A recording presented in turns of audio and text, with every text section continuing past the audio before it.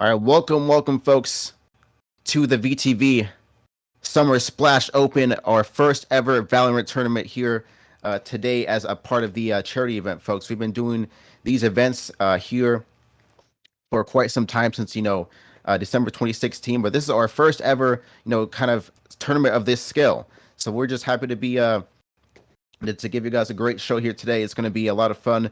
But before we start with the tournament, we're just going to talk a little bit about Charity Water, kind of what this is about. Charity Water, they're an organization. They want to help bring clean, safe drinking water to people in need around the world. You can look them up by charitywater.org or exclamation mark info. They have a lot of great information on there about what they do and in their cause, and they even show things like GPSs where their projects have you know um, been as well. So a great transparent sort of a trade to take a look at. Once again, exclamation mark info to take a look at that, or charitywater.org. And if this sounds like a cause that you want to donate to, it sounds like a cause you want to support, you can always go to exclamation mark donate to look at that link, look at the information to donate there as well, which also includes some incentives and giveaways that will be going on during this during this event. We still have a few more days to go, but this is our Valorant tournament. We're ready to go now with this, and it's just going to be a lot of fun here. But before we start that as well, the video that you saw at the start was our sponsor, Gamdius, Gaming Art in Motion. They take their name, Gamdius from Dias, which means Zeus actually in Greek mythology. So it symbolizes like innovation and quality. They want to embody that spirit into you know perfecting their craft, perfecting their products. With their components, furniture, and gaming gear. They produce fans, coolers, case power supplies, and furnitures. Like chairs and desks, and also some cool little gaming gear, mice, keyboard, headset, accessories. They've already donated towards the charity as well, but they are also going to be giving away five neat new mice to the winning team as well. So a few things that we're doing here with this sponsorship as well. But if you want to give away from the sponsor, you can go to exclamation mark giveaway or exclamation mark incentive. You see the link right there. They're hosting giveaway right now for one of their fans and power supplies. So take a look there. Take a look at gambius.com. But also don't forget to take a look at the wonderful organization, the wonderful charity that we're supporting, Charity Water. But that is all I wanted to tell you guys today. We're going to have a great show here, but we're going to go over to the casters here now. Hi guys, I'm No Goodnick here with Romecasts. Exciting stuff. We're gonna be getting into winners semis between Warhead and Ghouls. Yeah, we got an exciting afternoon ahead of us, guys, so strap in and we'll be getting into the action here shortly. Yeah, Warhead has been just absolutely tearing it up so far. A lot of 13-0s, a lot of 13-1s. They really seem to have the team comp down. Yeah, I mean, they're clearly a cut above the other teams in this tournament. They've been pretty dominant up until this point, but they'll face a challenge today and we'll see how it goes. Yeah. All right. We just got word that they're going to be going to Icebox for game one. Icebox, not everyone's favorite map, but it provides a lot of challenges for pushing onto site. It's a lot more vertical than most other maps we've seen so far in Valorant. Yeah, this map can be really tricky to have consistent results on, but I think that we'll see some exciting different exchanges. That A side, especially with the ropes, can be really, really tricky. A lot of different angles that you need to watch, and getting into sight can be challenging, and the retakes can be something else as well. Hopefully, we'll see some good action. Yeah. Yeah, the character choice, especially on this map, it seems a bit more important than with other maps. With other maps, there's a bit more flexibility on who you pick, but here you do need mobile characters. You need characters that have big smokes, a lot of control, because of how wide open the sites are. Well, yeah, we talked a little bit about A side already, but the B side is really wide open. Some people see Sage as pretty much a necessary pick on this map, and Sage just turns into a kind of a bomb delivery character, wall onto B site and plant. We've seen some teams in the higher levels of play start to experiment on with comps without Sage on Icebox, but it is going to be interesting to see what goes on. There are a lot of different angles that need to be covered. So Viper tends to be a pretty normal pick on this map, and we'll see what other comps we get out there. It'll be interesting. Yeah. And I think another think another thing that's key as well is mid control and trying to create some pressure onto sites through there as well. And like you were saying, it looks like we're already going to be seeing a Viper and a prospective counter Viper from Warheads. That control already playing a big part, along with the Sage on smoke. Yeah, and what's interesting is Ghouls is opting to go with a double controller here. So they're really hoping to kind of, assert their dominance and limit the lines of sight for Warheads. We'll see how that works out. Double duelist out of Warheads as well. This will be interesting. Select your agent. Yeah, it's going to be a lot of aggression from Warheads, whereas Ghouls they're going to have to really hold that front line, because retaking is going to be a lot tougher, especially with a Killjoy as well. They're going to have quite the defensive front, but if Warheads can break through that wall, I don't know how Ghouls is going to answer. I guess the Viper, the Jet, and the Phoenix will help a bit, but retakes are definitely going to be tough for Ghouls. Phoenix is an interesting pick. It's not one I've seen a lot on this map, and as we talked about earlier, Ghouls opts not just to go without a Sage, but they also don't have a Sova or Skye. No typical initiator as you would normally see on this map. Sova's a pretty standard pick, so it'll be interesting to see how they play the information game, and we'll see what happens. We got the pistol coming up right now. Yep. It's interesting to see this first round really is going to set the tone for and you can see Ghouls already getting themselves psyched up. Yeah, they look together. excited. Oh yeah. They're definitely hoping to be the David to the Goliath that Warheads has been in bracket so far. Yeah, and a reminder to everybody, this is the first day of stream, so these teams have been playing some qualifiers to get to this day, to get to Sunday, and they're ready to go. Ghouls will start on defense, and we'll see what can happen. Yeah, looks like they're for an A push early on. Now, only the Killjoy and Jet over at A, but Killjoy can offer a lot of control and protection as far as stopping pushes. Yeah, interesting. They're really hitting the site fast. Yuki waiting top nest. And Jet getting out of there after getting spotted by the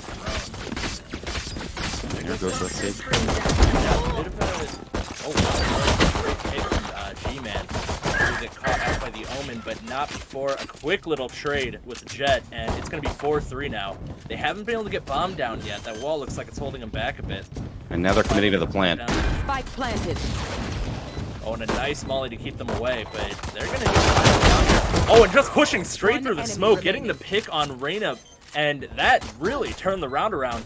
He's going to just try and stick the defuse while Jet covers. Killjoy Jet going to need to push here, and going to get picked by Dreams. Yeah, that is a tough spot to get out of right there in a 1v2. Sage Wall is still providing a lot of protection. It's possible that if he had continued to stick it, they might have been all right, but decides to hop off, they get the kill, and they get the round. Yeah, and getting that ult on Phoenix early is going to be super helpful for the counter push. If Warhead's able to make it on site, they had all the positions correct, but they just lost the gunfights back to back, and ended up losing the round for it. And now Ghouls will go in with a gun advantage into the second round. Hard save from Warheads. Yeah, I like the hard save here. I think you're better off saving up for rifles next round. This is interesting. They're slowly probing up onto B right now. Yeah, and that Viper wall going to provide a lot of visibility blocking. Both Viper walls actually doing quite a bit there. Blocking sight. Dart not going to reveal anything. Playing it slow, playing it steady, trying to see if they can get a pick. And they're going to stick the plant now. Looks like Ghoul's going to have to give it to them. They just don't have the space. Interesting. Nice pick by Viper. Yeah, it looks like they opted for a force as well here, so this is quite interesting here. Yeah, the aggression certainly seems like it's paying off so far. They've got Spike down, and now they're just all sitting back behind yellow.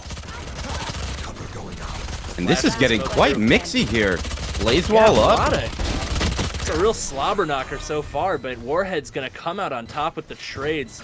The wall from Phoenix, not quite enough to keep him alive in that gunfight. And yeah, great answer from Warheads. And that's key right there. I mean, they lost the pistol round, and they needed that round. Their economy would have been in a really bad spot otherwise. So really a key round there.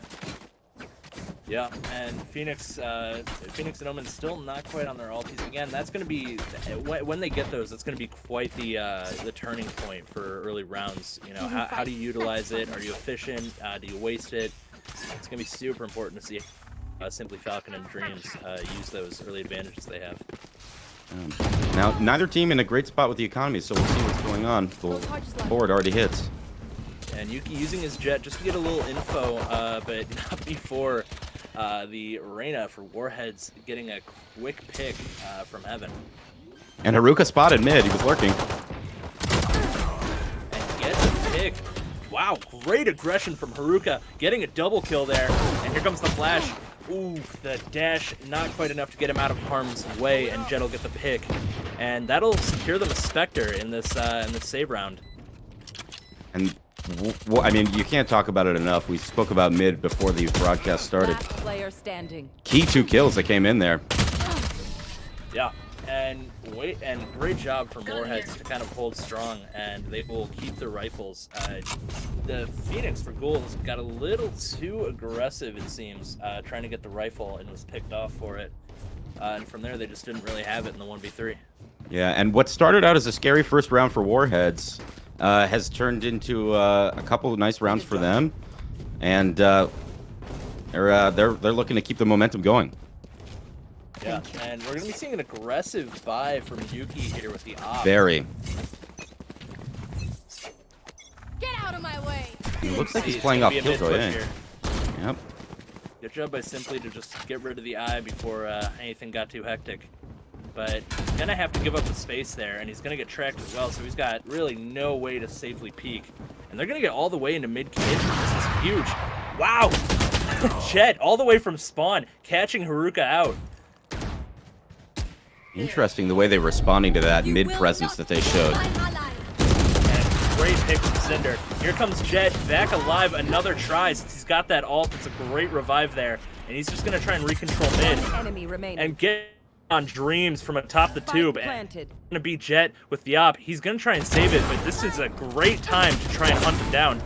And gets a couple picks, but G-Man gonna lock that up, and they will secure that op for the next round. And as you mentioned, when we got into this round, that was an aggressive buy out of them. They are not going to have many credits going into this next round. Was able to get a couple kills at the end there, but not quite enough, especially with the revive from Warheads. Yeah, well, I like the initial advantage sitting in spawn with the op gave them. I think once he got a pick or two, Yuki should have tried to push out to somewhere else, because he just ended up getting cornered and overran by Warheads once they got the advantage. And an interesting buy from Ghouls. We have a classic, some Spectres, and a rifle, and a Sheriff on board, so a little bit of a split buy. We'll see how it works out for them. Yeah, they don't want that eco to get too spread out and have one man able to buy while the rest cannot. So I kind of like this little stutter step move of eco. When the blind just misses, that's key. They're falling back. It's huge. A nice little defensive, and wow, just pushing straight through is going to pick Dreams off of his off of his ulti. And we'll get knifed down by Yuki, but not before Smoke able to get a counter pick. And they're rotating. And it seems like Ghouls is at least a little wise to it. Yeah, Ghouls pretty ready for it. I do like the rotate from Warhead. They did get caught out a little too early and lost some of their utility for it. And an unfortunate miscommunication there. Spike Their planted. Viper went to go throw the poison orb, and the Sage Wall came up and blocked it, so that will be largely ineffective. Can do smoke down on yellow, but that orb, he's making it look like it was intentional. It's doing a great job of working with the wall to hold him off. And just some sprays from Loza through the smoke, seeing if he can't get a... One enemy remaining. And a nice pick from G-Man. He's just doing wonders for the team right now. And Killjoy getting caught out. That'll be another kill for Loza. Great round from Warheads once again. Yeah, and that was key. Smoke was able to get a nice little angle just off the edge of the Omen smoke, just behind Yellow to get a pick, and from there, it was pretty easy to defend the spike from there for them. Yeah, and Yuki looked to be trying to purchase another op, but it seems like with his team kind of down on the funds right now, he's going to have to go with a more reserved Vandal light armor buy. Here. And it looks like they might be fixing to do a kind of partial save so that they can all full buy next round. But again, as we noted, that split buy from them earlier, it's coming back to bite them a little bit. Yeah, not able to go full strength, and the drone doing a little bit of ticking and tacking on smoke, but not enough to make a huge difference. I guess 4 body shots could do him in now. Interesting. It was an initial quick rotate out of Ghouls. Their Phoenix is going back to Kitchen, but Warhead's Viper is still in their spawn. This is quite interesting. I'm not sure if that's intentional or what's going on over there. Well, with the smoke, it does allow him to kind of sit back and just use his utility without risking losing it, since it's kind of refreshable over time. Maybe he's trying to find a rotate, but it seems like at the very least, Ghouls has done a great job of keeping a handle on where Warheads is at any one time. Yeah, so far doesn't seem to be becoming an effective position quite yet, but we'll see if he moves on to site soon. And this is going to be a tough retake from Ghouls. They do have fairly aggressive characters alive still, but they do not have the funds. Again, Yuki, the only one with a real gun here. We'll see if they can make a play. One enemy remaining. And Smoke will pick Dreams. And Yuki ready for the cheeky peek by Smoke, but not ready for the follow-up by Loza. And Warheads are continuing to do what they've done all the way up until this point of the tournament, which is dominate. And they're looking really good right now, up 5 rounds to 1. We'll see where they can go from here. Yeah, this will be the first round that Ghouls been able to really fully commit their eco to a round in a while. They've definitely been struggling, and Warheads has done a great job maintaining the financial momentum. But this round could be a game changer, depending on where Ghouls positions and how they use the guns. Absolutely. Looking for an early pick mid, and will get it on Smoke, dashing away. He took a lot of damage there, but he's still alive, and he's still got that one-tap, one-kill gun. So the low health doesn't make a huge difference in these interactions. And he may be able to catch one more in Kitchen, depending on the timing. Toxin screen down. And meanwhile, Simply Falcon doing a good job of holding them back, not able to push through B long, and it looks like they're going to try and rotate over to A, where Viper is the only one holding site. And with how much map control Warheads has right now, holding mid and their spawn, they can kind of do a little pincer action here. Oh, but a great peek from Simply Viper, and Alkino also getting a kill. But Loza answering back, and now they'll have sight, they'll have the plant, but suddenly they're outnumbered. They went from having huge control of the map, over half of it, to now being stuck on a site. And that plant gonna get caught out by Dreams. Spike Haruka down answering A. back, but Simply Falcon doing what Omens love to do with a big little flank here. And will lock it down. Yeah, and you know, what happened right there is they got a pick on A, and they had the site for free. But they weren't 100% sure. They took their time to try to clear it. He committed to the plant, but he couldn't quite get it off. They had time to rotate, and they were able to get him off before he could finish the plant. Yeah, Ghouls, they've been losing gunfights here and there, but their map control and map awareness, for not really having that much in the way of info characters, has been really good. They've been really strong with their rotations and making sure that they don't overcommit. And despite the round win, their economy is still in a dangerous position. A couple ults on the board, though. We'll see how this round goes. Yeah, this could be a real volatile one. And it looks like they're just going to be pushing up through A again. Only Viper and Phoenix over there right now. Going to be a much more aggressive push this time. And the Viper ult will get popped. I like that he's got it on part of A. It kind of forces... And there comes the counter Viper ult. It's going to force the bomb plant to be in the other ult on that side of A, which will give them kind of some control over this already kind of tight space. Let's see what they can do with it. And there goes the Ghouls Viper, Simply Viper going down, and now it is looking all Warheads. Seems I spoke too soon. But now, here's where the dangerous stuff happens. A Viper in a Viper ult is a scary thing to have to deal with. But a great catch from Yuki, catching him out and getting a classic pick. And now it's going to be up to the Jet, Haruka. See if he can get the pick. Getting pushed back. And he's weak, and they know it. Yeah, he Gonna have to make a huge aggressive play here. He's gonna have to pick site and can't do it. Yuki getting the pick anyway. And wow, Ghouls answering back in a way not many teams have been able to against Warhead so far. It's a huge round for them. If they had lost that round, they still would have not had much on the board in terms of rifles and things like that. So that's really key. Those early econ decisions really are still kind of affecting them this late in the half. We'll see still a strong buy coming out of Warheads, and a revive and the Reina Empress up on the board for them as well. Yeah, and those two can pose quite the threat from a site, having so much sustain just by themselves. It can become a real battle of stamina if they get going. And after the tag, they're going for it. They're looking to assert their dominance on this B side. And great job clearing out the utility. The cluster bomb kind of keeping him off site. But, wow, G-Man knowing he's there, but not gonna get the pick. Wall broken. They can't get the point. And a nice pick through the wall from Valor. This has been quite the battle on the B site. Spike's still not down. Yeah, every round seems to have been like a lot more of a scrap than a clean push from plan. A lot of trades back and forth before anything really happens as far as objectives, and it looks like they're gonna have to bail on B site. And only Phoenix is going to be rotating over there for now. They're going to try and hold mid as well to keep them from getting pushed behind. But Phoenix already over there. We'll see what he can do. He's got Jet to back him up now. It looks like the rest of Ghouls is heading over now. They're pretty confident that they're not coming from they're not coming for B. Yeah, and by stopping to take those shots in mid, they announced their presence. Yeah, and Valor has been doing absolutely wonderful with these angles. Gets 2 picks from mid, and he's going to be fully healed. And those are 2 really big frags. Now left in a 1v4. Will Yuki just step back and save the op? Yeah, their eco is a bit precarious. Even though they won last round, they suffered a lot of losses on the way.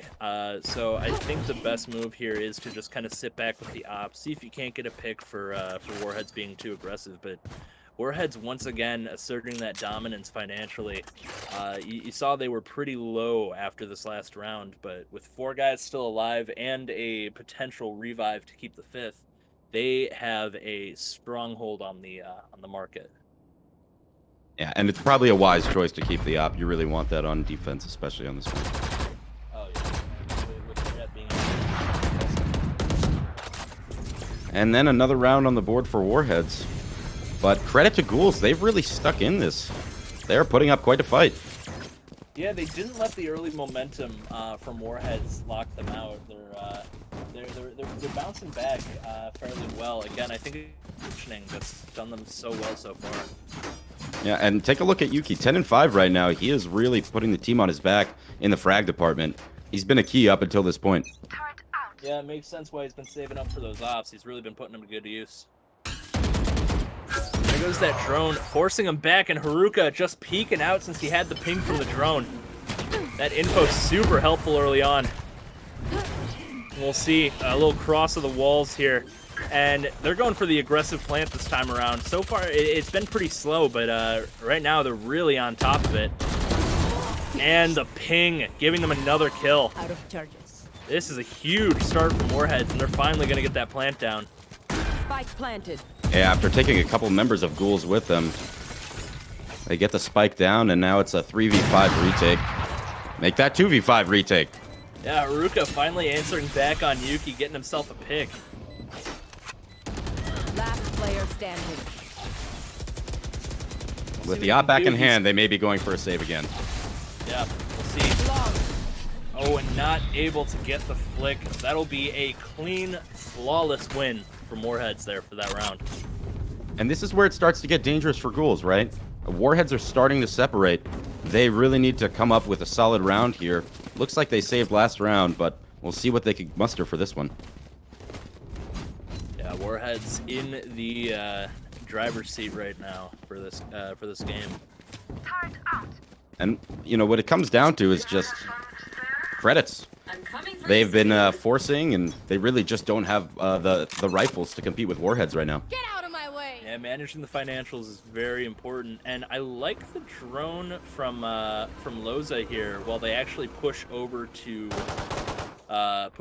B, because even though he knows that, even though that Simply Viper knew that drone was out and that Loza was indisposed, he wasn't sure that if the rest of the team was there to back him up, so he wasn't able to go aggressively and get. And now with that drone, they've convinced them that they're B and the A plant is set. Beautiful job conditioning them from the rounds prior, and it's paying off right now. Yeah, and Valor just cleaning up this pistol round from Duels. Going for the peak. Haruka with another pick. He has been lethal with that op in these last couple rounds. Oh, but he'll get picked. Yuki catching him leaning. Tough situation for Yuki. They know where he is. Loza cleaning him up from behind, and that'll be a quick, clean round for Warheads. Yeah, and let's go back to that Sova drone that they sent down B. Each time they've done that in previous rounds, they sent 5 into the site and started to fight for it right away. That round, as soon as they heard the Sova drone, you saw the defenders rotate from A. That allowed Warheads to get onto A site entirely free. All 5 of them were on site, and none of the Ghouls players were even close. Huge key for that round. Not only does it win them that round, it's now going to instill a bit of worry when they see that drone in future rounds, because they know now that that's not concrete evidence on where they're pushing. Yep. And this time checking low because someone was able to sneak by him last round. Yeah, and you see this time they don't rotate, even though they hear the Sova drone. Now they're left to guess what that means, but Warheads are coming, and they're coming quick. Yeah, that hesitation is key. Yuki pushing up mid. Simply Viper still over at A site, and you gotta wonder when is he gonna make that rotation, because his team right now a bit outnumbered, and they're gonna lose that Phoenix ult once again. Now it seems like his decision to stay A may pay off. They're starting to rotate. Yeah, the confidence in it, knowing that they haven't planted, there's no reason to rotate yet. Great job from Simply Viper. You know, I'll admit I was doubting it, but it looks like the patience has paid off, and now here go all of his utility. And he'll get the pick on the spike. That's huge, but getting a little too aggressive for his own good, and Loza will clean him up. But not before Yuki gets a quick little counter. And he got traded out, but Yuki being in that position allows them to, you know, maintain the control of the site where Spike is down. Yeah, and Cinder losing the shootout this time around Dreams, and that's huge. That's his ult down, and Yuki just getting the ult. They just stomped him back this round. Yeah, and that's key. 8-4 is going to be much more manageable than 9-3. I think we've seen this match already. Warheads is, you know, they're putting their stamp on this map so far, and if Ghouls want a chance, they're going to need every round they can get. Yeah, it's going to be interesting to see what they do on offense. Like we were saying, their teaming confidence is very good at holding a front line. So if they can get onto a site early, it's going to be really tough for Warheads to get that counter push. They don't have quite as aggressive of a team with only one duel, or well, two duelists, but only one that's really good on getting into site quickly. Yeah, and this is interesting. 3 players stacked up on A for Warheads. Yeah, I like the aggressive A hold here, knowing that that can be a bit harder of a site to retake, especially with how control heavy Ghouls' lineup is. And no info given on that dart. Yeah, that's important. They didn't shoot it. They didn't leave it up to chance. But Loza gonna find him anyway. Getting a lot of info out of that peak, and now they're gonna have to go with an aggressive push. Yuki already low from the trade.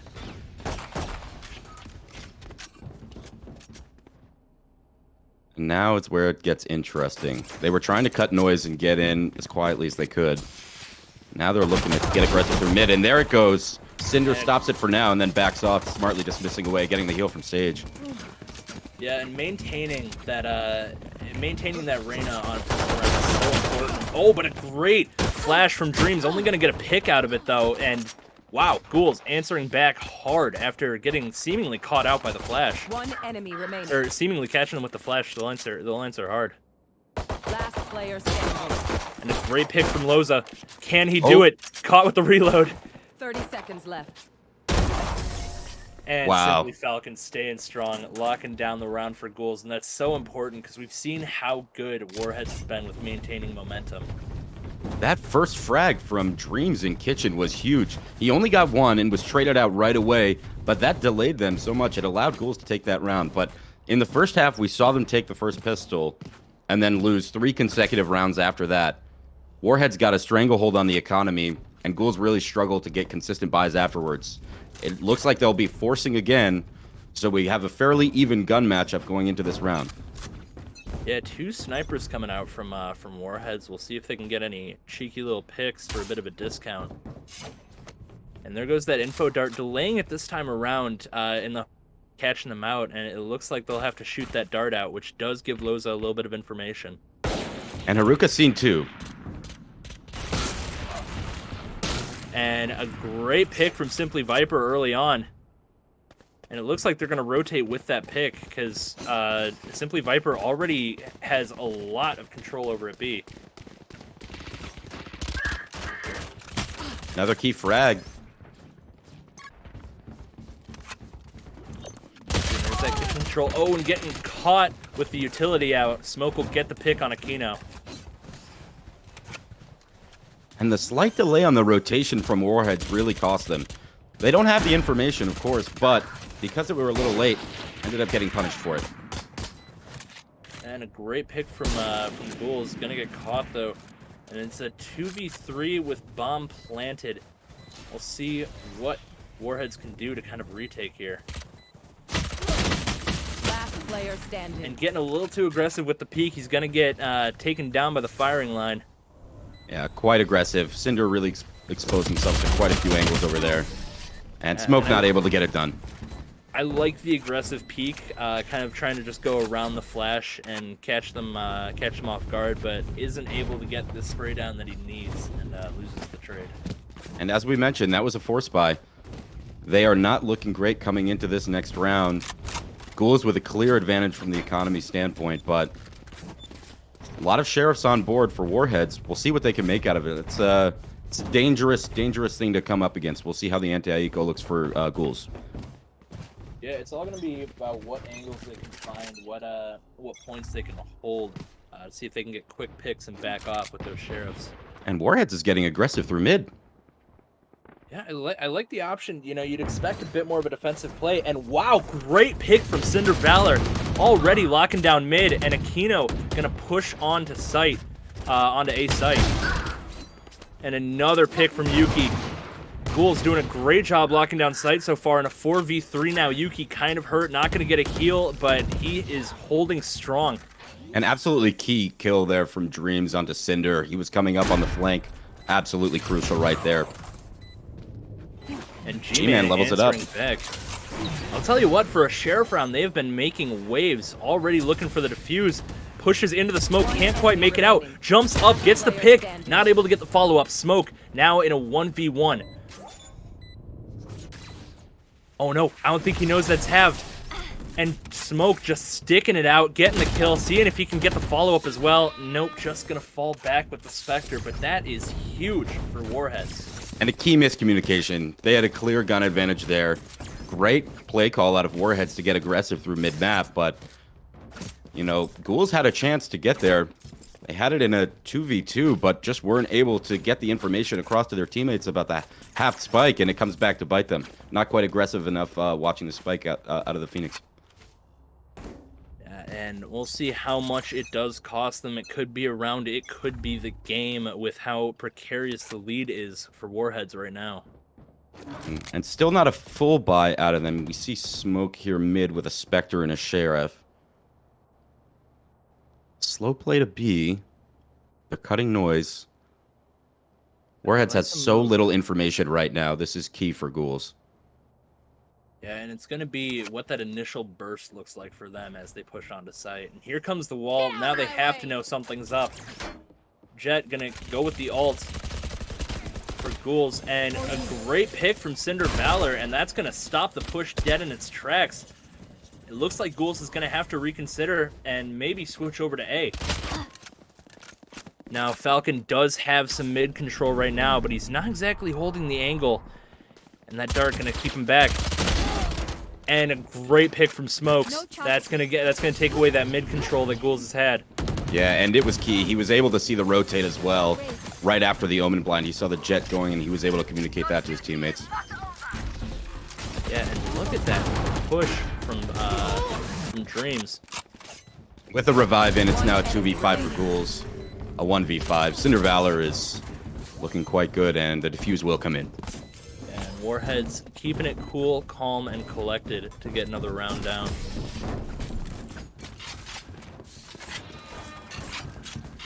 Yeah, a nasty 5-0 that time around.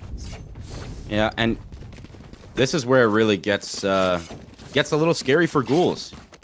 They're down 4 rounds. They have a severely hampered economy, and they're going into what's looking like a pretty hard save, although Dreams is bringing the Vandal on board. There's not much firepower going into this round, and time is starting to run out. Yeah, knows he can't buy armor, so he's going to be opting to, I assume, use the ults as kind of a supplement for the lack of extra health. See, Jet going a bit aggressive for Warheads here. And Simply Falcon definitely hurt him there. See if he can get the peek. I don't think Haruka expects it, and Aquino gonna get the kill by himself. That's huge. Bit of over-aggression from Warheads, though they will get the pick on Simply Viper as an answer. Yeah, that's a big... Yeah, 2 key kills from Smoke to get the numbers back in favor of Warheads. Quite an aggressive play out of Haruka on the A site. Gets punished for it, but luckily his teammates bring him back to have the advantage in the round. Yeah, and Smoke doing a great job just holding down mid with that wall and knowing when to fall back so he doesn't get caught out. See. Everyone just holding steady right now. Not committing to any fights, not committing to any sites. Ghouls are looking for an opening. Yeah, and it's going to be tough to find one. It looks like B site's pretty well populated with a bunch of Warheads. And a great ass to keep them off of yellow, but Cinder Valor getting a bit too aggressive trying to drop down. And the flash, not going to be enough. G-Man getting a tasty double kill there. And now with Spike down and a 3v1, it's really going to come down to Yuki. And Loza, just a sliver of visibility, but that's enough to get the pick. And 11-6 Warheads with a pretty decent eco.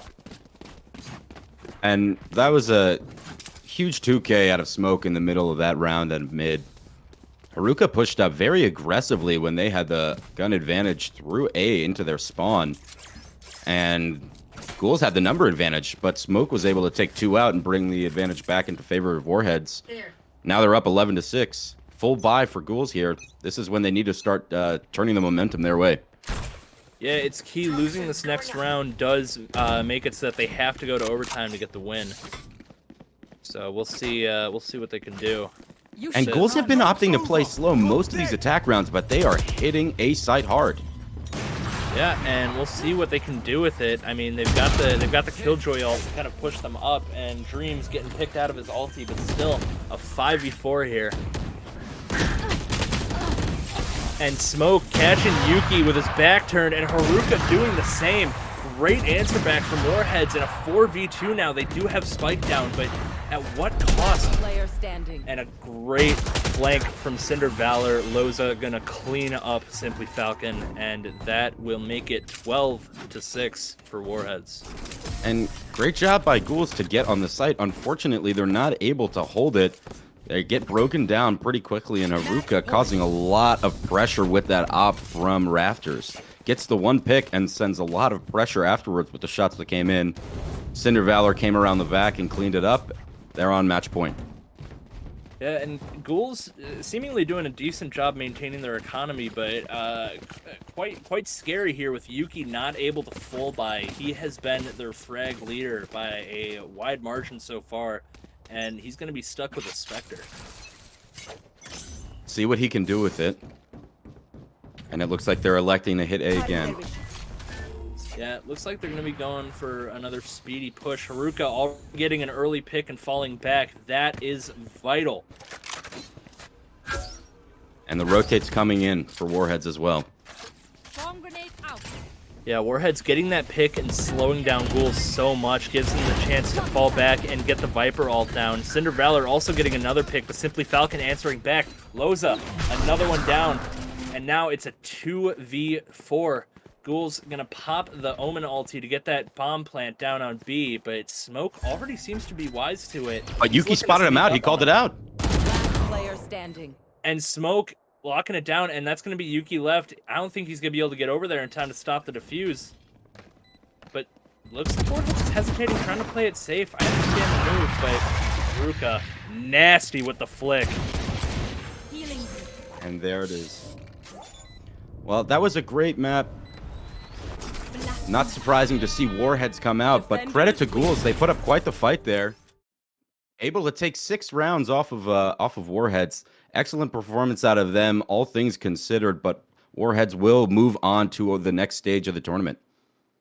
Yeah, Warhead definitely looking very confident, very cool, calm, and collected. But we're seeing the god bleed a little bit. You know, Ghouls was putting in some work and taking some names there. You have to wonder if that shakes Warhead's confidence a little bit. Their other games have been pretty much stomps. The other thing to keep in mind is they were dominating in the frags department. Ghouls was able to take a few rounds off of Warheads and keep it fairly competitive, but they were not winning many duels. Even at the end, you saw that their Sage was able to spot out the person rotating onto site, but just not able to get the kill when he came onto the site, even though he got the knowledge from his teammates. Just not able to execute. Just little things like that are key. Yeah, it was definitely their positioning and rotations that kind of kept them in the game, especially on the defensive side. They did a great job answering the pushes from Warheads, but they just weren't able to keep up in the kills department, as you said, and it ended up costing them the game. Alrighty. That's map number 1, match number 1 for us. We'll go to a quick break and then we'll be back.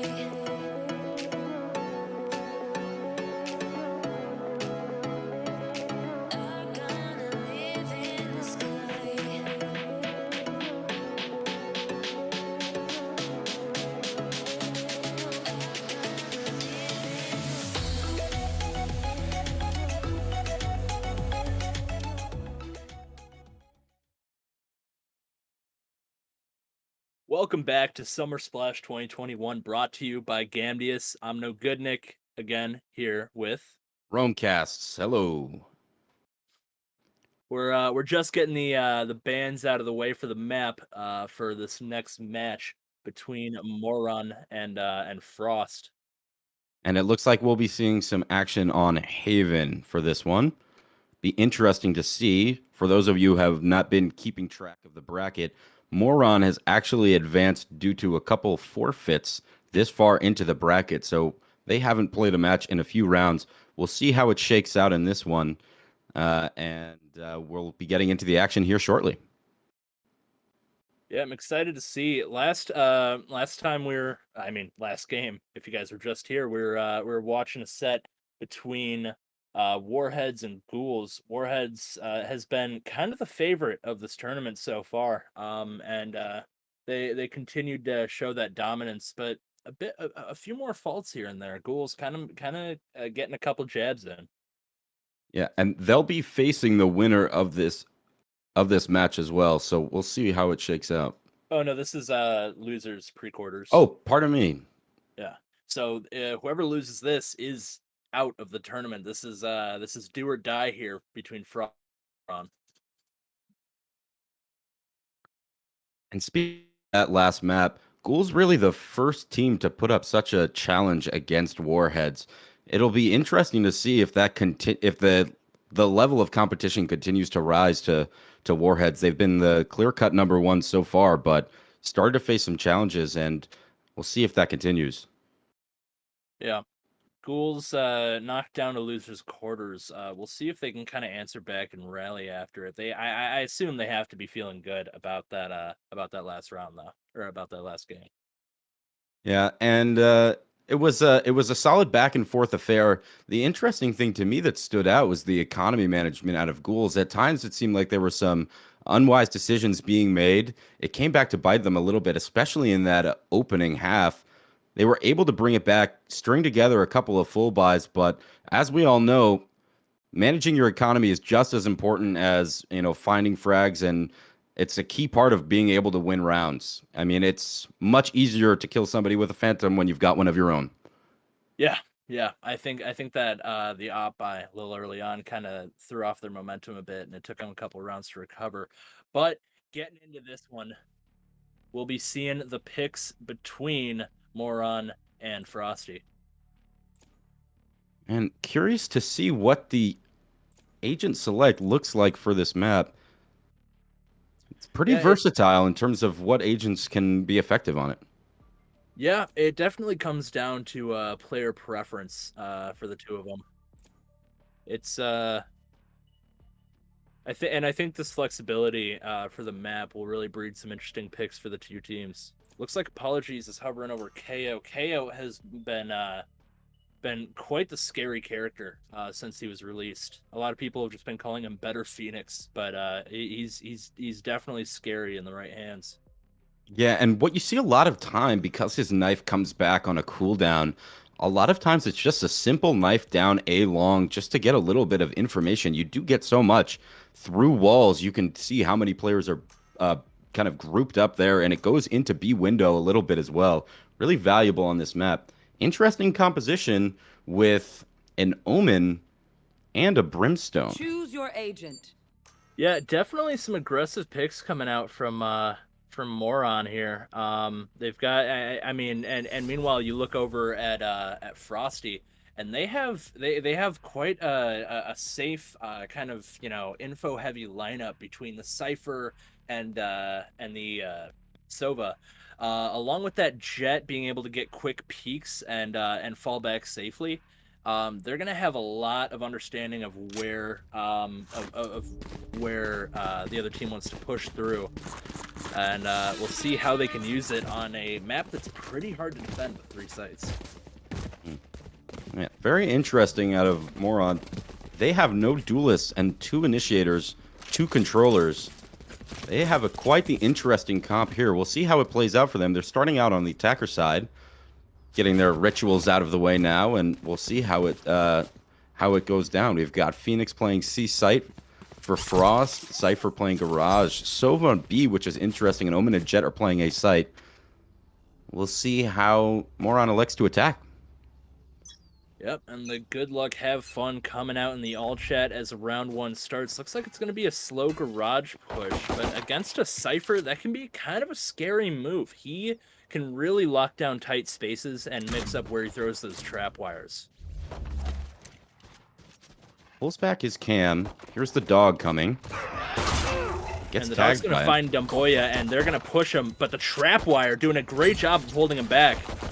And that'll buy him enough time to stay alive, but he's kind of caught in a corner here, stuck between a rock and a hard place, and the second trap wire not going to be enough. Meanwhile, Kazizi falls back to Long. I don't know if they know he's over there, but he's going to heal up and get himself a pick, and now that's going to stop the plant, and BSG also go.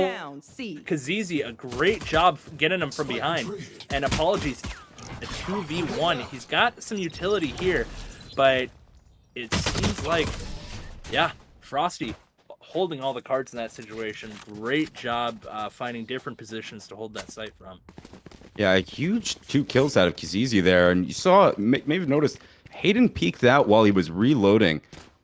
Gets picked, but because they were distracted by him being so exposed, Kazizi is able to get the 2 picks from behind. And that is key in securing the round for Frost. Yeah, and it's going to be those creative kind of hiding places that make such a difference on this map as far as defense goes, because it's going to keep the other team on their toes more than anything else. Hayden looking down A long with the Marshall. Maybe about to see someone. Not quite going to get the tag he's looking for. Meanwhile, someone getting spotted out via mid. KO getting stuck in mid window. We'll see what he can do with it. Sova kind of falling back. Again, Cypher holding Garage, seeing what he can get. The knife mid not getting any info for KO. And they're starting to group up, looking to hit B. This is common on eco rounds here. Yeah, and it looks like Frost is being a bit defensive themselves. We'll see what Moron can put together. And despite the smoke, DJ Pickle gonna get the pick. And meanwhile, apologies, getting a knock on Frost, and wow, just a great answer back from Moron. Frost kind of getting caught on the back foot, and now all that's left is Kazizi. He did a great job sneaking around last game. We'll see what he can do this game. Looks like he's going to be trying to rotate in through Garage window. But there are people watching, and he only has 1 flash left to get around all 4. Yeah. They're all going to do great, but that dog going to reveal him. Doesn't get concussed, but again, every second is vital here. And meanwhile, he'll get caught by the knife. It's just looking rough for him this round. This looks like a great answer from Moron. And this is interesting. Because they bought here, he's electing to save the Spectre, even though it's a little bit of a cheaper gun. Because they won't have great money going into the next round, makes the choice that it's better to have something rather than nothing. And a key kill in Garage there. The Cypher put down a cage and then got picked through it. That really opened things up and allowed Moron to take the round. Yeah, and apologies. Hope he doesn't have a gun, because went down to the bomb there. Looked to be a bit too aggressive on the bomb hold in the 4v1. Yeah, and it's little things like that that you need to make sure you're not doing if you wanna succeed in this map. Yeah, and we're gonna be seeing a classic, the Sova Odin buy. Anyone he's able to find with a recon dart is subject to getting a few holes put in him, even if there's a wall in the way. Oh, it looks like he's not even going to go for the recon dart. He just wants to see if he can get a pick straight through the wall. And there goes the recon dart, trying to get a pick here. Looks like he's going to get a little damage off, but gets tapped a couple times himself. Looks like it wasn't really too worth of a trade. And meanwhile, Kazizi getting too aggressive through mid, gonna get picked. And BSG, meanwhile, finding a pick through A. Now they're starting to rotate. Great pick from Hayden. Spike down, that's key. And he's gonna get in and get the rifle, getting back out. And finds the dog. That's not gonna give him too much info. Now they're gonna need to power peek here. And the stuttered picks, BSG going to get the trade on Ace, going to stay a 2v2, but still Moron doesn't have any sight control, so still looking to be in Frosty's favor. They still have that Odin on Mist. And Cypher's utility set up here on C site. This is the value of Cypher on Haven with the 3 bomb sites. You can leave your trips, your camera up here, and looks like they've sniffed out the rotate. Yeah, a great job. Again, staying alive with Cypher is so important now. He used to be able to keep those traps up post the Last slave player end. standing. Oh, what a snipe from Mist! Catching a mid-plant, BSG going down, looking silly, and the recon dart. Wow! Fantastic job from Frost Mist, just absolutely controlling that 2v2 situation, first with the snipe from the shock dart, and then with the recon. Learn your lineups, kids. Yeah, they will pay off. Great job, and that's gotta have him energized going into this next round. Not only does he stop the spike plan, he takes it to a what would be a 2v2 into a 1v2. Much easier situation for them, and they take the round. Yeah, that is a decisive play so early in the game too that really sets the tone. See that recon dart not quite coming through. The dog gonna push Mist back. He's the only one holding B site. And I like the wall here, the little feint from Kazizi to make him think, because he's been really sneaky this game. So even that expectation of sneakiness can keep the other team on their toes. And there goes the ult from Brimstone to control site. Dumboya trying to be a bit aggressive in the smoke, but doesn't really have anywhere to go. Oh, Turns on him and gone. Good lord. BSG will find him, but that's a great pick. Apologies getting the pick with the frenzy, and Kazizi running out of ammo. Apologies stuck in a 2v1 here, and a nice dink from Kazizi. Excellent round there. Quite a bit of pressure into B out of Moron, but Frost are able to handle it in the end. Come out on top. Yeah, I appreciate Kazizi's willingness to kind of throw out utility just for the sake of mind games. You know, you saw the hesitation that he caused in mid just by throwing out his wall from garage, just to make him think maybe he was over there when he was already pushing back to back up B site from garage. Yeah, well, that's exactly the value right there. If the enemy doesn't know what you're doing, you have an advantage. And there goes the recon dog. It looks like they're going to be trying to sniff out some stuff over at A. Hayden finding a good hiding place. They're not going to get any info. They don't know who's over there, and that could be a problem because there's already 3 people over here. And Hayden gets out of that corner, a wise decision. And the disable from Apologies could be big here. These are some pretty ability-heavy characters. And Frost getting the pick, but Apologies getting the trade. Mist still holding. It looked like Ace was struggling to get that flash out. And DJ Pickle taken down. One enemy remaining. And Kazizi making the most of that ulti, getting a pick. He's going to secure site, and now it's up to the Killjoy. Finds Kazizi's ult from the back, and now tables have turned a 1v1 situation for Joel and Dumboya. Looks like he's going to try and stick half. Joel's wise to it, though. And he'll win the trade, keep the site, and that is a great answer for Moron. Excellent positioning out of Joel Bash. Puts himself in the position to be able to take out Kazizi as he comes out of his ult. Turns what would have been a 1v2 retake, which can be really challenging from his spot on a site, into a 1v1, and is able to win the duel. Yeah, it was absolutely great awareness, and it paid off after such an explosive round so recently. That's a great answer from Moron, because it keeps them somewhat in the eco battle. They're a bit stuttered on the buys right now, but with 2 marshals, you know, anything can happen. And an A stack here is quite interesting. We'll see if it pays off. Yeah, and with the trapwire mid, it looks like they're pretty comfortable just to kind of let B breathe, because that trapwire, whether it gets destroyed or walked into, will provide some support. Meanwhile, BSG catching Kazizi poking his head out. Great pick early on. Stuck in the corner, gets 1, gets 2. Hayden, great job hiding in the corner. Catharsis backing him up, and now Mist sitting in the corner, seeing if he can get something.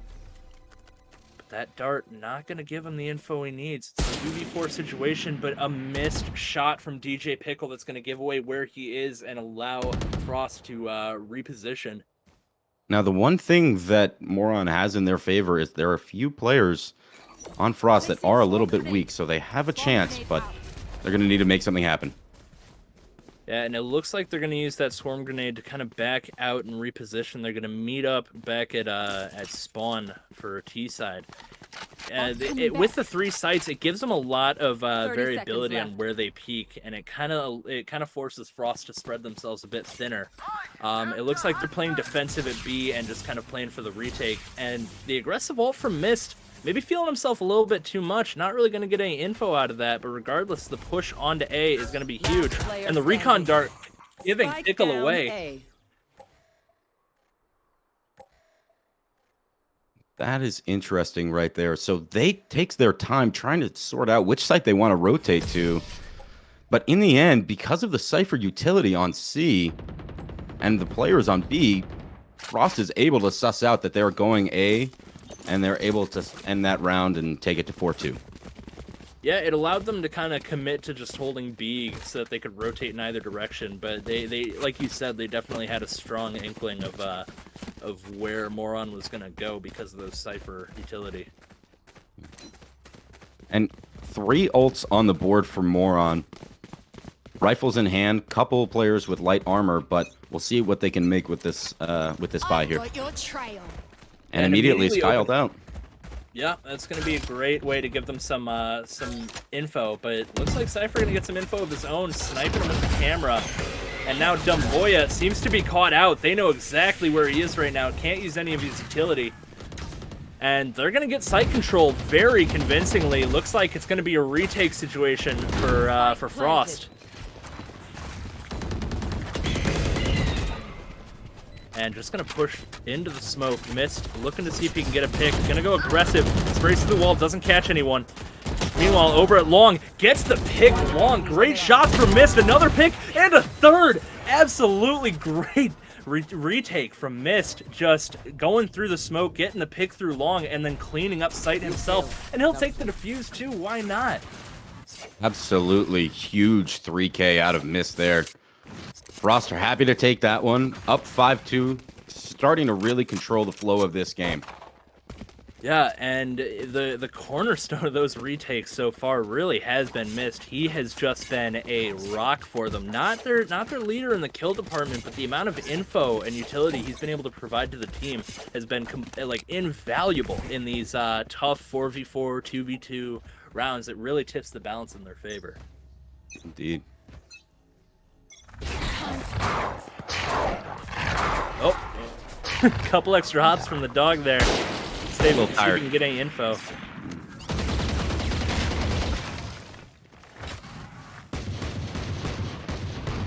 looks like it's going to be an aggressive mid push. Frost, though, Catharsis getting a pick. And it looks like he's going to push up through A, doing again what Omens love to do, getting a little sneaky with it. And meanwhile, Jolbash is going to get caught out. So will BSG and Ace. Missed with another 3K. Dominant couple of rounds for Frost. They have just been laying down the law. And Mist is taking control of this map right now. 2 3Ks back to back, absolutely shutting down Moron, and they are extending this lead. Yeah, this is gonna be a bit tough to kind of get back into it. I mean, you know, Moron has the full buys here, but they don't have a lot of eco to back it up. So this is gonna be a vital round for them. Meanwhile, we're gonna be seeing the op on Hayden. It could mix up the situations a bit. On defense, that op can be so useful. It looks like he's gonna peek down A long, see if he can get a pick. Looks like Moron's a bit wise to it though. They're gonna play a bit defensive. They're not gonna give him any info ahead of time. And here comes Omen with the peek, and now they know where they are. Hayden going to keep holding that spot, but they're going to get the pick on Catharsis. And Hayden not able to find a pick of his own, and he's back getting tagged a little bit. We'll see if he can get Pickle. Going to miss that as well, going to dodge the knife. And here comes the attacker Killjoy. And Pickle getting the pick here. Missed answering back, though. Always scary on sight. 3 whiffs in a row with the op, and that is something that you just can't have. Now it's down. Frost are in a much more difficult position than they needed to be. Yeah, but Mist stopping the plant with that ult, and here comes the dart.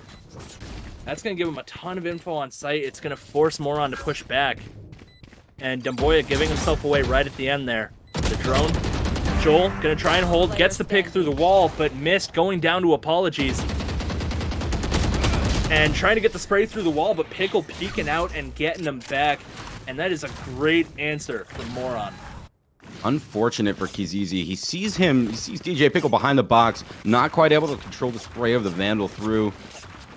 He peeks out and he takes him down, and that's another round on the board for Moron. And it's a key one as well, because as we noted, that was a full buy for them, but it was right off of a save. So if they lost that one, they would have been in a tough spot.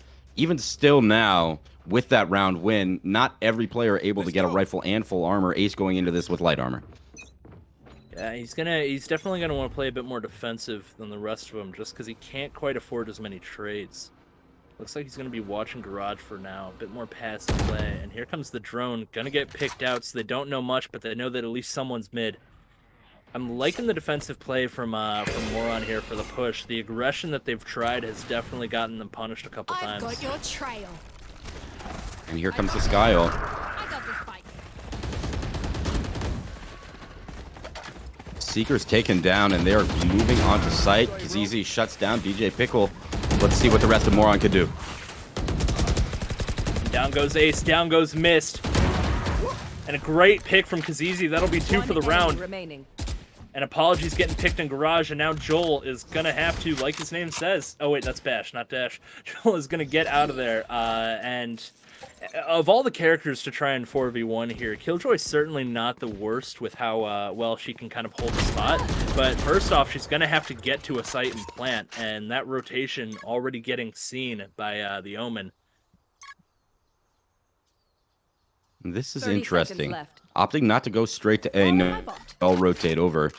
Maybe looking to pick one of these players that's going to come in on the lurk. Yeah, and I think Frost thinks that they're kind of about to surround him, but really he is just sitting in their spawn. I wonder if he knows, wonder if he's going to try and make a play. It looks like he's just going to be going for the saving 10 the stay. gun. seconds left. We'll see if he can get a pick here in the closing seconds. He's Hayden. And Hayden dashing away. And it looks like he's just going to play defensive, keep the gun. I like the move here from Joel. Unfortunate that he's not able to get that pick, though, because right now, every pick matters. You have to chip away at Frost's big eco lead. And that's key. We mentioned it at the start of the map, but it's as much of a game of economy as it is everything else. And right now, Frost has the advantage in the rounds and in the credits. We'll see what they can do. Let's see what Moron can muster with a split buy here. A couple rifles and Spectres on board. And in desperate need of a round here, Nick. Yep, I see what you're saying. I think they definitely want to try and arm the guys who have their ults ready. That recon bolt just giving them a ton of info. Missed, getting everyone down on the map. With that KOL popped, it looks like they're making their moves onto B. Flash coming in. And a great pick from Hayden. The dash into the corner. I don't think they were expecting it, and that'll be a double for Hayden. And meanwhile, Kizizi and Joel coming up from or wait, no, wrong team. Kizizi coming up from behind. Because, wow, just a fantastic hold. Not letting them even get onto B site. Yeah, that happened quickly, but what's key to note there is Apologies has the ult popped and is about to come into B site. As he's about to throw his flash, he completely exposes himself to Hayden, who's able to get the pick and then dash away to safety. The fact that he's not traded out and that he's exposing himself to multiple angles to get the flash in is really what ends up dooming them there. And now we're at the end of the half here, last round before we switch sides. And similar to last map, this is really key for Moron.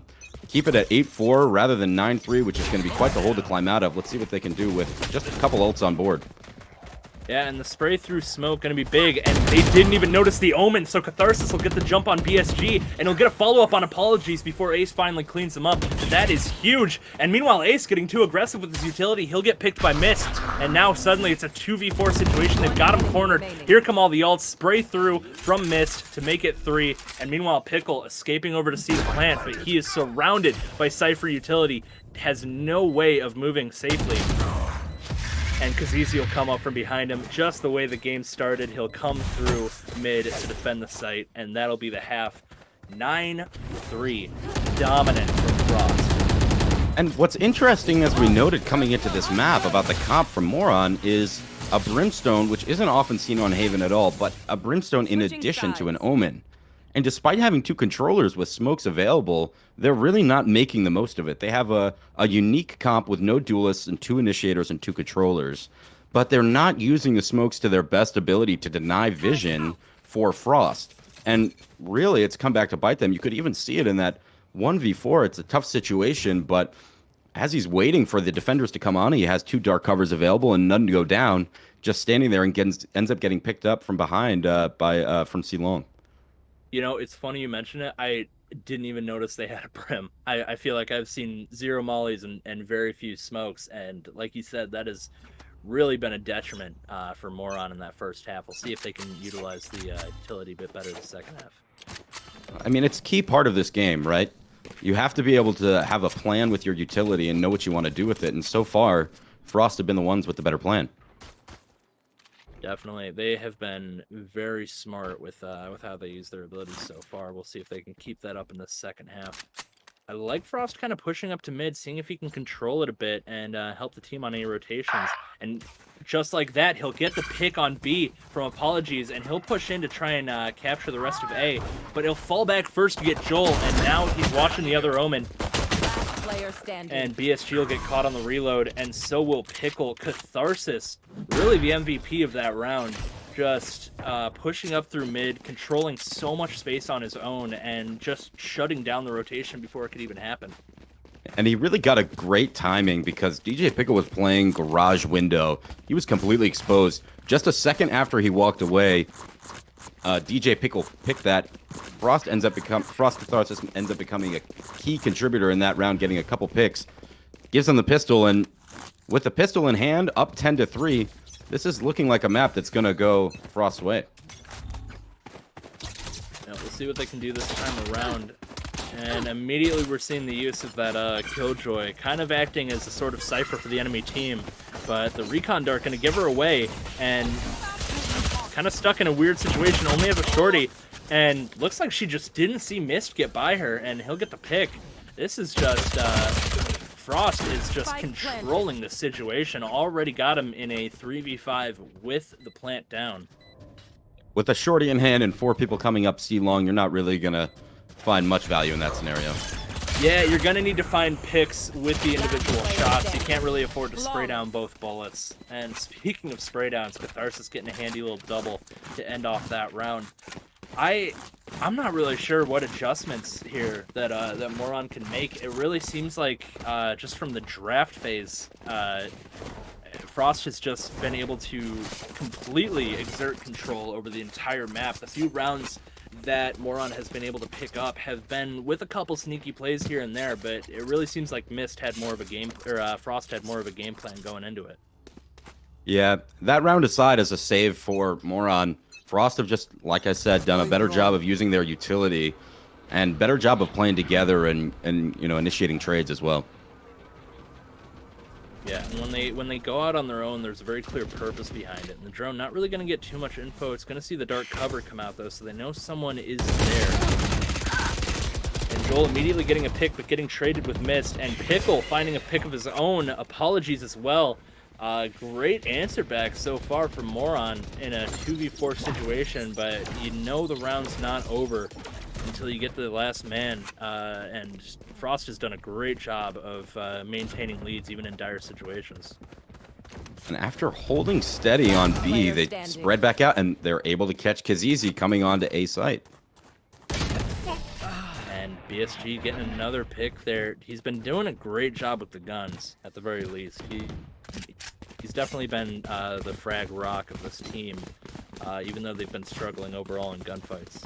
Yeah, and with their first gun route on the defender's half, Moron really showed a good amount of teamwork and coordination there, able to hold steady on B site. Frost tried to explode onto the site, weren't able to do it. They were shut down, and immediately they spread back out to regain map control, and they were able to pick off Kazizi before he was able to get any control of A site, which turned it into a 1v4. Round goes to Moron. We have a game. See, the Hound early doesn't look like it's going to get any info, but there's not much info to gain because Easy seems to be the only one over there. He really likes playing this lone wolf position. We'll see if he can win this fight with BSG. I don't think either of them saw each other. And it looks like with the safe peek from A long, they're going to feel a bit more comfortable rotating over to A. BSG the only man on site right now, but the best one you want to have from Moron. And note right there, they were trying to stay quiet for a moment going through A and then started making noise. BSG heard it, able to get a frag, and now it's cracking off on A side. Yeah, BSG getting a pick, but getting traded out via mist, and getting another one out of it too. This is a good situation for Frost here. We'll see what Moron can do from behind. Oh, wait, no, Moron's got the lead. Great pick from Catharsis. Enemy remaining. We'll get another, and wow. Frost, I mean, what do you say to that? They just Match point. took sight strong and held it the entire time. Well, it's great positioning out of Catharsis there, but if you're Moron, you don't have anybody watching that B link area, and you have to know that it's open. Sure, you don't have the numbers advantage, but still, you have to be aware of what lanes people could be coming from. And Catharsis are able to get the key frags to shut down that round and take his team to match point. Yeah, and this will be the final hold for Moron here. They cannot afford to lose another round. It has to be flawless from this point on. And here comes Omen TPing into heaven already. That's going to give them so much control because they don't have anyone to get up there and take care of them. So Catharsis is just going to plant himself down up there and maintain some space.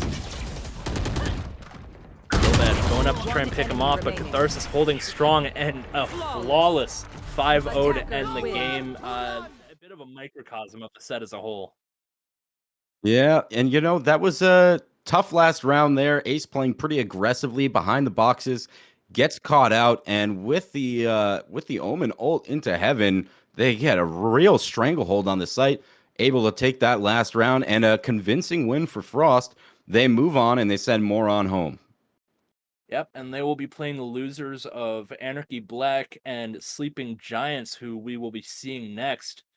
Yeah, no, that was just more so than the Warhead Bulls game. That was just a dominant one from Frost. It seemed like whatever round they lost, they were able to bounce. They were able to bounce back.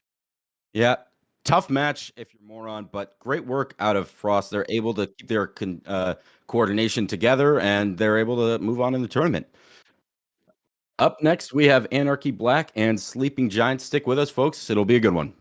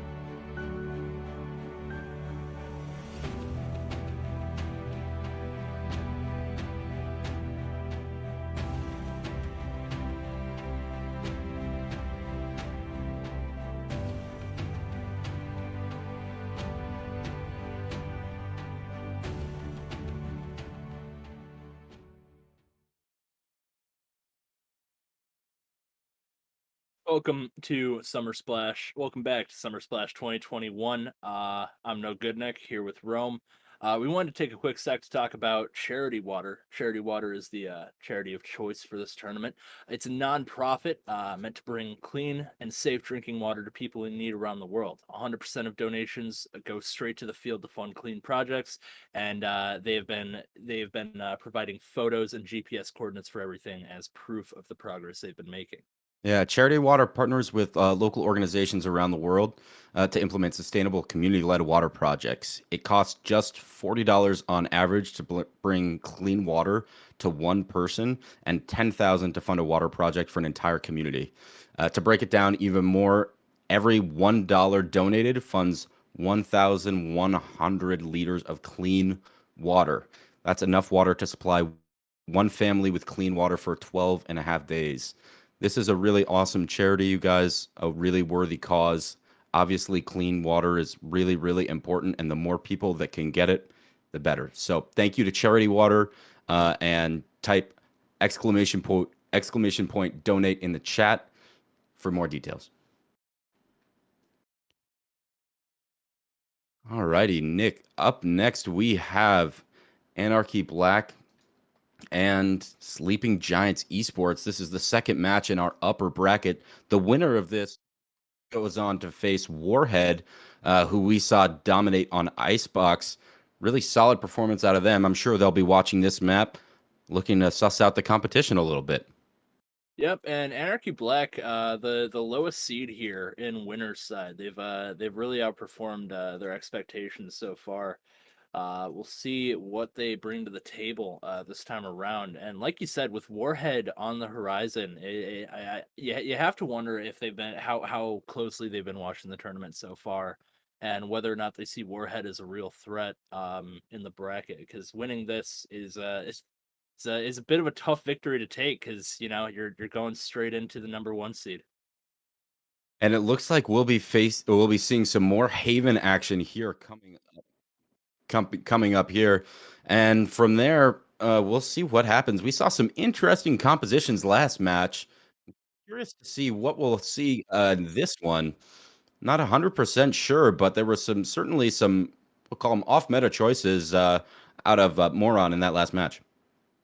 Yeah, and meanwhile, Frost kind of laying down the groundwork for really what every team should be looking for as far as a defensive hold for Haven. They were just absolutely locked down. The retakes were fantastic. They took advantage of situations where they were behind and used the kind of lack of info and firepower to their advantage. Yeah, we spoke about Warhead watching this because the winner will go on to face them.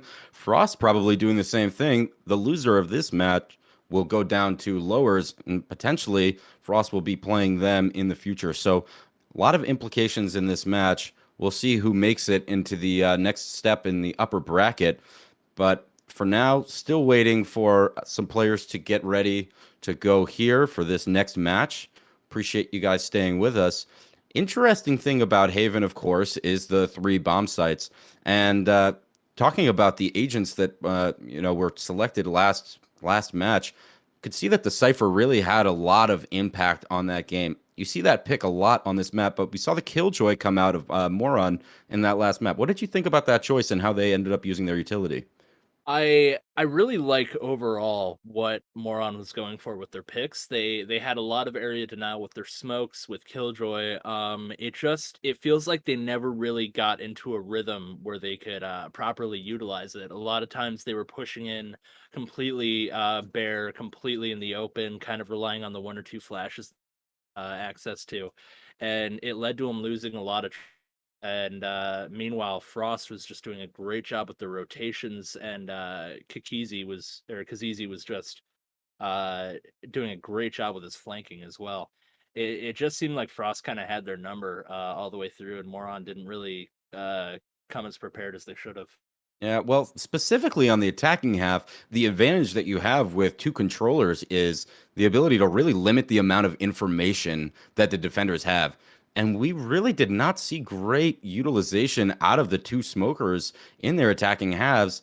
If you're not going to be throwing down your smokes early and trying to bait out rotations, what is the purpose of having those two agents? The abilities would seem to be a little redundant, and perhaps they could have used a little bit more of an entry frag ability. We normally see Jet is a pretty normal pick on Haven, but we didn't see that come out. They had no duelists in their comp, although they did have Sky and KO, still not able to get onto site very effectively on their attacking rounds. Yeah, it's definitely a lesson to learn going into this next game of Haven between Anarchy and Giants. Yeah, Go certainly ahead. something we'll want to keep an eye on is the utility usage. Uh, this match will be interesting. Two different teams. We're gonna go to a quick break, and when we're back, we'll see the action get started on Haven.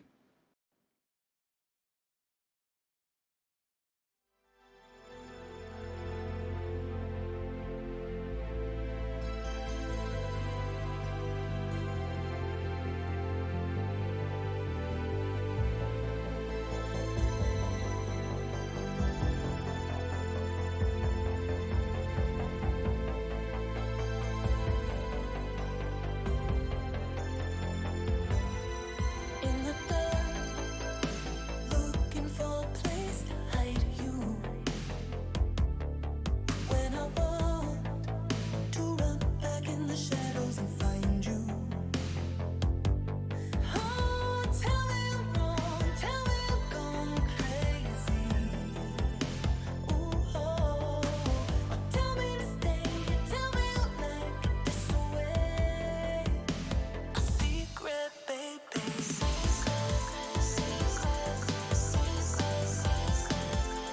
A secret, baby.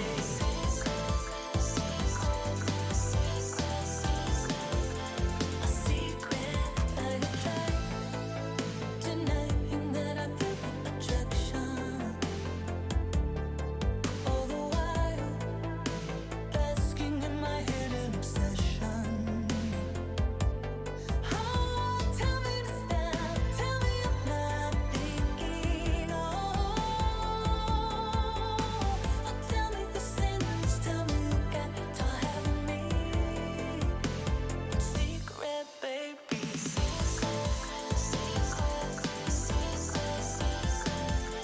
A secret, baby. But I don't wanna be a secret no. I'm over my head, hearts want what they want, and then it's too late. When I took the step, was I moved by lust? Was I moved by faith? The truth has a way of finding the light or changing in time. Did I fall in love? Did I make it up inside my mind?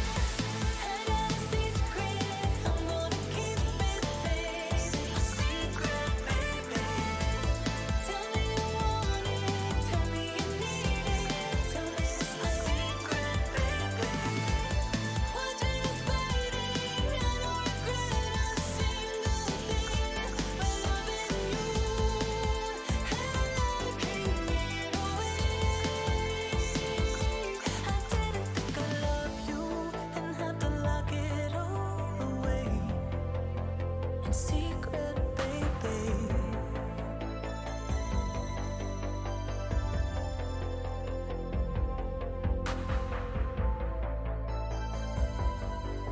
I love you in secret, baby.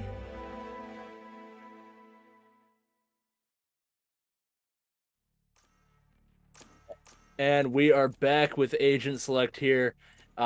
Giants and Anarchy getting right into it. Looks like Anarchy's already pretty confident. Oh wait, no, that's Giants. Giants already picking out 4 of their guys. I kind of like their lineup here. Between the Sage and the Omen, they have a lot of area denial. Yeah, Sleeping Giants going with a pretty standard comp for Haven. Sage is an interesting one, not always used on this map, but she has good effectiveness with her wall, slow orbs, and revive, of course. And on the other side, Anarchy Black, 3 agents locked in. Raze and Reyna, which you don't see very often on Haven at the top level of competitive play, but both self-sufficient, entry fraggers that can really do a lot of damage. And we see our first Astra of the day locked in as well, out of the side of Anarchy Black. And we will now be getting into it with everybody locked in. Yeah, and a very aggressive lineup coming out from Anarchy. You'll love to see it. Glad to see the finally. And Anarchy Black will be starting out on defense. Sleeping Giants starting out on offense. And let's see how this pistol round shakes out. Because of how few rounds there are in each half, this pistol is really, really important for getting the economy started off right. Especially with those new economy changes, people need to make much more difficult choices than they did before. So where you might have been able to get all your abilities and full armor, you may need to make the choice to get light armor and all your abilities, or heavy armor and just a few of your abilities. So we'll see what happens here. A couple of frenzies and ghosts being purchased. A little bit of armor on the board as well. And we see Sleeping Giants starting to stack up towards A. We'll see if they commit to that. And here we go. Yeah, and I feel like you can't talk about pistol round without talking about Reyna and how dangerous she can be with that overheal, because she can immediately give herself and the team such a huge advantage just with a single pick. And Sakura is going to get shown by that recon dart. Here comes the push. A really aggressive push from Giants, but Anarchy answering back with a couple picks of their own. Maintaining the advantage. One enemy remaining. And Murano getting a pick, but he's got to fall back. He's got spikes, so he can rotate out, and it looks like that's exactly what he's going to do. Doesn't want to push up into all of that mess over at A site. And a key dismiss there out of the Reyna. Able to go back, grab their orb, get around the boxes, and get a pick on the enemy Sage, which was absolutely key. And now Sleeping Giants left in a 1v3. Moreno has out-rotated the defenders. Going to be planting at the default boxes. He'll be able to get the spike down, but with a classic in hand, just under 100 health left. We'll see what he can do. There are a couple weak players, though, for Anarchy Black. He's got a shot. And they didn't check. He's behind him.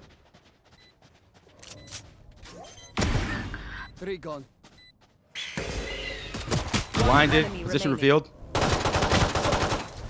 No ammo. And can't quite get it done. Moreno almost able to clutch up in the 1v3. Able to get the positioning. Gets 2. Not quite able to close it out. So close there. Great plays out of Moreno. What's happening? Sorry. Yeah, sorry about that. I don't know what happened with my internet. Thank you for covering me there, Rome. That is all right, Nick. You missed quite the pistol, but we're getting right back into it. Great round out of Anarchy on defense. Little lazy. They didn't end up clearing garage window at all, and they got totally flanked. All 3 went to C site. 2 got picked, but they were able to take the round in the end. All right, and we're going to be seeing an aggressive mid push from him here. That wall going to stop him a little bit. Shoot, trying to peek out, and he'll get a pick early on. Down to the spray from the Spectre, and they're just going to knife straight through that wall. And Sakura able to get another pick, and already kind of dire straits for Giants. Satisfied. And a little bit of over-aggression, but Shu going to clean that up, and that'll be a much cleaner, much safer round from Anarchy this time around. And with the gun advantage, they were clearly positioned to be able to take that round. The only thing you want to make sure is that you don't drop yourself and then give a Spectre to the opposing team. Interesting aggression that round out of Isaac. A little interesting play to walk up to the Sage wall and try to take out the Sage, but with the Spectre, he gets put down to start out the round, and the round goes to Anarchy Black, and we've got our first gun round. Yeah, and we're seeing one of the advantages of having Astra on this map. Her incredible range on her abilities allows her to help out pretty much any site that's being pushed. So as long as she doesn't get picked off super early, she can really be a huge amount of utility map wide. And they are going to be able to walk onto C site relatively free. Get blinded. No one taken out quite yet. Yeah, the spray through the smoke not going to get anyone to see. Isaac will get two there. Gets a third for himself. He is just lethal with that rifle. And Youngchung also getting a kill. Listen up. And the bomb plus the shorty will answer back. Isaac finally going down, but not before he gets three. And Kunai will end it with a quick spray through the smoke. Great round from Sleeping Giants. They don't get much pressure when they come onto C site. So they take it, they stick the spike. Great 3 kills out of the Reyna there. That was really impressive out of Isaac. Need a drop. And on a what looked to be a bonus round out of Anarchy Black, Sleeping Giants, they capitalized, and that's what you need to do. Yep, and now they're going to be sitting pretty almost entirely with full rifles and full armor. Anarchy does have a slight advantage in that front, but definitely a bit of a tone changer from Sleeping Giants. And here they go, setting up to hit C site again. Sova And ult here coming out. And Baki will get 2 picks, rushing onto site, using the Sova ult as a distraction. Great job getting the picks there. Now he's going to push up all the way into garage near a spawn. Gets a couple tags, but falls back. Always important to get those trades on Reyna. If you can just chip her down without letting her get One killed. enemy remaining. Great round again out of Sleeping Giants. Baki and Isaac got to be feeling really great. They are taking down players from Anarchy Black, and that is so key when you're playing a duelist. If you don't have confidence, if you don't feel like you can take a fight and win it, you are not going to be effective. These guys have both just had 2 solid rounds back to back. They've got to be feeling themselves, tying it back up, and now they know that Anarchy Black does not have the greatest economy. They're on a hard save. Couple shorties, a classic, and a sheriff on board with a Spectre. Let's see what they can muster, see if they can take a couple members of Sleeping Giants out with them. Yeah, and with this save round, they can really afford to be more aggressive, really press the envelope. And There it is. one shorty shot for the drone and another to take out Baki, and he'll get out of there with the blast pack as well. Sakura getting picked off, though, by Kunai. And a sliver pick. Alex getting a little too aggressive, but Shu will clean it up. And despite it being pistol round, they've been able to get a couple picks here, and as a result, get some guns. And Spike is also down. They are in a nice, comfortable situation for having to save, but a jump shot from Kunai will answer back. Here comes the revive for the bait. Shu will clean up Isaac, but Kunai will come back, and Jet will come back as well through the revive. And now it's a 3v1. Power still holding sight, though. It looks like they're going to try and rotate out. Youngchung Chung's weak. making He's about to noise. catch him. Oh, no. Wow, surprised from the patience from Power, not wanting to give away where he is unless he can get a kill for sure. And it looks like they're going to try and wait for him to push out instead of immediately going over and planting on the other side of the 30 map. I seconds like left. the B plant here, though. Only 3 ways to watch, Spike and they've got a man for each site. Now he's just going to push right into the smoke. So aggressive. The blind just missing him. He's able to teleport back. What a juke from Chung. Going in to try and get some information with the teleport and then getting in behind him. Did not see it coming. What a play by Chung. He really just world starred him right there. Power, a lot of patience that round, really wanted to put himself in a position to take out more players, but in that situation, you need to know where you're at. That was a save round, and he had the opportunity to get a couple more players from Sleeping Giant out of the picture and get those rifles to, not carry over to the next round. Can't quite do it. Still somewhat of an effective save round out of them, and now we're back to gun round. Yeah, a much closer round than the previous ones, and on the pistol of all things. Definitely got to give him a bit of confidence going in with guns this time around. Concussed. And a And quick I- rotate, too, as well, out of Anarchy Black. And they get a couple tags on the sky, but they're in a bit of an awkward situation being pushed back here. They're going to get a pick on the aggressive push, and now we'll see Power set up some orbs. And meanwhile, Shu running out of ammo.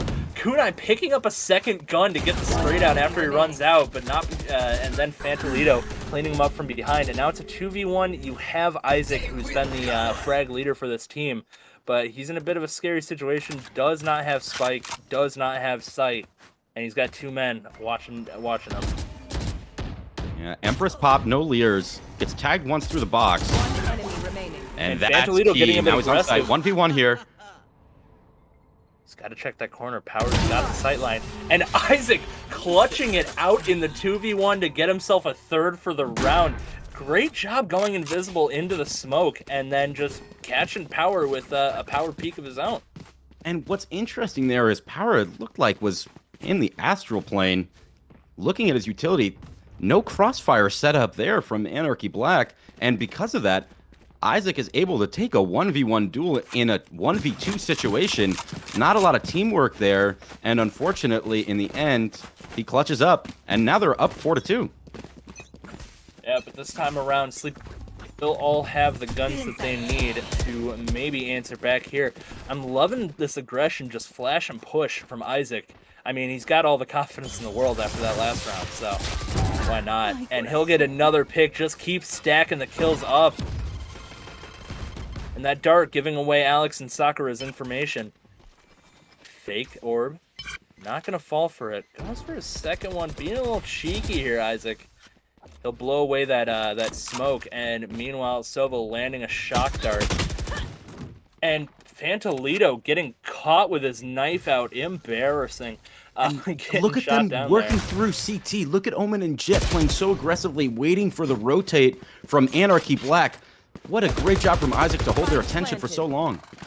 Yeah, but Alex, wise to it a little bit, is able to get around with the crouch peek, but down to Sakura and Murano will clean it up. Like you said, that aggressive push into spawn really stopped them up before they were even able to get close to sight. And earlier in that round, Isaac gets the opening pick on A site, and he holds Anarchy Black's attention for a long time. He tapped the orb once, tapped it again, shot a Leer from the opposing Reyna down, and he kept a lot of those Anarchy Black players on A just with that, while 3 of his teammates rotated to C and into CT to get the spike down and to get positioning for the rotate. Great round out of Sleeping Giants, and they're up 5-2. Be pushing into a very poor Anarchy group. It's going to be really tough to see how they can hold it. I mean, they did a decent job last year. They got a couple picks here and there, but they weren't able to lock it down in the end. And meanwhile, Youngchung teleporting down below Heaven, and they are not expecting it. They all think he's Heaven. This could be huge. Oh no, misses the initial shot. He'll get the pick though, but the shorty from Alex will clean it up. A huge misplay from Youngchung. Turns what would have been a double kill into a single kill and then getting traded out by a shorty. And now Alex has a Vandal, which is huge. One enemy remaining.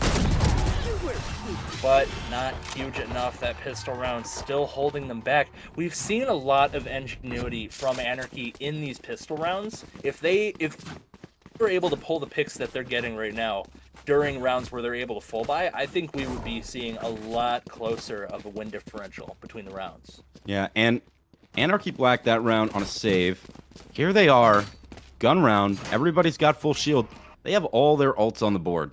If they can't win this round, what round can they win? They've got everything that they need. Let's see what they do with it. Looking like it may be a garage split here as well.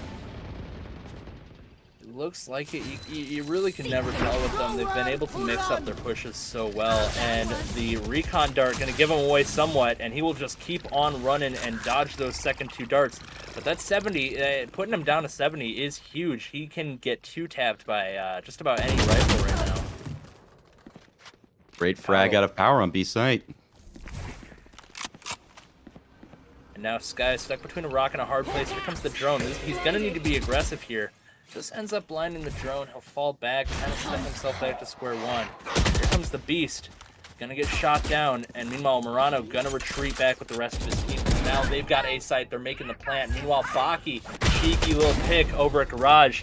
And Alex answering with an ult, but he's still gonna get traded out. That pick on Isaac is important, but not important enough to put yourself from 4-3 to 3-2.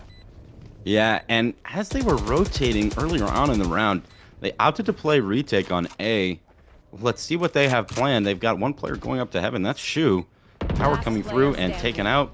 Now left in a 1v3. Let's see what Shu can do. Does have the res on board, but unlikely that he'll use it here. And an aggressive double updraft, not thing that time around. Meanwhile, he'll get tagged through the wall by the Sheriff. Shu just gonna have to fall back, maybe get himself a pick or two. Do not have that, my friend. That is how you lose your life. And that'll be another round going to Sleeping Giants. And we mentioned at the start of that round, full buy out of Anarchy Black, all of their ults on the board. They invest 2 of them, the Showstopper and the Seekers, not able to get all that much out of it.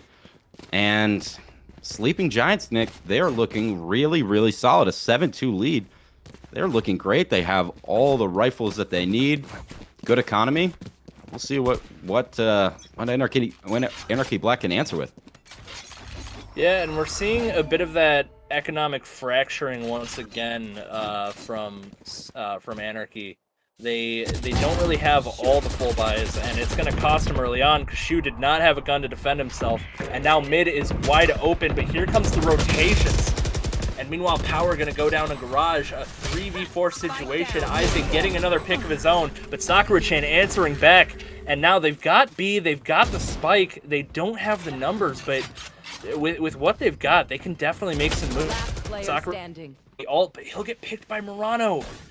And now it's a lot more of a dire situation. They don't know he's over there. He'll give himself away with the shooting. They're not sure. They didn't hear the bullets, I guess.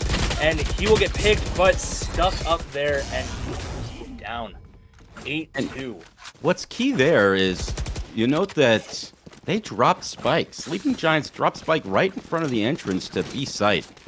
And there was not much of a response out of Anarchy Black with that information. It took a little while for Sakura-chan to even direct his attention over there, and by that point, 2 players had already rotated through mid, and he lost the duel there, and from there, it was pretty much a done deal. Yeah, it seems like in just the most basic sense, the gunfights, it's fairly even, but positioning from Sleeping Giants has been incredible so far. And going for an aggressive dash, he'll get tagged for it, but he's still got those knives out. Let's see if he can get a peek here. Gonna look over to Garage. Not gonna see Shu, though. He will, however, get behind Fantolito. He'll miss 3 knives, though. Only got 2 left. He'll get a tag, but not enough to kill. And meanwhile, Murano doing a great job cleaning up on his own. Youngchung, the bomb, answering back, though. We're in a 3-2 situation. Sage has a revive. This could easily turn back into a 3v3 if he can find himself a corpse to revive. Absolutely. And key there was not much came out of that ult from Baki. Player standing. And getting the kill on Alex, and now it's a much more desperate situation for Shu. Only has light armor and a phantom, and they know exactly where he is. Yeah, and unfortunately for Shu, he does have the res on board, but look at where all those blue X's are. Nobody for him to really revive. The Sage Wall was up, and CT potentially could have gone over there and got the res, but that is a difficult site to retake, especially 1v3. Yeah, and it's something that it's kind of hard to plan for because, you know, you're never expecting to die. And Murano, with no health left, still finding himself a pick. I'll tell you what, this is looking pretty squarely like Sleeping Giants' game. They are feeling themselves right now. And the other thing to keep in mind, Nick, when you have a team like Sleeping Giants who is showing their dominance, it's the little things that you mess up that really bury you. If you aren't making those little mistakes, you're at least giving yourself a chance. But if you're giving away a Phantom at the end of the round like that, it's going to make it a lot harder. Yep. And going into this last round, Anarchy's really going to need to answer back with something here, bro. Well, we'll see what happens. Isaac is pushed up to B a couple times, tried to pick Shu off of that wall. They break it instantly, but looks like they're getting aggressive. Let's see what happens. Yeah, Cosmic Divide out, interesting. And just not even looking at the Lear, he'll get a pick and an answer back from Alex, a double kill, and Power also adding 1 to his score, and a new wall. And wow, this has been a great job. Great answer from Anarchy here. Not going into this half quietly. And Sakura-chan will clean it up, but It's got to be tough going into the Switching second sides. half because now they're on offense. I mean, they have a bit of an advantage having 3 different sites to push, but they've got such a deficit to come back from. They can't afford to lose many rounds here. And let's not forget the way the first half started. They won their first 2 rounds and then proceeded to lose 9 out of the next 10. So even if they win these 2 pistols, you got to think that in the minds of Sleeping Giants, they're still feeling pretty confident, even if it gets to 9-5. Yeah, I see what you're saying. They're really going to have to press the advantage they get if they can get this first round. They've shown to be quite proficient in pistol rounds. They're like even when they've had to save, they've been able to knock a few heads around. It's really going to be how strong they can start and if they can maintain that advantage. And Baki already saying no way to them, getting a pick early, and this is going to be much harder to push on now that they've already lost one of the best guys. Yeah, and that investment of the share paying off. They get the pick here. They have the Sage Wall, so they can still put out a good amount of control. They'll wall off the spawn, but that's going to cause the grenade to get wasted. One enemy remaining. Toronto getting a pick of his own. Shu answering back, but Young Chung cleaning that up. Bit of a miscommunication there with the wall coming out and blocking the raise grenade that almost definitely would have done some damage. Yeah, that's unfortunate. Great job, though, on the retake. Out of Sleeping Giants, able to keep their composure, stay alive, and trade each other out. And that's what it comes down to. Yeah, and looks like we're seeing a bit of barking in the all chat here. Sakura-chan trying to get Baki's attention. If you don't have an excuse ready at all times, are you really even competing? You know. Exactly. And the accusations come out. I guess that's what happens in a 10-3 game, right? Well, let's see what this next round brings for us, okay, Nick? Yeah, we'll just have to see. And it looks like we're going to be seeing a spray through the wall with an Ares from Fantolito, but Baki having none of it. Getting a jiggle peek. Those hacking accusations aren't going to get any lighter after that. Nasty shot from Baki to start off the round. Alex and Sakura both looking kind of low. Sakura will get the heal, but Alex is going to be stuck at fairly low health. And Baki will finally get taken out by Shu. Not before he does a lot of damage, and Shu, couple of cheeky kills here. Alex and Power also finding themselves on the scoreboard. Great answer so far from Anarchy. We'll see what they can do. Murano getting a pick off of the shock dart. He'll try for another. Sakura-chan will clean him up. Great answer from Anarchy. That was huge. 2K with the Marshall out of Shu. Really opened things up for them, and they're able to take the round. And now we get into an interesting situation where at the start of the half, each team has won 1 round. So the economy is a little off, right? Because Sleeping Giants won that pistol and then bought Spectres, but lost the next round. So they can't full buy. They're going to have a pretty hard save. And Anarchy Black are essentially going to have what would be a somewhat normal second round buy. So a little bit of a mixy spot for the economy for both teams. This round is going to be key. Yeah, they're really going to have to press this advantage here because next round Sleeping Giants is going to be coming with full weapons, full armor.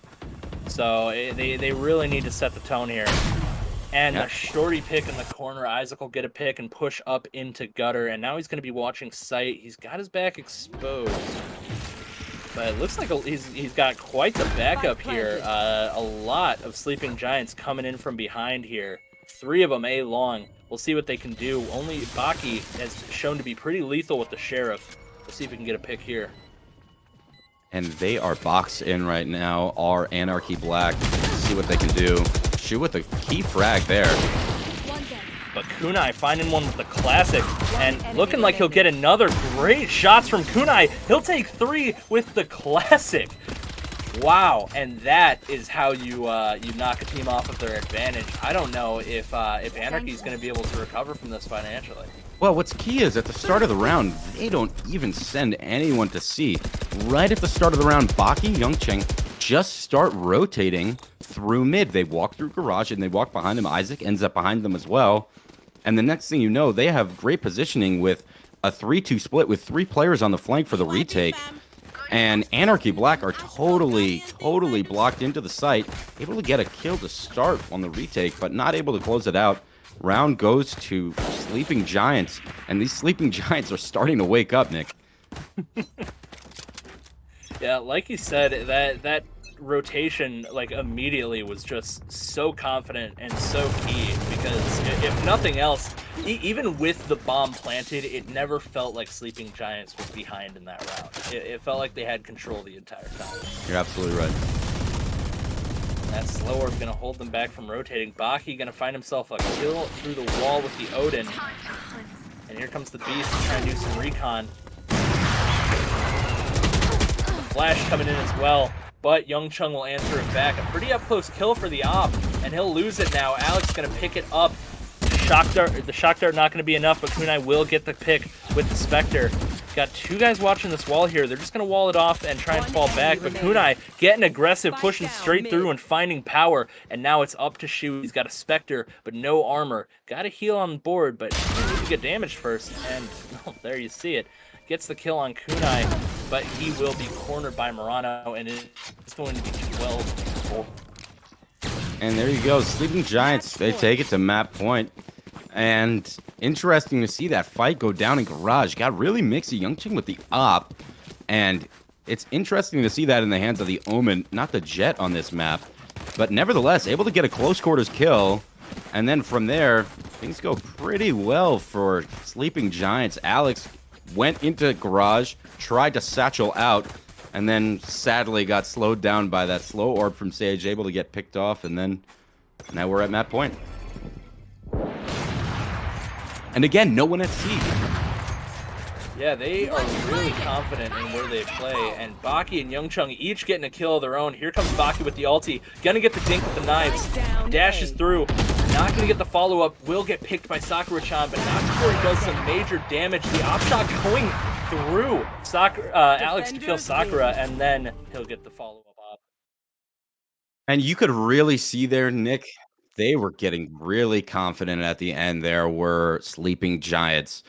Isaac and as well as Baki really having some key rounds, what I would call impact frags, especially early on. That confidence seemed to really translate through that map. Excellent job out of Sleeping Giants, and they move on to face Warheads. Yeah, and that'll be an interesting matchup. Two teams that that for the most part really held control of the game the entire time. So that'll be a fun set to watch. Whether you guys are still here for it or not, that'll be Tenrek and Kage. Yeah, and Anarchy Black will go on. Anarchy Black will go on to face Frost in the lower bracket as well. So some teams that we've already seen today will be matched up again later on. But we got to give some serious credit to Sleeping Giants there. They looked really, really great. They were the higher seed in that met, but they were the 5 seed. Anarchy Black was the 7. And still, they really put a whooping down on them. That was quite the map. Yeah, and I'll tell you what, I know it's a small part of it, but when you're in a tough situation, the last thing you want to do is give your opponent confidence. And going into the alt chat, even casually accusing them of hacking or whatever, it that's like I think that can only be bad for your mentality, and it can only be good for your opponent's mentality. I feel like that's just not something you want to do. You really want to try and focus on the game, focus on communication with your teammates, and trying to find a way to get back into an advantage state. Yeah, everybody has their own style. Some people like to drop a message in the chat, try to get in their opponent's head, but like you said, when I see that, I just think people are a little distracted. That's how I look at it. And clearly, Sleeping Giants were not distracted, not phased at all. They take the map and they move on to face Warheads. We'll be going to a break and we'll be right back. Stick with us, guys.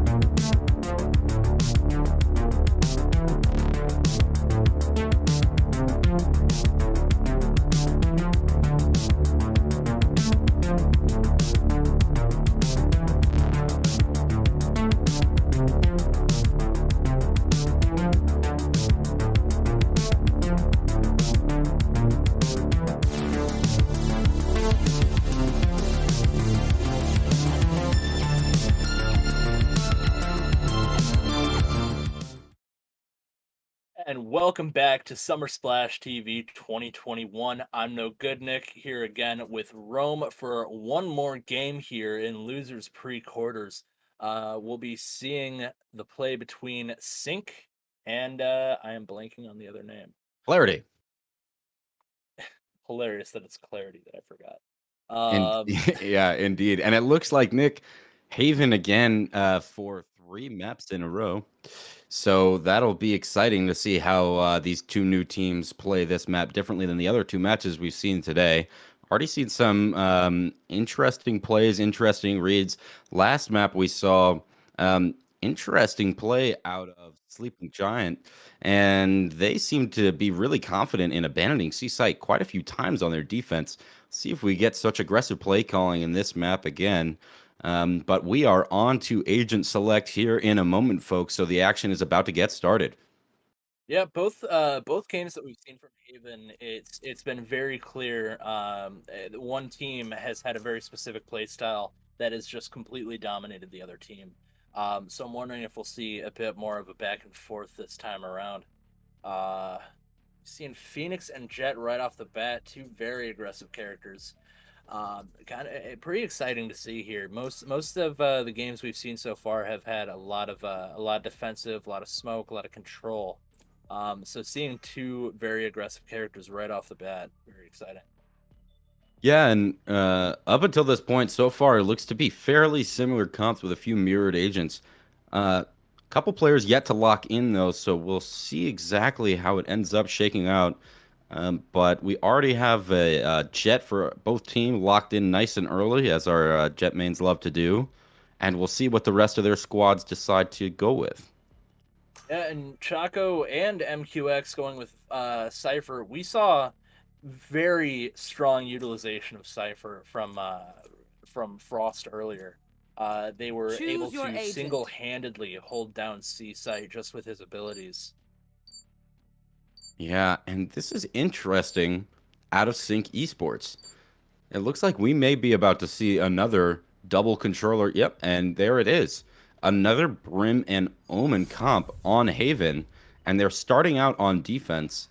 Let's see if they can use these smokes to their advantage to really put a lot of pressure on the entry fraggers of Clarity. Yeah, we definitely saw earlier with More Run and Frost, the double control pick didn't quite work out. There wasn't enough utilization of those smokes, and as a result, those two characters just ended up being worse versions of what a normal duelist would represent for the team. So we'll see if Sync can utilize it a bit better this time around. The other thing that they sacrifice with the choice of the Brimstone is they don't have a Sky or a Sova or any initiator who can give them really good info before they enter site. Obviously, there are a couple other ways that they can try to get a little bit of info with the Cypher cams and things of that nature, but no Sova on this map is going to make things a little bit difficult in terms of playing the information game. Curious to see. Looks like we're going to be seeing a quick reset here. Oh, and it looks like we'll be going to a quick restart here.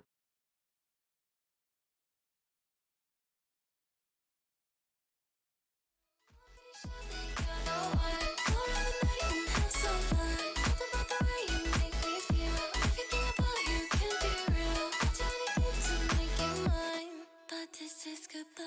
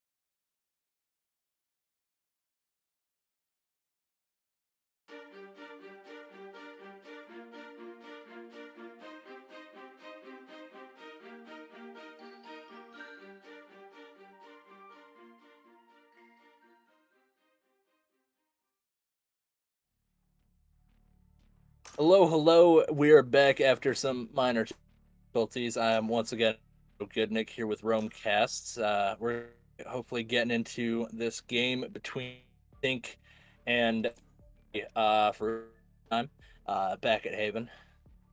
Hopefully the agent select go a little bit quicker this time. Everybody knows what they're rocking. All the players are in here. Hopefully we can get the action started a little bit quickly. So far, everything looks fairly similar to what they did last time with the agent select. Not too many surprises up until this point. Yeah, it's looking a little different this time around. Not No, yeah, still going with the double control. All right, I spoke too soon.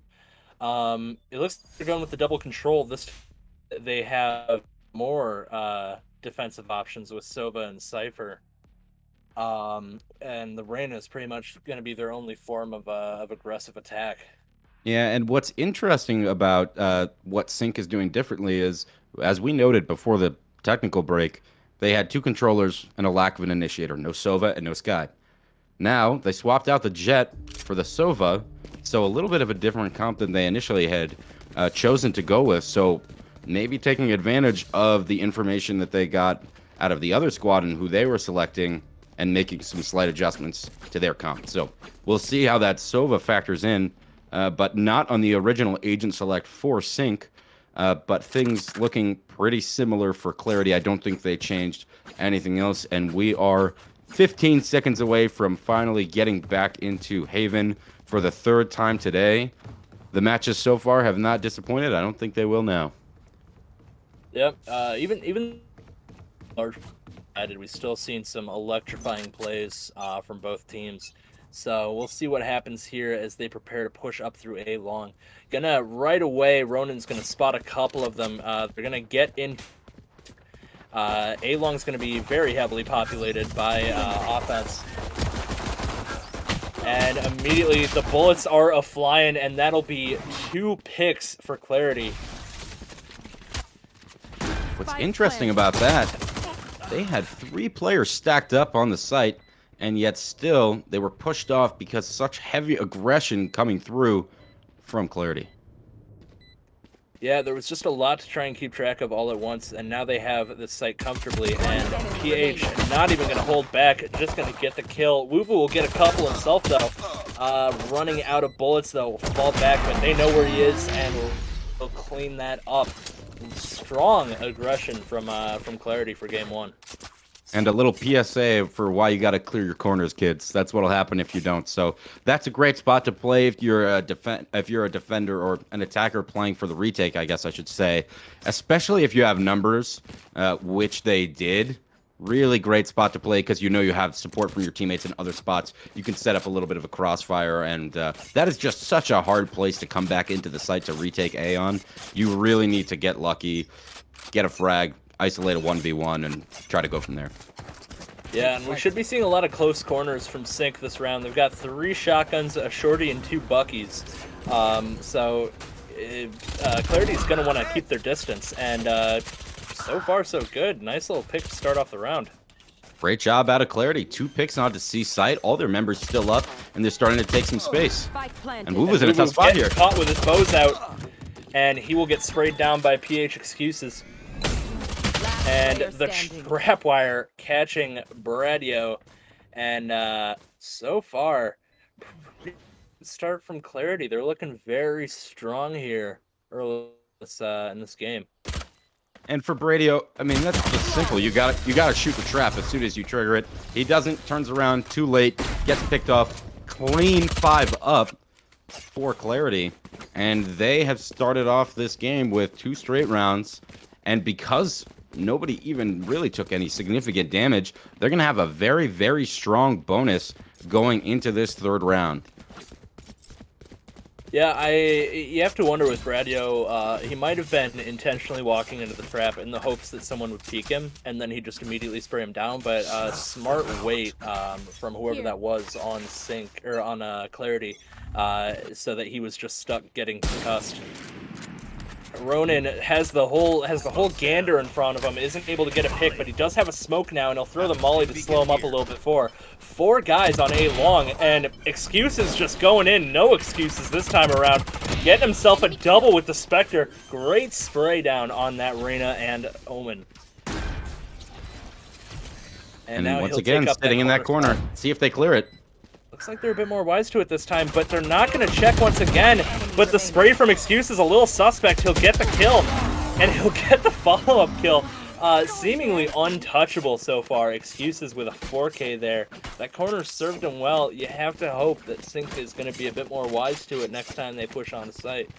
One day they'll clear that corner, but another great round out of Clarity. And they did not have the gun advantage going into that round. A couple rifles on the board for Sync Esports, and still they're able to come away with it. They have a great opening to this map. Excuses has his ult up on the board, 7-1. They're looking like they're about to take command of this map. And an op on the board, despite the poor financial situation for Sync Esports. They're going to need to find some real value out of that, Nick.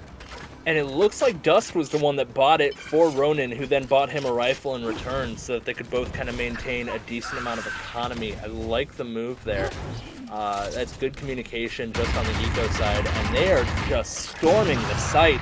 Clarity has had no problem just running on the site so far, but Ronin answering back a bit of the with a nice little op peek, caught by Excuses, but still in a 3 situation. Out comes Woo-Woo, but LHQ Diamond, or LM Diamond, ready for it.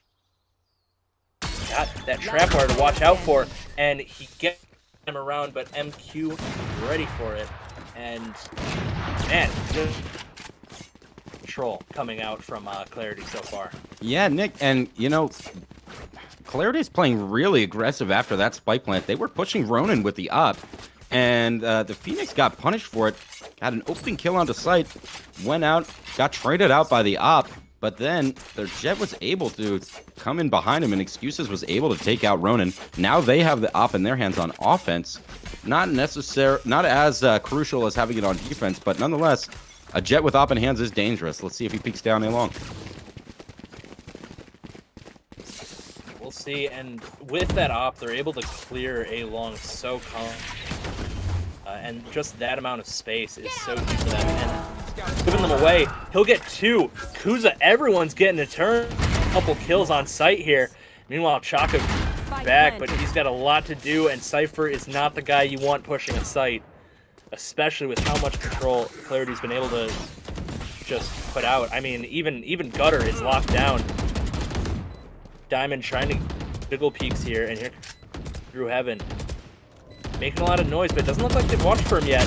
He'll get, ooh, an unfortunate spray from Gradio. Kuza will take him out, but Chaco answering back, stuck in a 1v3, has his ult, but not going to do him much good here. He knows where they are. Nice pick. Chaco doing a great job with the, but eventually fall. Can't do it all himself, and another round goes to Clarity. And for Clarity, they have no answer for the Cypher utility on the flanks that Clarity is throwing down. Sync are trying to get in behind them, but those Cypher trips are not even all that advanced, but they are not able to get around them. They're totally announcing their flanks each time, and unfortunately, they're not able to put any pressure on the other parts of the map, and they're just getting cleaned up. We've yet to take a round. Yeah, and that's the weird paradox of Cypher is when you have a very aggressive team, it gives him time to set up on site. But he himself, as a character, isn't very aggressive, isn't very good at pushing on his own.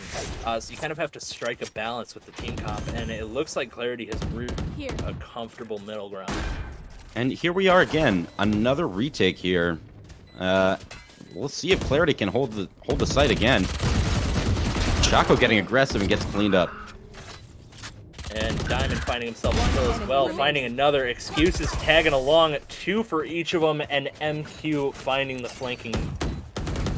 This has just been crisp, clean, and a lock for Clarity so far.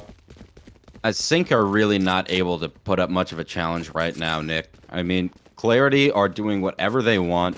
Excuses is 11-2. Louis 5-0, still yet to die. Couple ults on the board, and they have no answer for MQXX. and his utility. They've got nothing for it. They wisely backed off. Choco backed off C site to play for the retake, but then immediately swung through the dark cover and got traded out. I think they need to be playing a little bit more with an emphasis on valuing their life. Yeah, and once again, they're just pushing straight through A long. They've got 2 going gutter this time, but they have so much utility. And even with getting them through smoke, the shots are not going to come through. Meanwhile, MQ finding himself a kill up in heaven. Cypher can't find his sprays through the smoke. He's going to have to retreat. They've got 2 up in heaven now, and the ult not going to get a catch, but it will push Omen into the open so that they can get the radar on him. Not able to try and press the advantage. Kuza getting a couple kills of his own. This has just been a slaughter fest for Clarity this round. Launching smoke. And it looks like they may be just trying to get out and hold on to the op. Not a bad choice, considering they've yet to win a At this point, round. you have to do it. Stim beacon down. And Cypher's got to stick back and cover him. He's caught on his own, and he'll lose the op as a result. Cypher maintaining the rifle, but at what cost? And Ronin has disconnected. Well, we'll see how we deal with that, but regardless, in terms of that round, you even saw at one point a couple players on sync thought about going through for a flank, thought better of it, and turned back, but bringing themselves to fight with the rest of their team didn't really pay off. They were pretty much just funneling through the entrance onto A site through CT. They aren't really able to get any impact out of the positioning of Heaven either, and because of that, Clarity just stays on site, holds them off for long enough, picks them off one by one, and is even able to make sure that they can't secure the op for the next round. And we see Chaco setting up the utility. I'm a little worried because he has placed that cam in relatively the same position each time, and as a result, they've been able to handle it whenever they push up into C, because they just know where to shoot ahead of time. Hopefully he can kind of switch up this utility a bit and keep them guessing. He'll get a kill on Garage to even it up to a 4v. Reminder, Ronin's really decent. He will go down to PH in that op, and PH will find another as the smoke clears at a very opportune time. Radio's now going to have to push up, see if he can find the first kill, and he will find his first kill of this game. And he's not getting rid of the dart. Yeah, it's going to keep him from pushing. That's precious time. I mean, it's a 1v3 here. And he's going to have to peek the op, and the op will peek him back. And unfortunately there, they, go into that round doing their best to take one off the board, but when you haven't taken one off through 7 and you have a player not able to connect, that's what's going to happen. Stick with us, folks. Not sure exactly how we'll sort through this. Ronin, obviously, as you could tell, AFK currently. We'll see how we sort this out. Waiting to hear from our staff over here, but until then, we'll continue to play on until we hear a word of what's exactly going on. I need this. It looks like Clarity was so in the zone they didn't even realize until the end of that round that Ronin had DC'd. It really shows the mindset they've been in so far. Yeah. Well, you have to think, Nick, as well, that after dominating that much, having a player that isn't connecting really didn't seem like it made much of a difference. Obviously, it's easier if you're 5-on-4, but they weren't having trouble when it was 5-on-5 either way. So we'll see exactly how we end up sorting this out. And we're continuing on with the action here, Nick. You're gonna pause, and Chaco battling back for his downed teammate, gets himself a pair of kills. For the first time this game, we're seeing them not able to really fully push onto Chaco, really taking control here with a 3K. And he's gonna push Sova back. This is the first time we've really Sync, lay down the law and stop them from making that aggression that they've done so well these other 8 rounds. And for those of you watching, we didn't get to see these, the start of the round, but even without Ronin, Sync has come out and they have really put themselves in a good position to finally take a round. Unfortunately, they are rotating incredibly slowly. And it looks like, folks, we are going to continue with this match, 4v5. For some reason, though, Sync still not on site. The spike has been planted for quite some time, Nick. I really do not understand the methodical nature of this rotate. They're playing it way too slow for going up against a Sova who has his ult, so he can just deny them time as far as diffusing. I mean, he can do whatever he wants here. There it goes. That's going to be the end of the round. They have time left to push. They played it way too slow there for the Sova having his ulti. You have to know that when the Sova's got his ulti, he's going to be camping that plant. He's not going to be in a place where you can easily get to him. And I think they just played that way too defensively for such a strong start to the round, too. It's a shame to see a misplay like that cost them it. Yeah, you know, Nick, this seems to me to be one of those scenarios where you run into an unexpected obstacle with Ronin DCing. And it looked like they were not able to maintain their composure. These players should know that if you're playing against a Sova in a clutch situation who's got his ultimate, that they need to tap the spike early to bait out that ultimate. And instead, it takes them about 25 seconds to get to the site and even longer to start to defuse it. Yep, and Chaco taking advantage of the Eagle have because of the DC team will get the op and get a pick super early on. Wuvu finding one of his own, isn't able to get the transfer though, and Diamond will come over and clean him up. But Chaco has been fairly lethal these last couple rounds. And it looks like he's going to have to keep up that lethality. Stuck in a 3v1 here. Messing around a bit, seeing if he can... Okay. And it looks like he will get taken out. Just kind of checked out that round as well. Hopefully they will go and quickly clean up Ronin. It's a shame to see a DC like this. Hope that it's not because of the round deficit that they faced early on. He did DC right after he was caught out with that op at the end of the other round. Yeah, Nick, you know, it's unfortunate, but at the same time, these players have an opportunity to get some, you know, coordinated reps in, and you really feel for them on both sides that they're not able to quite do that. We'll see what we get in the next couple rounds to finish out the half. Maybe Ronin will get back into it. Hopefully he will. But just looking at the scoreboard, Ronin, Sync, and another member of Sync Esports with just one frag apiece. They are really struggling. Yeah, and it's a shame because this really shouldn't take away from how well Clarity has been playing. You know, and despite the fact that they are facing a 5v4 situation right now, they have played this offensive side aggressively, but still with enough like calm and composure to just clean out sites in their pushes and maintain that control. Yeah, but a big mistake out of excuses there. With the ult about to come on board, decides to peek through the Cypher cage with the op in hand and gets taken out. And because of that, the op is now down. And like the breath of fresh air that those couple picks were, Ronin is also back, and now it's a 5 situation. Maybe this was a strat. Interesting idea. I hope it wasn't a strat because it would seem to enemy remaining. be rather risky. And Ronin, a welcome back to the game from MQX, and he's got a couple other things to say. He'll take out 2, won't find the 3rd, Bradio finding himself a kill. But suddenly, things aren't looking so... It is 10-1, but still a very rough situation. You have to hope that they can use this as kind of a turning point. At least the dog got some food. That's very good glad to hear. That dog got fed. We don't want hungry dogs here. So as we head into the last round of the half, obviously a bit of a strange one with the player DCing, not something you see really often, but everything's on the board now. Got to leave it all out there. Pretty aggressive buys. We see an op in hand for Ronin, looking to get back into the action, and we'll see exactly what they pull out. I'm surprised he wasn't left after that op buy because naturally he was at the 9,000 cap. Didn't buy a rifle for his teammate. I wonder if his teammate just preferred the Spectre there. And Ronin certainly preferring the op. Already got himself a kill.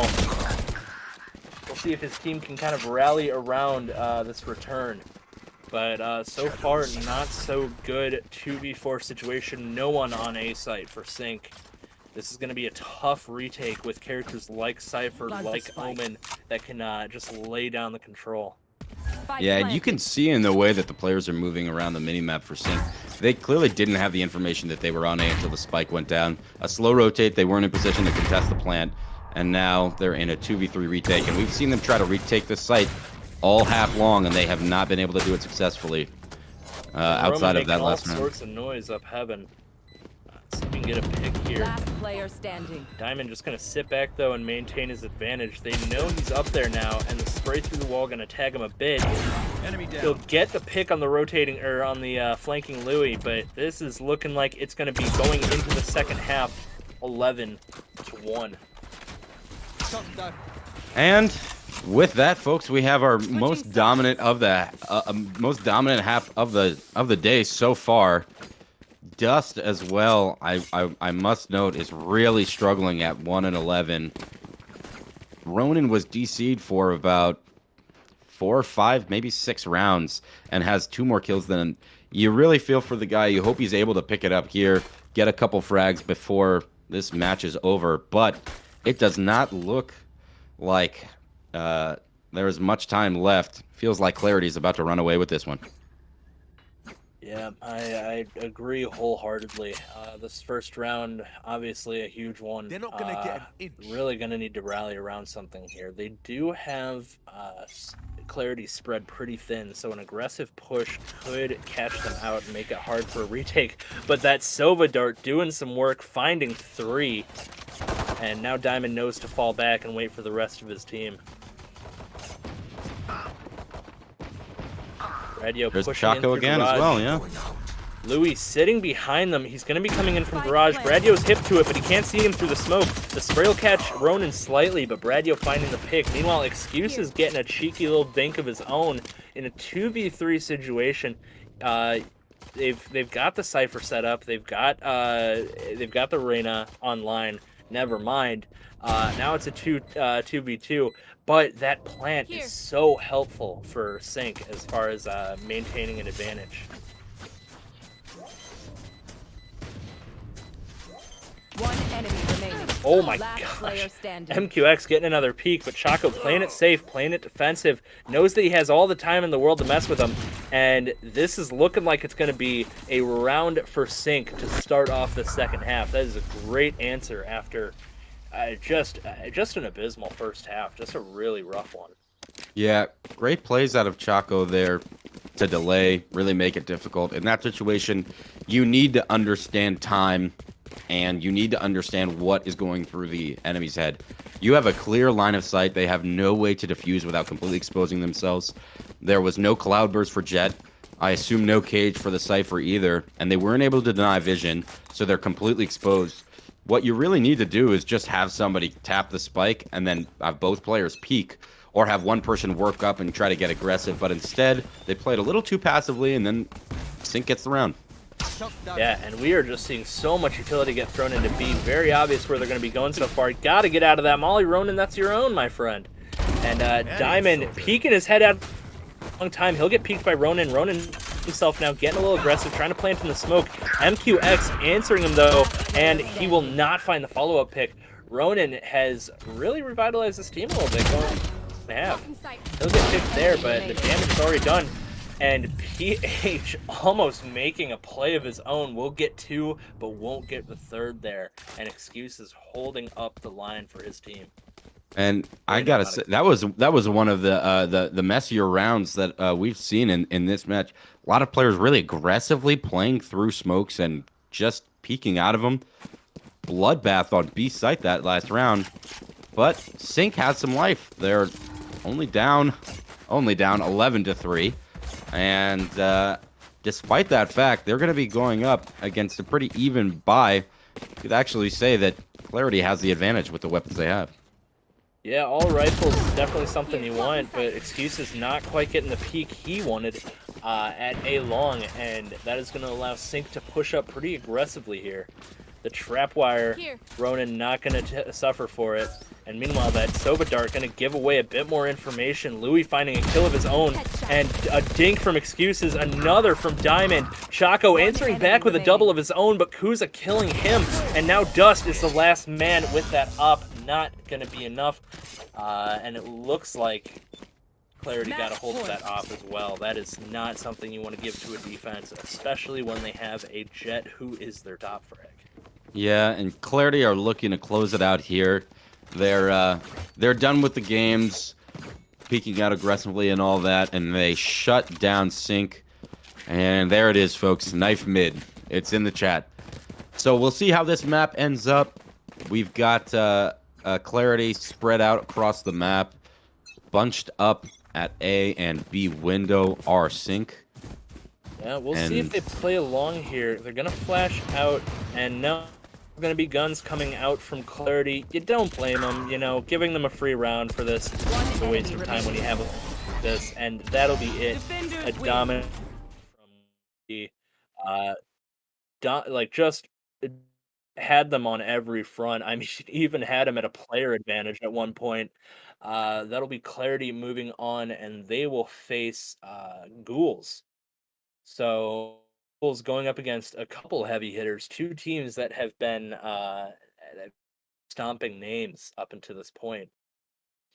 Yeah, and not a whole lot to analyze from that. Obviously, when you've got a person with a 374 average combat score, you assume that things didn't exactly go the right way for the other team. But what we can say is certainly Sync did not have the same level of a grasp on fundamentals and team play as Clarity. They were trading each other out, playing together, and they were able to just frag out, plain and simple, way more than Sync were. Chaco, the only one really able to do any significant damage against Clarity, but in the end, it wasn't enough, and they will move on.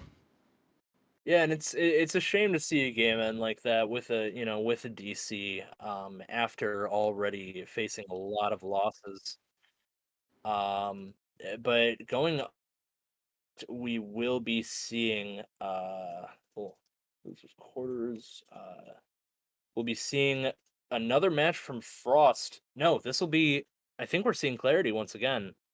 I'm sorry, I'm a little confused here. All right, Anarchy, who lost against Sleeping Giants in a pretty decisive but still very entertaining set, will be going up against Frost. Frost has been, for me at least, the most electrifying team today. They with Mist has been absolutely terrifying on the Sova, so we'll see what they can do in that matchup. Well, yeah, I mean, we've had a couple of matches that were a little closer than others, some that were just straight stompings like what we just saw, but at the end of the day, we got the cream of the crop rising right now. And as we continue on throughout the day, the better teams will start to play each other and we'll see a little bit more tight action, which we're all looking forward to. Wanted to once again remind everybody that this stream is uh, we're doing this charity stream for Charity Water. Obviously, clean drinking water is something that everybody needs. Charity Water does their best to provide that for people around the world. It's a nonprofit bringing clean and safe drinking water to people everywhere. 100% of all the donations go straight to the field to fund clean water projects, and they also prove every project with GPS coordinates and photos as well. Type exclamation point donate in the chat, folks.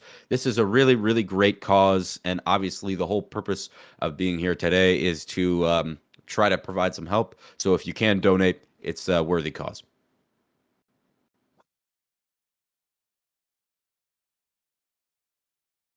And then with that, folks, that'll that'll end our this match, and we will be right back with some more action soon.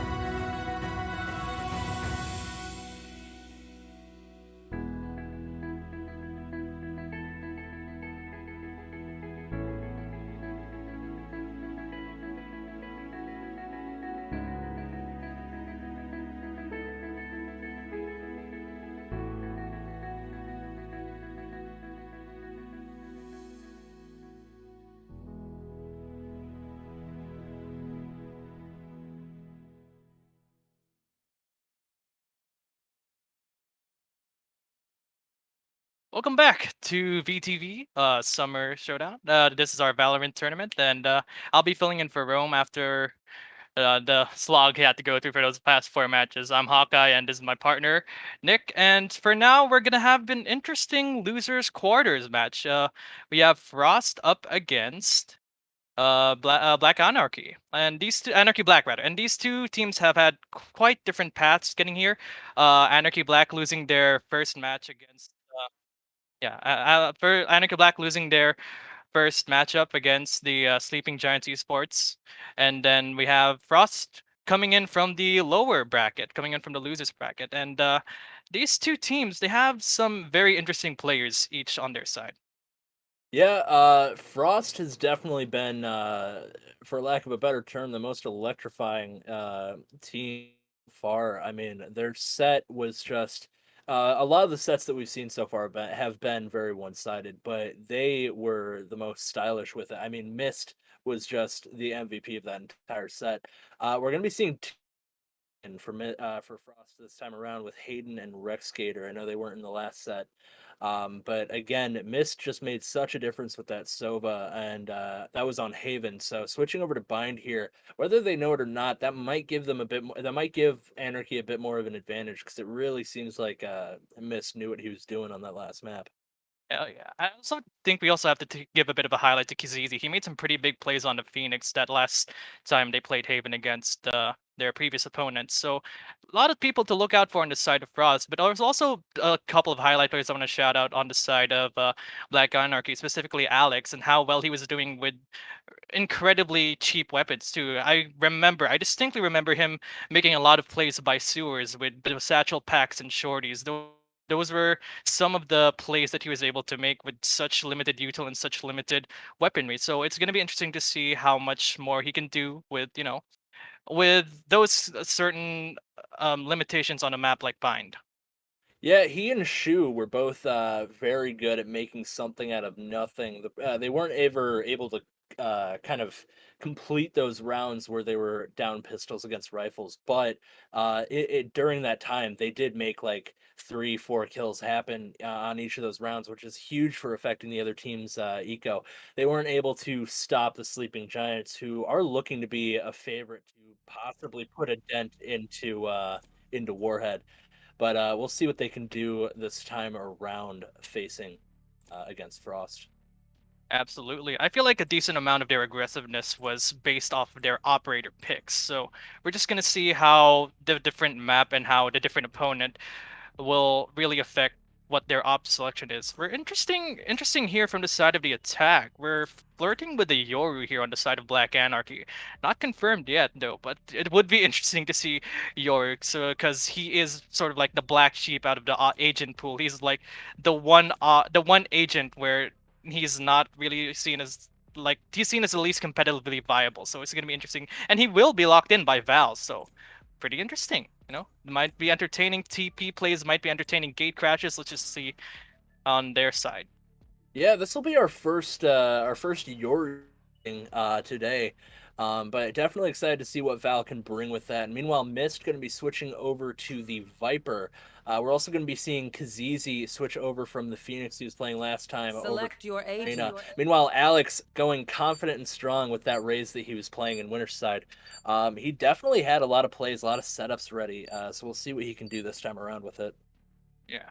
I guess some other things that aren't really that surprising are the Viper on both teams. This is one of the two maps that, along with Icebox, that many people would say is a Viper map. And that's the thing about Bind, I feel like this is the thing about Bind is that there are certain operators or certain agents rather that you sort of have to. You're not really forced to bring them, but if you don't bring them, you're giving yourself a bit of a big handicap. Exactly, yeah, and those, and any character that can really kind of fight or utility their way out of teleporter can definitely make a big difference. And that's why we're seeing stuff like Brimstone and Cypher as well. Absolutely. Also, I want to make note that that Black Anarchy are starting in the attack, but they only have one smoke, and it's not even a dedicated smoke operator on the Viper. Now, it can work out. There are certainly some setups, and if Black Anarchy feels confident enough to run just a Viper, it's gonna be, they probably have something up their sleeve. But it'll just be interesting to see how it just plays out. Yeah, I think similarly to last with clarity, their best chance at winning is going to be getting onto a site hard and fast with the aggressive options like Yoru and Raze, and then using that Cypher, Sage, and Viper, very good characters at stopping momentum, kind of hold the site from there. And there we go. Just as you're saying, they're gonna go hard and fast. This is what most of the teams who've won in the upper bracket are trying to do. And Val jumping in to get some information, then teleporting back to. I like the move to kind of give his team an idea of where the other team's hiding, kind of force them to rotate around. And meanwhile, Kazizi going to be seeing if he can find himself a kill. They know where he is in that corner. If they have some utility that they can use against it, that could be a problem for him. Meanwhile, Mist holding down the line, and it looks like with that teleport, they're going to be trying to get out. Val getting a pick on Kazizi to start off the round. First blood coming a little late, but it comes eventually. And Kirito out with that spike, out with the orb, going to be able to hold down the site. But Dumboya seeing him through the smoke and getting the pick. And meanwhile, Rexgator finding a pick on L Hall. See if he can. Oh, but Rexgator answering Last back. player standing. This second time this round is Val's teleported back to spawn. Interesting place to stay to put the Yoru, but some teams do like to be a little weird and sort of when they find the Yoru, where the Yoru portal is, they like to camp it or they like to keep a 30 very seconds close left. eye, and so it's understandable if he wants to keep it back in spawn. It's 1v4. It's practically unwinnable. He might get a kill on the person playing a U-Haul, but he has to snipe out. And Rexgator finishing it off with a triple kill. And yeah, it's like this is the thing about these sorts of games, or this is the thing that I've observed about these sorts of these matches so far, is that the team with that takes the most initiative is often the one that like leads to has more success. We saw those in the first 4 matches in the upper bracket, and both the first 4 matches in both the upper bracket especially, because the team that won was the team that played more confidently and played more aggressively and played more in line with their duelists. Yeah, well, I like the idea of having the Yoru be pretty hard to track because he keeps teleporting back to spawn, giving him kind of free range on where to go. Bit too defensive of a play when the rest of the team is trying to push up. It just kind of takes away your flash, which is really your only way to get through. And Mist is in a somewhat comfortable position, but the wall goes down. He'll get the pick on Kirito and fall back through using it as an escape option. Love it. Meanwhile, back and forth nades, not going to do any damage to either team. It's just going to be a clean kill and get out from Frost.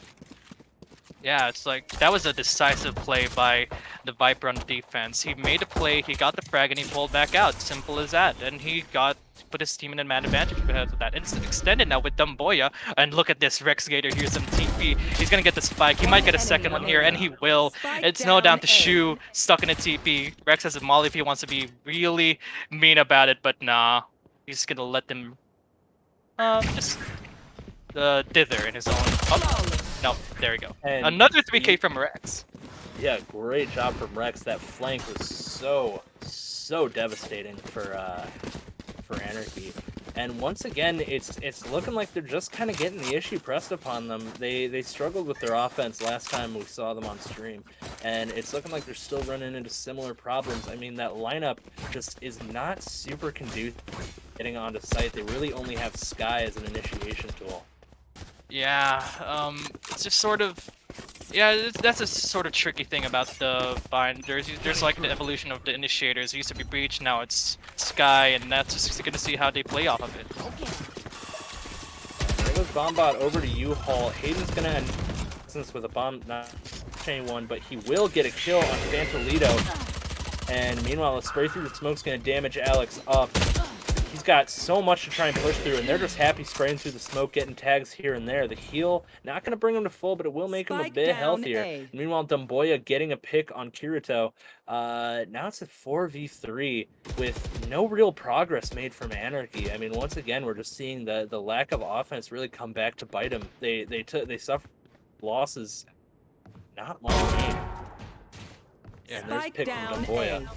And now Spike's down. This makes it much easier for them to hold. Pushing up. Sees Val there. Gonna see if he can get a little jiggle peek. Nothing doing. Val getting the return pick. And now Kikizi, the alive. Misses here on the flank too, so he hears this rotate coming through. He knows they're both trying to go for a B, but he might get stolen. Reset of the situation. Spike down B.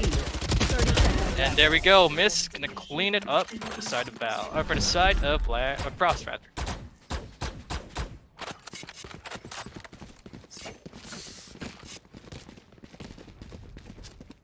Frost has been really strong on. We saw how hard they stomped in that first game, and it really through their defensive plays. And it looks like similarly they are just laying down the law here. And Anarchy really needs to find a way to get onto site because they haven't even been able to break through the wall and get onto site aside from over and got caught.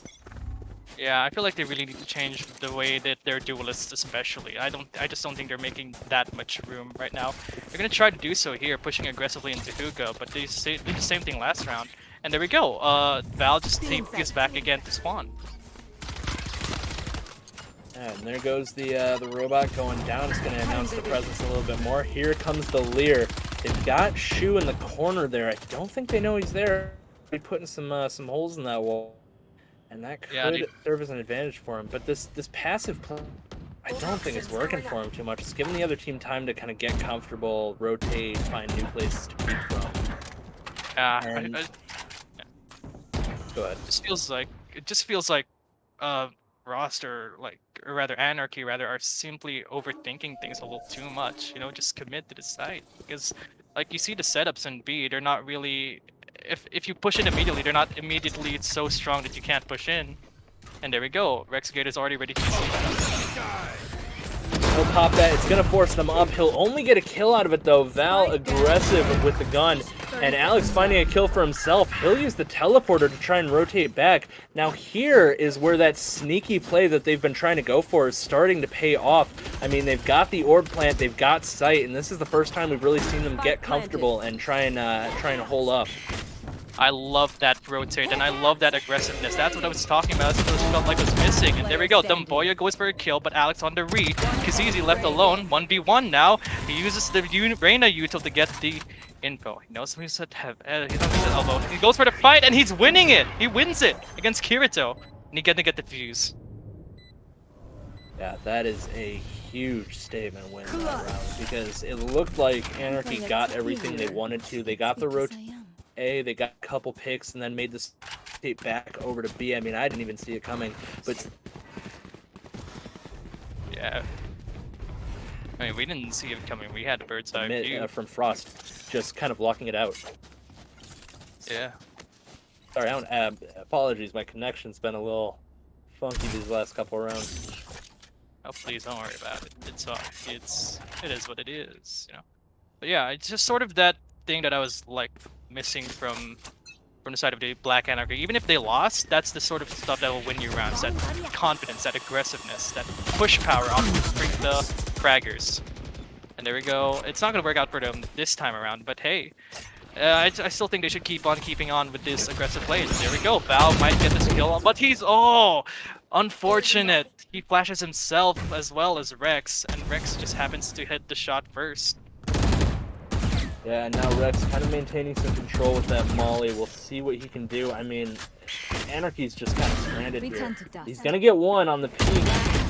Tries to get a second, but Rex picking up another triple kill. I believe his third or fourth of the game. And now Kirito with an ult is all that's left. I mean, of all the characters on Anarchy, a Viper ult is the best for, but unfortunately not even going to get what he can do with that as Hayden picks up the kill through the wall. This is having to get any momentum together. Yeah, they really do. And for now, the fact that they still have at least 3 rifles means that their util is not their econ rather is not completely in the gutter. But I'm worried if they do lose this next round, they're looking down the barrel of like a 7-5 half, and that's the most optimistic scenario. I honestly don't see it getting that close to the way Black Anarchy are still playing right now. Yeah, we'll see what they can put together. They've definitely shown some ideas for offense, but I think ultimately it's just coming down to the fact that they are losing these gunfights, losing these trades, and as a result, struggling to gain any traction on these interactions. Alex, oh, he might have made a play, but he gets caught out by Hayden. Kazizi left not alone on the B side, rather. He's got a lot of backup on his side, and it's gonna be a 4v5 favoring the defense. Interestingly and- enough, yeah, go ahead. Oh no, go ahead. No, go ahead. Yeah, I was about to say that. Yeah, this is that sort of indecisive, that sort of hesitation that I'm seeing, and there we go. Hayden punishes it off of Fantolito.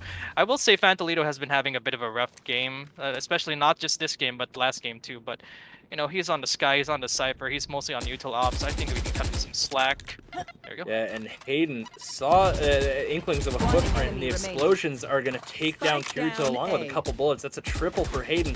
Seeing if he can get 4, and he will. Finds the spray. A beautiful 4K from Hayden. And I'll tell you what, the confidence, Frost has been so big. Even when they start getting pressured on one site, they have not left. They've been very comfortable trusting 2 or 3 guys to hold a site versus 5, and that's been so hard because they clearly love to try these rotation games, but they keep rotating into walls, into 2 and 3 man teams that are very good at coordinating and rotating together to catch players out. Yeah, man. I mean, out of all the teams that are in the lower bracket, I would say Frost are the most confident, most aggressive. This is why, if anyone's going to make it out of lower brackets, I feel like it would be these guys, unless they still face a tougher team later on. There you go. We'll see if they can do something new to the table here. Going for a couple Marshall picks through the smoke. And I like the drop of smoke from Miss. Just kind of give Kizizi a chance to pick a kill for himself. Throughout the blind, not going to see any over-aggression, but here comes 4. Tag up Alex a little bit, and the grenade's going to take Kazizi out. Great placement from Alex, had him absolutely cornered. And here comes Frost, or Miss, making a kill of his own, and just the rest of Frost coming in and cleaning that up. It starts so strong for them, but the retakes have just been absolutely brutal from Frost so far.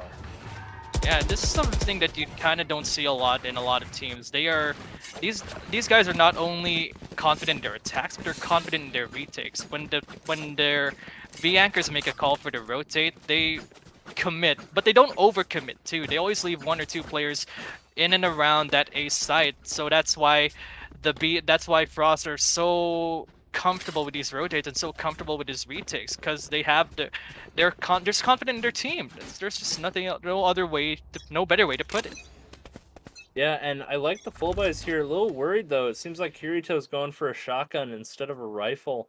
I guess I like the pick, you know, because they have these close range situations, but I feel like you're just losing the gunfights too hard to go with a surprise option like that. Yeah.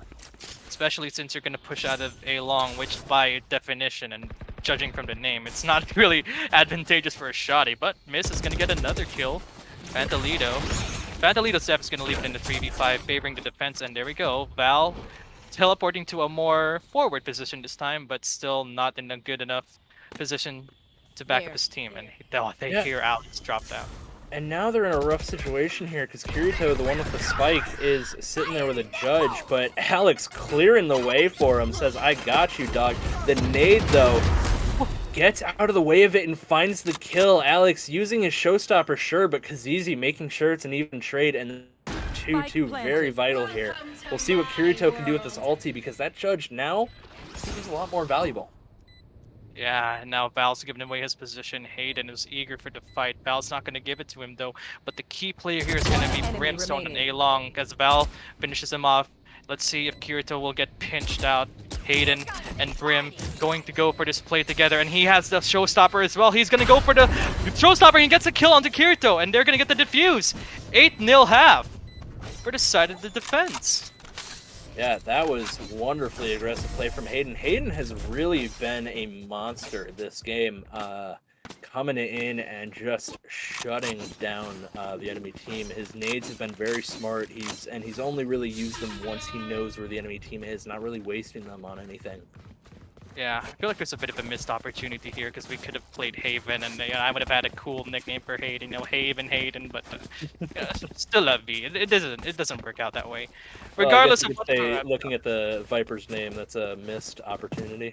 it is. Yeah. god.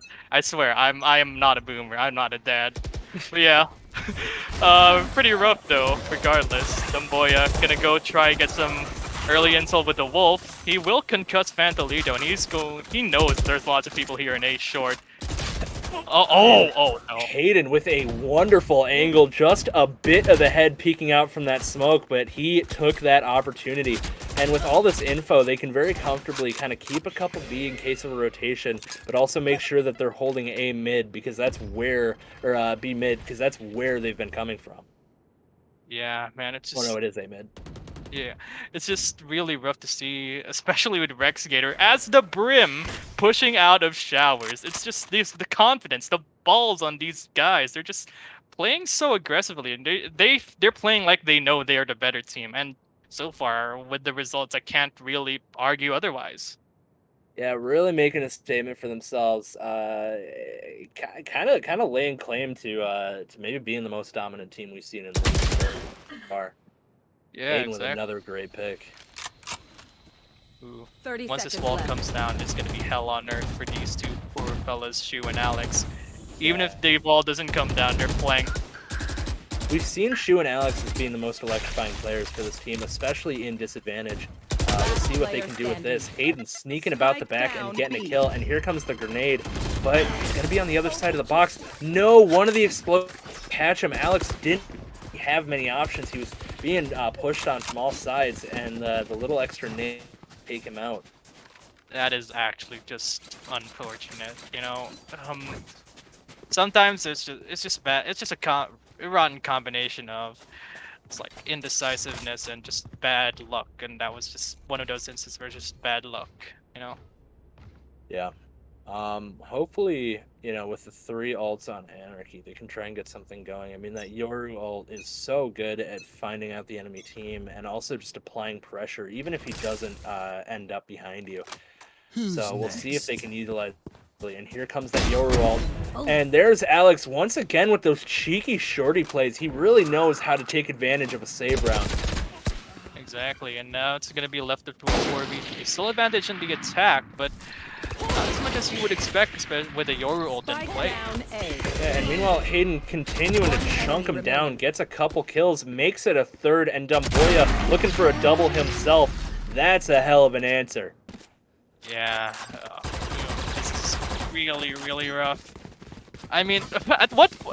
Here's a genuine question. At what point does the difference between a 10-0 and a 9-1 becomes like matter, right? At what point does the difference between a 10-0 and a 9-1 become significant? Because either way, if you're in the deficit, if your team is so deep in the red in terms of round counts, you're not gonna have a pleasant time. You don't have a lot of room to maneuver, especially in the second half. I just with how important eco is, like every kill is so important, you know. Even if you're gonna lose a round, try and get a couple trades here and there. I don't know if Anarchy has an answer for this at this point. They just don't have enough time as far as rounds go to readjust and come back from this. Kirito gonna push up with an aggressive shotty here, and wow, Hayden just sniffs it out, catches him with the knife out. Unfortunate. Kirito had great positioning there, but just did not have his gun ready at the right time. Remaining. And Hayden just continuing to take names, turns on Alex hard with that dink. He has been on fire this game. Last round He's before been on the switch. fire. I mean, 20-1. Someone's got to kill this guy eventually. He has more kills than the other team has combined. Good lord, man. Kirito and Fantolito, I said they were having rough games, but oh, that is just really, really rough. Yeah, that is rough. Frost Like, definitely You has can a see the scoreboard of Kirito and Fantolito are just making a face. That's probably the face they're making right now. Alright, we'll see with a bunch of popped ults. Rexgator finding a kill. Hayden also with his ult, and then with his Spike gun. It down can't be A. stopped no matter Last what he's got. player standing. Rexgator finding another as well, trying to keep competitive on that scoreboard. And we're left to the Yoru Shu at a loss for words in the all chat. And now it's down to Val in this Yeah. 1v5. This has been absolutely brutal. I mean, Boys, we live another honestly, Anarchy held up pretty well against Switching Sleeping sides. Giants. Match You know, point. Sleeping Giant, and Frost had a bit of trouble with their opponent. With Moron Esports, it really just seemed to have everything down lock this time around. Yeah, I mean, you'd never want to rag on like an individual player or two, but having two people at 0 kills after a full half is never fun. It's probably never fun. More than that, everyone's died. Every single person on the side of Black Anarchy has died, so they don't even get to save any guns. They have to buy every round, and it's just really an unfortunate situation for them. Yeah, and the lack of kills is really a double-edged sword because not only obviously are you making it harder to win rounds, you're also not getting your ults as quickly. You are not helping the team's eco. It's really tough. And Yeah. Shu got a cheeky position here. Let's see what he can get out of it. He's gonna get tagged here. This could be it. No, Shu. Both of them reloading, but Hayden getting the last laugh. Alex will find him, though, in a 2v3 situation now. They have sight, they have spike, but they don't have a safe way to plant yet. And, I mean, just as I say it, that nade Spike planted. could do some damage here. Finds another pick. Alex always been confident in these pistol rounds, and Val helping him out with a pick on Kazizi. And this could be the first round win for him. We'll see what he can do. Think he's gonna teleport past him and just kind of pincer formation. Yeah, now he's got him surrounded, but Frost is ready for it. Gets the pick, but Val clutching it out, keeping them alive. Yeah, I guess no one beats them in 13-0. I guess that's one positive they can take away from this map. No one beats them 13-0. But yeah, they still have a bigger hole to dig themselves out of. So I'm holding my breath on a comeback here, you know, despite what you say in all chat. Yeah. Well, we'll see if this newfound confidence can bring them any other success. I mean, maybe they were just waiting for the defense. Maybe the defense is where they're really shine. We definitely didn't get to see a lot of Frost on offense because of how just all-encompassing they were on defense. Yeah. Going for a quick play here on the side of Frost. Hayden leading the way. But it's actually going to be Rectator who gets the entry, and Hayden is going to get the second entry onto Alex. Fantolito getting his first kill of the game. Might not amount to much, though, as he's flanking in from showers, and I'm certain they've heard him. Kazizi, though, going to get Kirito, and that's going to be an incredibly tough situation for Fantolito and his teammate. And yeah, Fantolito dies. It's all up to Shu. Yeah, he has to push in through CT or through Heaven. Either way, he's dead. He's going to get one kill That's onto one. Hayden. Kazizi's pretty tagged up. One tap could be enough. But he's not going to be able to do it all on his own. That'll be an absolute stomp. The most dominating win we've seen today. 13-1 for Frost. That is a statement. That is like letting them know. Letting the other people in the lower bracket round is like, hey, whoever wins this next game, yeah, we're coming for you. You know, we're gonna make sure you're gonna have a tough time. That's to say the least. But yeah, look at this scoreboard, man. Hayden finishing that game with 3 deaths. 3 deaths. He almost got 2 kills every round, and Rex Gator and Dumboya as well on operators or on roles that you would expect to be less frag oriented and less frag heavy. They're also getting massive kill death ratios as well. Yeah, it really shows how well-rounded Frost is showing themselves to be because last time around Mist was the strong guy of their team. He's just taken tons of heads, but this time around he didn't even have to do that much. I mean, Rex Gator and Hayden, like you were saying, were just so dominant, and Dumboya also holding up the middle very well. Well, next we'll be seeing probably I think this will be the closest set that we've seen so far. Clarity, who took out Sync Esports that was struggling a bit even with keeping their connection, versus Ghouls, who was the first one to really make Warhead bleed. Warhead being a team that has all but stomped every other opponent they faced so far. Yeah. So guess let's just wait for the next match and see how that goes. But until then, we just have to see how that plays out. Yeah, I think we'll go to a quick break here while we get this next match set up. Stay tuned for Clarity versus Ghouls.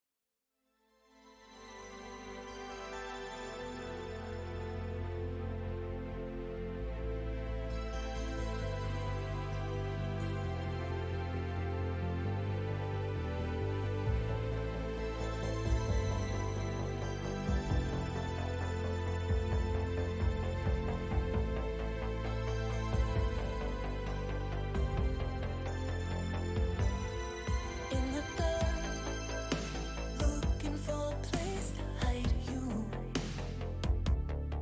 When I want to run back in the shadows and find you. Oh, tell me I'm wrong, tell me I've gone crazy. Ooh, oh, tell me to stay, tell me I'll like it this way. A secret, baby. A secret, baby.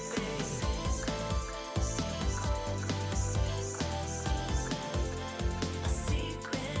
I have tried denying that I feel attraction. All the while basking in my hidden obsession. Oh, tell me to stop, tell me I'm not thinking. Tell me the sins, tell me you got to have me. Secret, baby.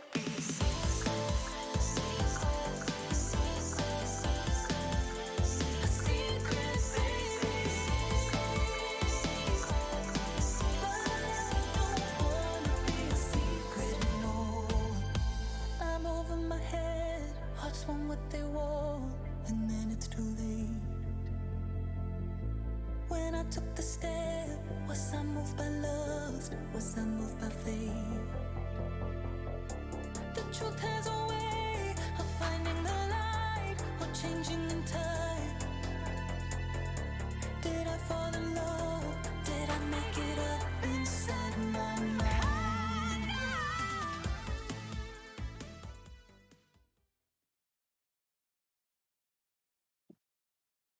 Hello and welcome back to VTV Summer Splash Tournament, and we are going to go again with the second losers quarters for the Valorant tournament. It's Hawkeye and Not Good Nick right here, and we're gonna find ourselves in a bit of an interesting matchup, I would say, with two teams that have had bit of a different path here. I know I said it about the last team, but this match, the last two teams, but this match especially, I feel like that statement applies to these two teams more. We have Ghouls, who are the only team to really push the favorites of the tournament, Warhead, to their to some sort of limits, and Clarity, who had to fight their way up through losers. Yeah, and they had themselves a bit of an easy round in losers pre-quarters with Ronan DCing from Sync, and just in general them having a hard time kind of coordinating everything. So we'll see if they kind of need to come into this not too lax because of how kind of uh, easy that last win was. So we'll see what they can do this time around. Meanwhile, Ghouls, I would hope, is real fired up after that set with Warhead. I mean, I think they got 6 rounds off of them. And that's more than any other team's been able to get so far. And they showed some really good strategies, and more than anything, their positioning was fantastic. They were able to rotate really well, and they never really gave up sight for free. Yeah, it's just they kept on fighting, and I guess that's sort of the theme with all these, with all the underdog teams that are still left in the, or not really necessarily the underdog teams. I think guess it's the sort of theme with the teams that have done well at the very least. Even regardless of if they win or if they lose, the teams that have done well because they keep making these aggressive plays. They keep standing their ground. They keep fighting, and they just play all around more, just more assertive, a more assertive form of Valo. They were playing more assertive based off of their utility. They're playing more assertively based off their gun skill. They're just all around more confident, more eager to take fights, and but just straight up winning those fights, especially. Yeah, no, I agree 100%. We'll see what map they're gonna go with. It looks like Bind is gonna be the next ban. We've seen a lot of Haven today. Most teams have been going Haven. It's kind of a comfort pick. It's really probably the least dependent map that there is. There's a lot of flexibility as far as who you go with for your character. So it's likely we'll see it again. Absolutely, that and Ascent, I would say, which I'm surprised we haven't seen at all. You've seen Icebox before we've seen Ascent, and I find that to be quite surprising to say the least. That shocked me. Yeah. this might just be Sorry. me talking, but I feel like I don't know, Ascent and Haven sort of occupy that same place in the map pool where you're more free to, as you said, where you're more free to experiment with lineups, and you're more free to have, just have freedom with lineups. Yeah, and it looks like good news. We will be seeing Ascent here. Yeah, yeah, man. It's like it is nice. I guess personally speaking, it's one of my two favorite maps, along with Haven. So Oh because it yeah. really just offers a lot of, it really just offers a lot of like fun times all around with the comp and whatnot. Yeah, really up to depending on your laying down control of mid is incredibly important because of how much it can stealthy rotate. So any team comp that can really like lay down the flashes, lay down the smokes, and get free reign of mid is I think it's much more important in this map than any other. Just because of how tight your map is overall, and how quickly rotations can fall apart. Yeah, mid is gonna be, as with most maps, but especially on Ascent, mid is gonna be like the central focus point. There are even some other tricky ways to play mid as well. If you have a tricky Sage Wall, for instance, you might be able to contest angles that were otherwise impossible to do. If you're aggressive with the jet, you could dash up and go try get an easy frag. If you have raises, you can try both to get people from tiles into cubby and vice versa. There's just a lot of opportunities. There's a lot of different things you can do in addition to all the smokes and all the flashes and all the what and all the other utils that you can use for the to get mid control. Yeah, well said. Yeah, this will be interesting. This is the first time we're seeing Ascent today, as we mentioned earlier. Looks like we're about to get started too. Looks like we have a sub in for Ghouls. I don't think they had Fortnite Aimer, hilarious name, in before. So we'll see what he can do to shake up their lineup. Yeah, this having a sub is always going to be a bit of a wild card, isn't it? Sometimes they're going to be the guy who carries you randomly without no rhyme or reason, and other times you're gonna stick them on the roles that no one wants to play. But we'll just see how Mr. Fortnite Aimer is gonna play, and he's gonna be stuck onto the Reyna. I like this pick because Reyna is a very independent operator, or agent rather. Most of the value you're gonna get out of her depends on your own skill. So if you die, you're not really you're it's still bad because you're not getting value out of Reyna, but at least you're not losing a smoke, you're not losing any good flashes, so there's always that. Yeah, well said. And once again, we're going to be seeing Astra. Now I'm a little here because with both Astra and Cypher, they have two characters that are kind of incentivized to stay back and make sure that they can use all their utility. You know, since Astra's able to spread out her smokes and disable so much from pretty much any location, it means losing her early on can just end up being a lot of wasted eco for that character. So I'm a little worried, but Jet and Reyna do round out that lineup a bit better, give them a bit more aggressive option to go with. Yeah, I think we also have to highlight the fact that Excuses and Kuza have been some of the more aggressive players. But on the other hand, you have Yuki, who is definitely the hard carry for Ghouls. I'm not saying that the Ghouls were just the one-man show, of course, but most of their opportunities were created off of Yuki making aggressive plays with the knives, with the op, and just making a lot of space for his team. Well said. And like we saw last time, they're gonna huddle around. They're gonna throw some knives at each other. They're gonna have a good time. It's good to see that even if it is in game a little goofy, it's nice to see that they have this sense of camaraderie and kind of a willingness to get together before the game and psych each other up.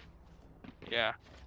I guess hey man, this is a charity tournament. Make sure you always have the good vibes. Keep the good vibes in the server as they are outside the server. You're doing it for good cause.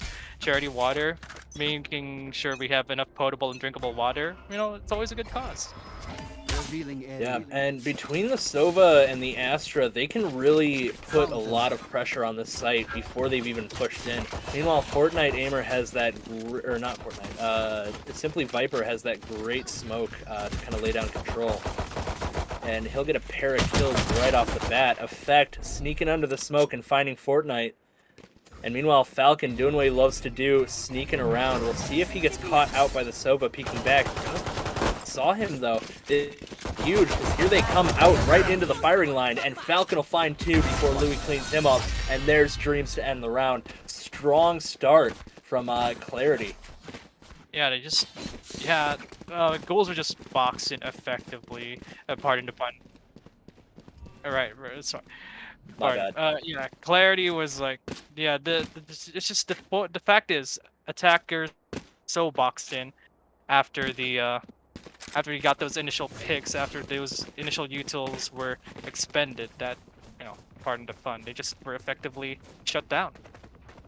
Yeah, that was a great job from Ghouls there. And now they're going to be mixing it up with a push, mostly focusing on mid though, and that Sova arrow kind of forcing Fortnite Aimer into a corner. Meanwhile, Simply Falcon gonna see Kuza there and back up with a smoke to cover. And Fortnite Aimer's got himself a great position. They don't know about this angle, and he'll get a pick. Might get another. He'll find another, and Simply Falcon will help with the crossfire. Double kills for both of them, and then Dreams to clean it up. Another great round from Ghouls, just finding a way to corner them from afar. Yeah, it's just all these different. So far, what the 2 rounds that Ghouls have gotten have just been them playing the map effectively. You saw that you saw that neat little angle from Fortnite Aimer, and you saw the flanks coming in from Simply Falcon and Dreams from round 1. It's just them playing the map to their advantage. We'll see how each side of the attack can really adjust and sort of react to this. Yeah, it looks like we'll be seeing Kuza over at mid, and Simply already going out, getting the aggressive pick, and he'll fall back unscathed. And now with that smoke, it's going to be a lot harder for them to push out of sight. They only have Reyna for a flash, and that's a pretty unreliable flash if your opponent knows what they're doing.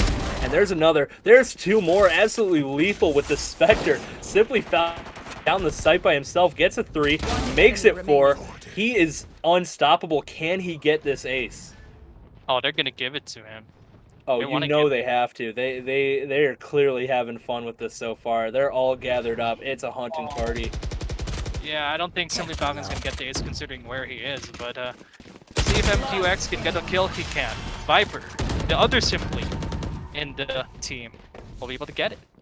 But yeah, it's just I feel like the attack strategy there was, hey, if we're worried about flanks, why not just make the map smaller? Let's all push through A main. And it was a great idea, but they just lost the opening pick, and especially the Astra too. That's one of your key judging from the lineup. That's one of your key initiators along with Sova. They're like not initiator, they're just the people to facilitate the push. Sova and Astra are going to be their two agents for them, and he lost Astra, so what more can he do? Yeah, they're gonna definitely have to play a bit more defensive. And wow, caught Kuza off guard. Yuki will get 2. Doesn't get the 3rd. Effect is able to take him down, and the Omen ult is gonna be mostly wasted. Gonna get a bit of util. And now we're seeing ghouls rotate all the way into their spawn via dreams. And he's gonna catch them out here. Exactly. And there we go. Got the Dreams. drop. And he gets a second. Okay, they're dead. Seems like everyone has had a chance to shine so far in this game for ghouls. They are just laying down the law here on defense. Yeah, there's just not much. Oh god, I'm dreading another 12-1 or 13-1. Hey man, I'm just saying. I'm not seeing a lot of things to say otherwise. I'm not seeing a lot of things. Yeah. I definitely agree here. We're finally going to be seeing a full buy for the most part. They still have some light armor here, but mostly a full buy from Clarity, and see if they can kind of get this momentum back together.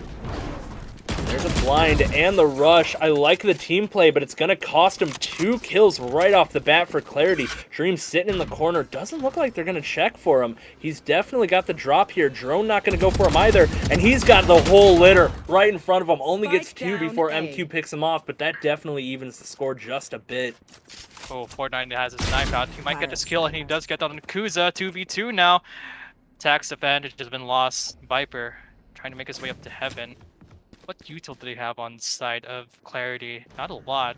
They only have Cypher and Sova.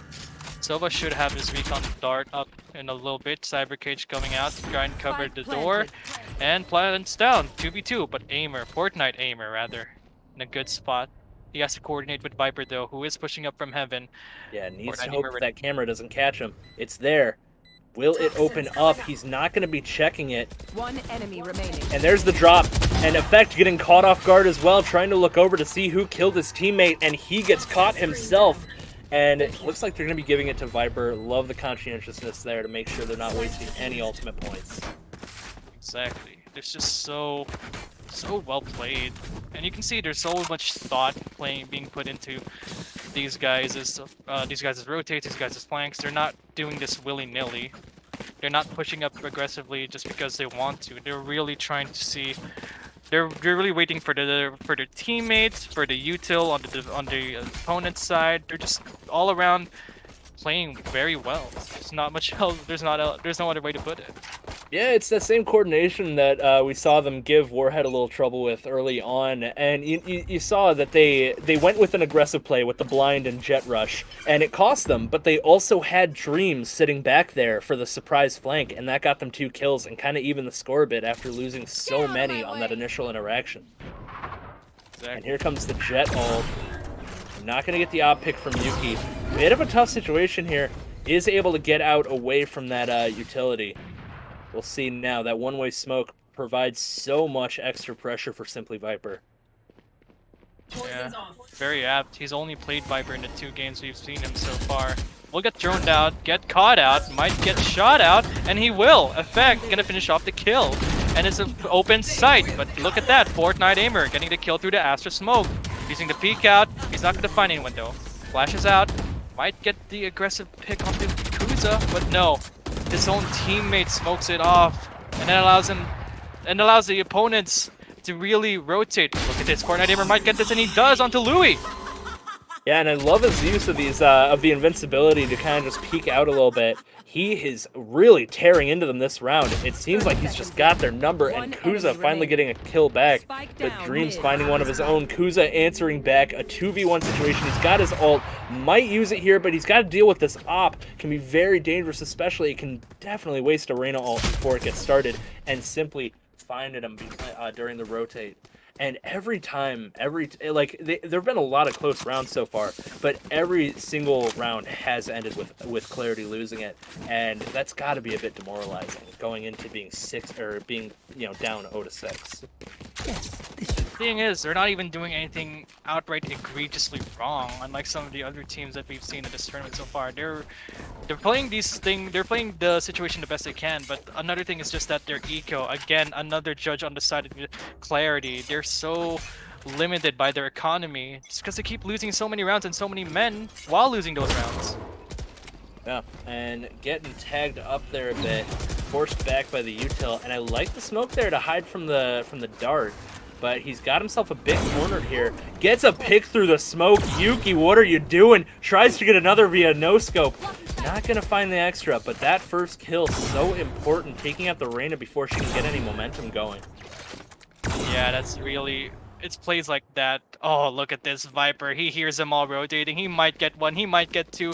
He was gonna get the first one. He's gonna get the second one. He is. He's gonna get the third. No, Louis. I got the spike. Finishing it out.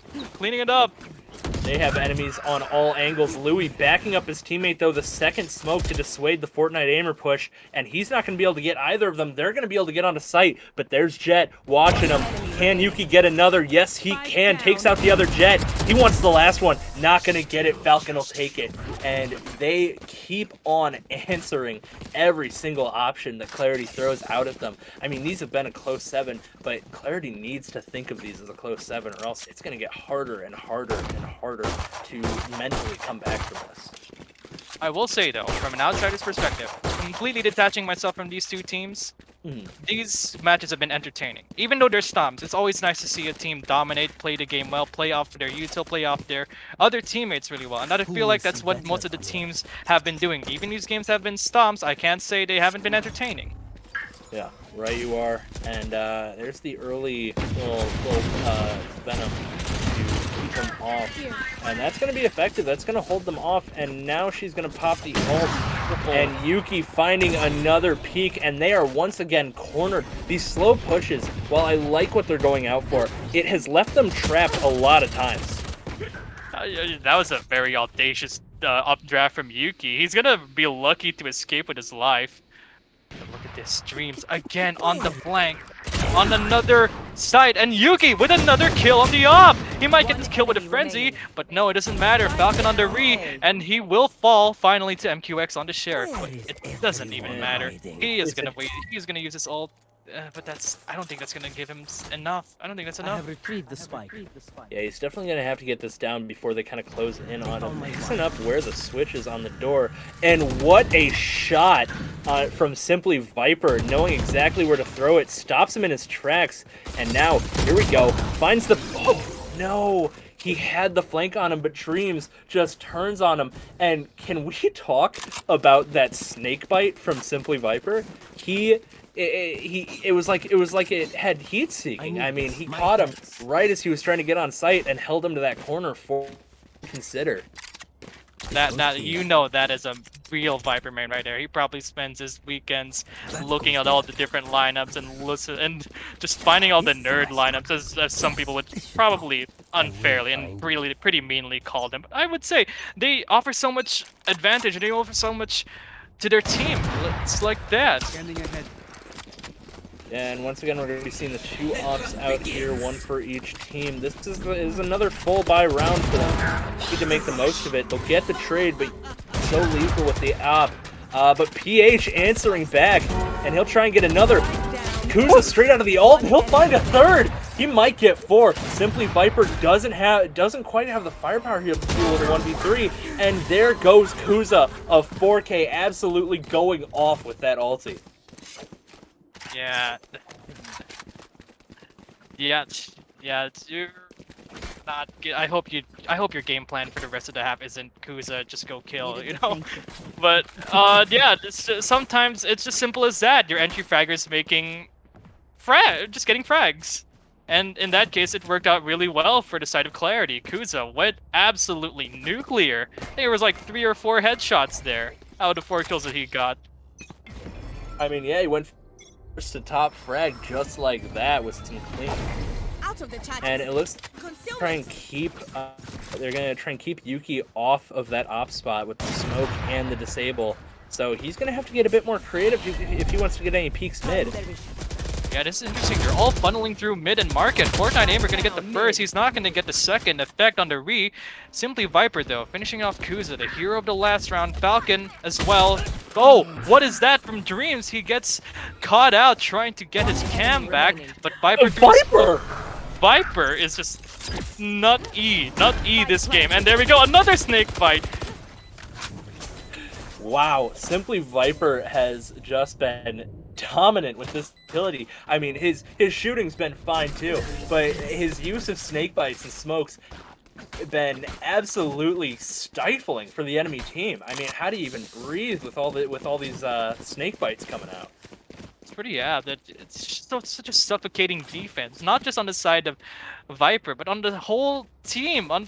You've got these flanks, you've got these op picks, you've got these Viper util. What are you gonna do if you're the side of Clarity? The only thing you can do that I haven't seen them do so far is just bum rush side. And really that's how Kuzen got those first three, got that 4K that won them their only round. Bet you are about that. It's such a varied bag that Ghouls brings to the table. And here comes that aggressive push again, but this time Kuza getting shut down early by Simply Falcon. The recon dart will push him back in a tree, but he's got those smokes to hold off the spot. And meanwhile, Viper already over at A, and he'll get his snake bites down to keep them back even further. Now, here we go. Gonna try and rotate out, but Fortnite Aimer has got them trapped at mid. Once again, they're just boxed in. Yeah, there really are. And you're gonna die to Fortnite Aimer. Excuses not gonna die just yet. And actually, Louis is gonna be the first to fall. But Fortnite Aimer is gonna kill Excuses. MQX and the Sova on the side of Clarity, which is Effect. Yeah, they're just stuck in their spawn. They're stuck in their spawn. This is such a stifling defense, as you said. And Fortnite Aimer gonna get a second kill for himself. And no, MQX is gonna finish it off. You're gonna get the refrag on the Dreams, but it doesn't matter. Fortnite Aimer with a 3K. Yeah, and it seems like every single round a different person is shining, but none have shown more frequently than Fortnite Aimer in this first half. He has been absolutely vital. His angles are fantastic. His aim has been great. His spray control has also been great. He is just bringing everything to the table on as far as just purely fatality. It's sometimes just simple as sticking a talented sub who you know is talented with nutty aim on a Reyna or on a Jet and just letting him go nuts, you know? And he went nuts. He's going nuts now. Fortnite Aimer, ooh, he might try the same angle again as in round 2, but no. He's gonna get sprayed off that position. Yuki. Fall back. Yuki trying to get himself a cheeky pick. He'll eat a shock dart for it, but meanwhile, Fortnite Aimer just straight eating over at mid, getting himself another. He'll go down though, only getting one this time around. But Simply Falcon coming up from behind, taking out the Reyna that's been so lethal for Clarity. Yep. And Excuses will find two, but Viper shutting it down before the comeback could even start, and it'll be once again 11-1 going into the half. Can you imagine being Clarity right now, and you're being lapped 2 times, even 5 times, by a guy who calls himself Fortnite Aimer? Just imagine you're on the side of Clarity, and you're like, "Oh, Fortnite Aimer killed me again. Fortnite Aimer has 5 times as many kills as I do." It's just, if the 11-1 scoreline isn't embarrassing or isn't like demoralizing enough, then losing to Fortnite Aimer is probably pretty high up on the list. Yeah, definitely inflicting some psychic damage, as it were. We'll see if switching of sides is the difference made. I mean, Clarity did a great job on offense last time we saw him. Let's see what they do this time around. Ghouls was shown to be pretty proficient on defense themselves, though. I mean, that was where they got most of their round wins. Out comes the blind from forward. An Astra util gonna hold him back. The dash gonna get caught out as well. That's but 2 back from Simply and Simply. Gonna keep it 3 even, and now the rotation's got to come out. Spikes planted. Doing a much better job this half. Clarity already got some control over the site. Here comes Kuza though, aggressive. Not gonna find the kill. Simply Falcon bursting him down. Dreams also getting a kill, but Effect cleaning Dreams up. And Simply Falcon doesn't have a lot of health. He's gonna need to get the peek here. It looks like he just saw him. He knows he's low. He'll catch him, but now he's low himself. Last is Simply Venom, and he's got those lineups. You know he does. Yeah, And that's going to keep Effect down. That's the Viper main for you. What else are you gonna do? He doesn't even need the util. He finishes it off with a classic. Smoke and a snake bite Match is point. so domineering. And now at 12-1, they had the site, they had everything set, but they just weren't able to secure it. Yeah, it's just really a rough go around for some of these teams. And I guess that's really that's a tale of the tape. It's just one team playing aggressively, playing confidently, and one team just being on the butt end of the stick. They're just so what more can you do? It's probably so demoralizing. Yeah, they're really gonna have to pull something out here for defense. It looks like they are just Ghouls is just gonna go straight down mid. Fortnite Aimer already up in trees, and they are gonna blow through that door. There is no stopping them. They got a head full of steam. Pulled in here though, that could be a vulnerable on 2 of them. But Fortnite Aimer, healthy and ready, gets a kill along with Dreams from heaven. And Kuza going down as well. That's their best fragger down. Simply Viper getting bursted down by the classic, but Effect is the only one left. He's got a tough situation to get one for Knives. Simply Falcon cleaning it up though. That is another clean win. Great job from Ghouls. After losing to Warhead, they make a huge statement win in loser's side, taking out an opponent that absolutely stomped their opponent. So really, it's shown the upper echelons here. I really do hope that that the next match between Frost and Ghouls doesn't end up like this, because we've seen from the two matches thus far that the two teams that made it out, the two teams that won, did so because they were the more confident, they were the more assertive team, they were the more domineering team. So I hope neither of them lose their moxie and just give up halfway through the next game and just fall flat on their face. I really do hope that both of them will go for the real, like, final blow, that final punch, that final push to make it through to the finals. But yeah, we'll have a And look at the bracket here.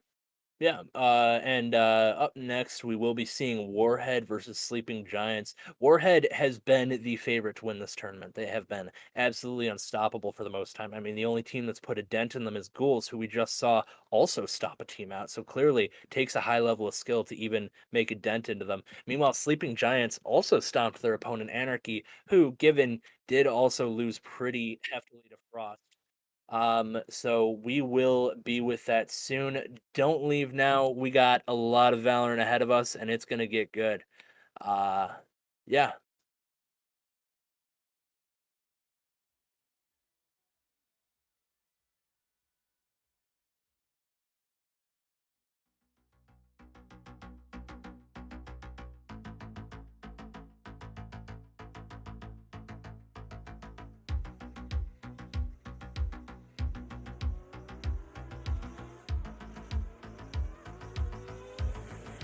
Maybe I could change things. Out wandering in the past, where I run all my demons. If I get in gear and hit the gas, so perhaps I'll spin the wheels, cut myself a deal somewhere between salvation and sin. But today I'm gonna try, pretend I'm still alive, and let it go in the wind. I'm gonna get in. My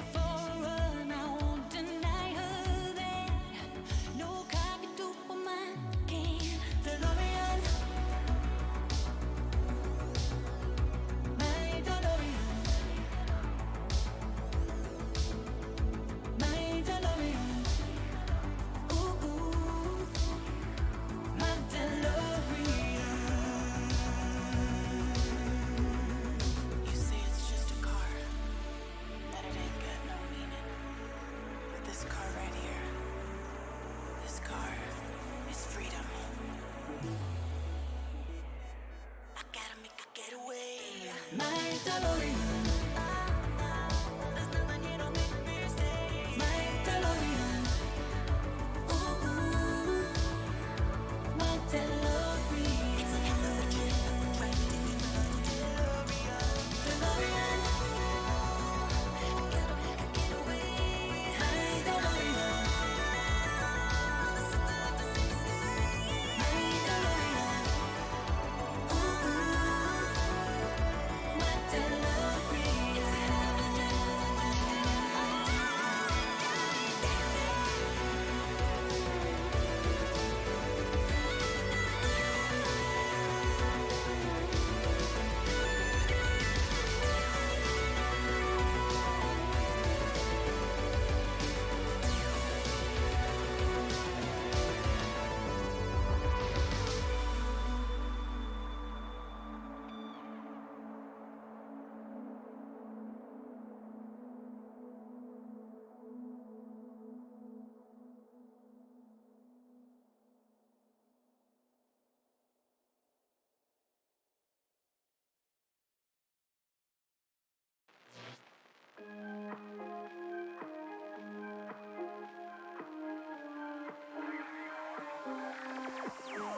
I've been drinking Kool-Aid cameras like I did when I was 9.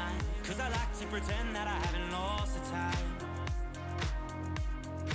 In the end, the nostalgia, though it tastes fine, I can only drink a couple cause it feels like a lie. We'd play Halo and we'd lay low in our basement until the sun began to rise. We would go to school but not learn too much, cause it's hard to read when you've got tired eyes. Months go by, the time it flies, past the days that we drink Kool-Aid in the summertime. Years go by, the time it flies, past the days that we drink Kool-Aid in the summertime.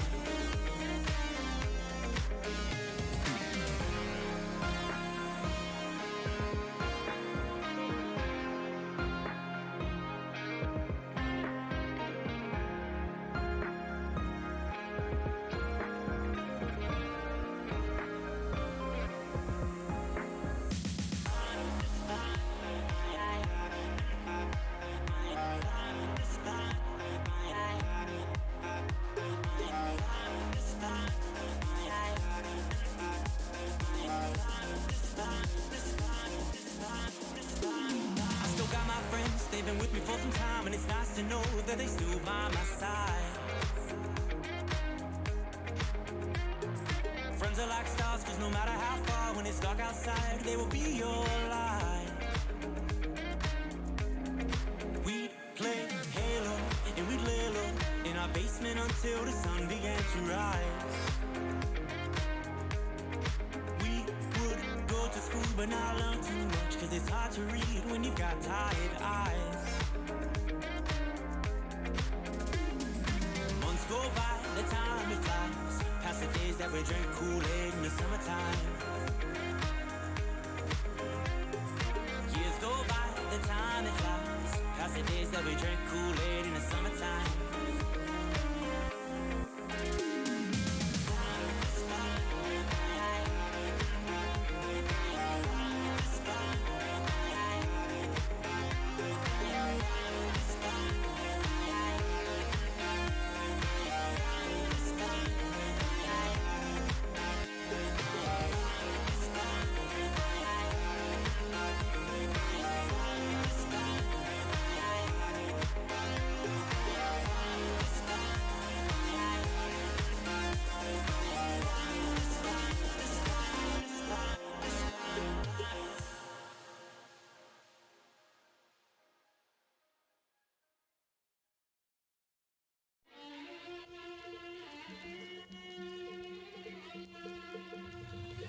Thought I had her in a lucid grip, that I'd take my time.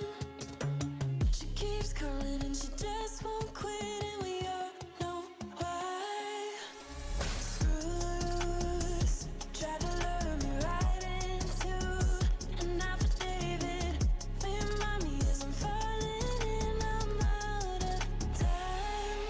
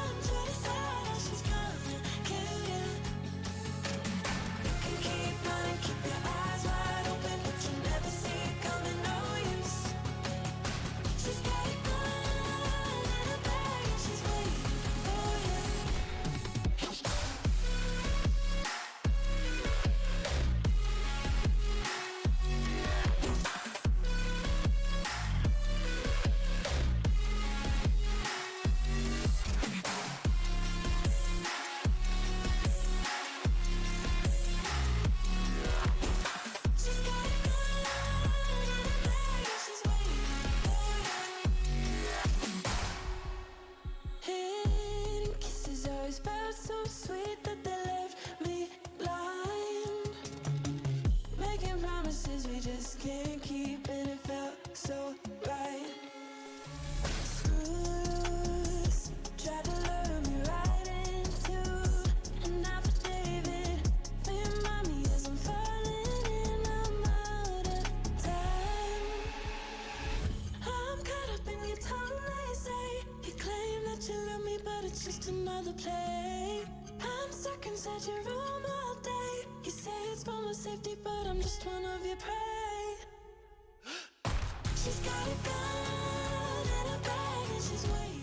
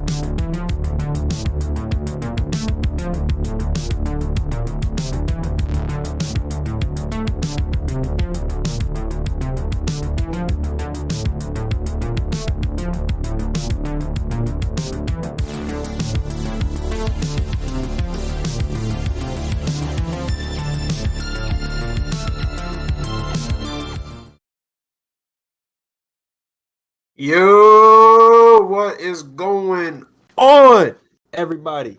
Welcome to the final 4 matches of the day. I am your caster. I am the Kage. Along with me, I got Tenric.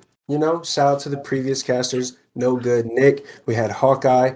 And there was one more. Do you remember his name? Not off the top of my head because it was like 3 matches ago.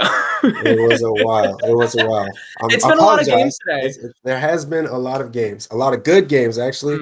A lot of big sweeps, a lot of big turnarounds. We had some good ones. I'm excited about the rest of the games we got going on. Like I said, I'm the Kage. We got Tenric, and I'm gonna go ahead and go ahead and introduce yourself. It's great to be here with you, Kage. As he said before already several times, I mean, you've got me covered already. I am Tenric, super excited to cast this VTV Summer Splash tournament. Again, the final 4 teams, starting off with these winners finals, I believe. The 2 teams who haven't lost a match yet so far. Very exciting stuff. And remember, this tournament is to support a really great cause, Charity Water. Charity Water is a nonprofit devoted to providing clean and safe water to environments that don't normally have it. Every single cent of public donations goes to funding these clean water organizations that Charity Water gets to partner with around the world. For context, just $1 supplies 12.5 days worth of clean water to a whole family. So if you can, please donate to the cause. We've already had so many wonderful donations hop in, but we're still a little bit further away from this goal. So if you can hop in with any amount really counts, and we really appreciate it. But anyways, we're hopping into this map. It's going to be Warhead versus Sleeping Giants. Again, both Titans who have taken it to the winners finals, and we're going to Haven after we had these 4 bans. Now, Kage, what do you make of Haven? Haven, it's a give or take. They got 3 bomb sites. It's really tailored to the offensive side of things because, like I said, you got 3 bomb sites you could choose to go from. I personally like to take it C. Go down C long and just straight dominate the site. But hey, we'll see what these guys can do. Hopefully we'll see some dominating plays. Like you said, neither team has lost yet, so I'm excited to see some big plays. I'm excited to see a close game. No more sweeps. No more sweeps in the top 4. This is straight domination here. This is coming down to the wire. We might even see some OT. Oh, don't get me thinking too wishfully just yet, Kage. We have a long match ahead of us and a long 3 right after that. But in the meantime, we do have these awesome teams. We are about to start things off.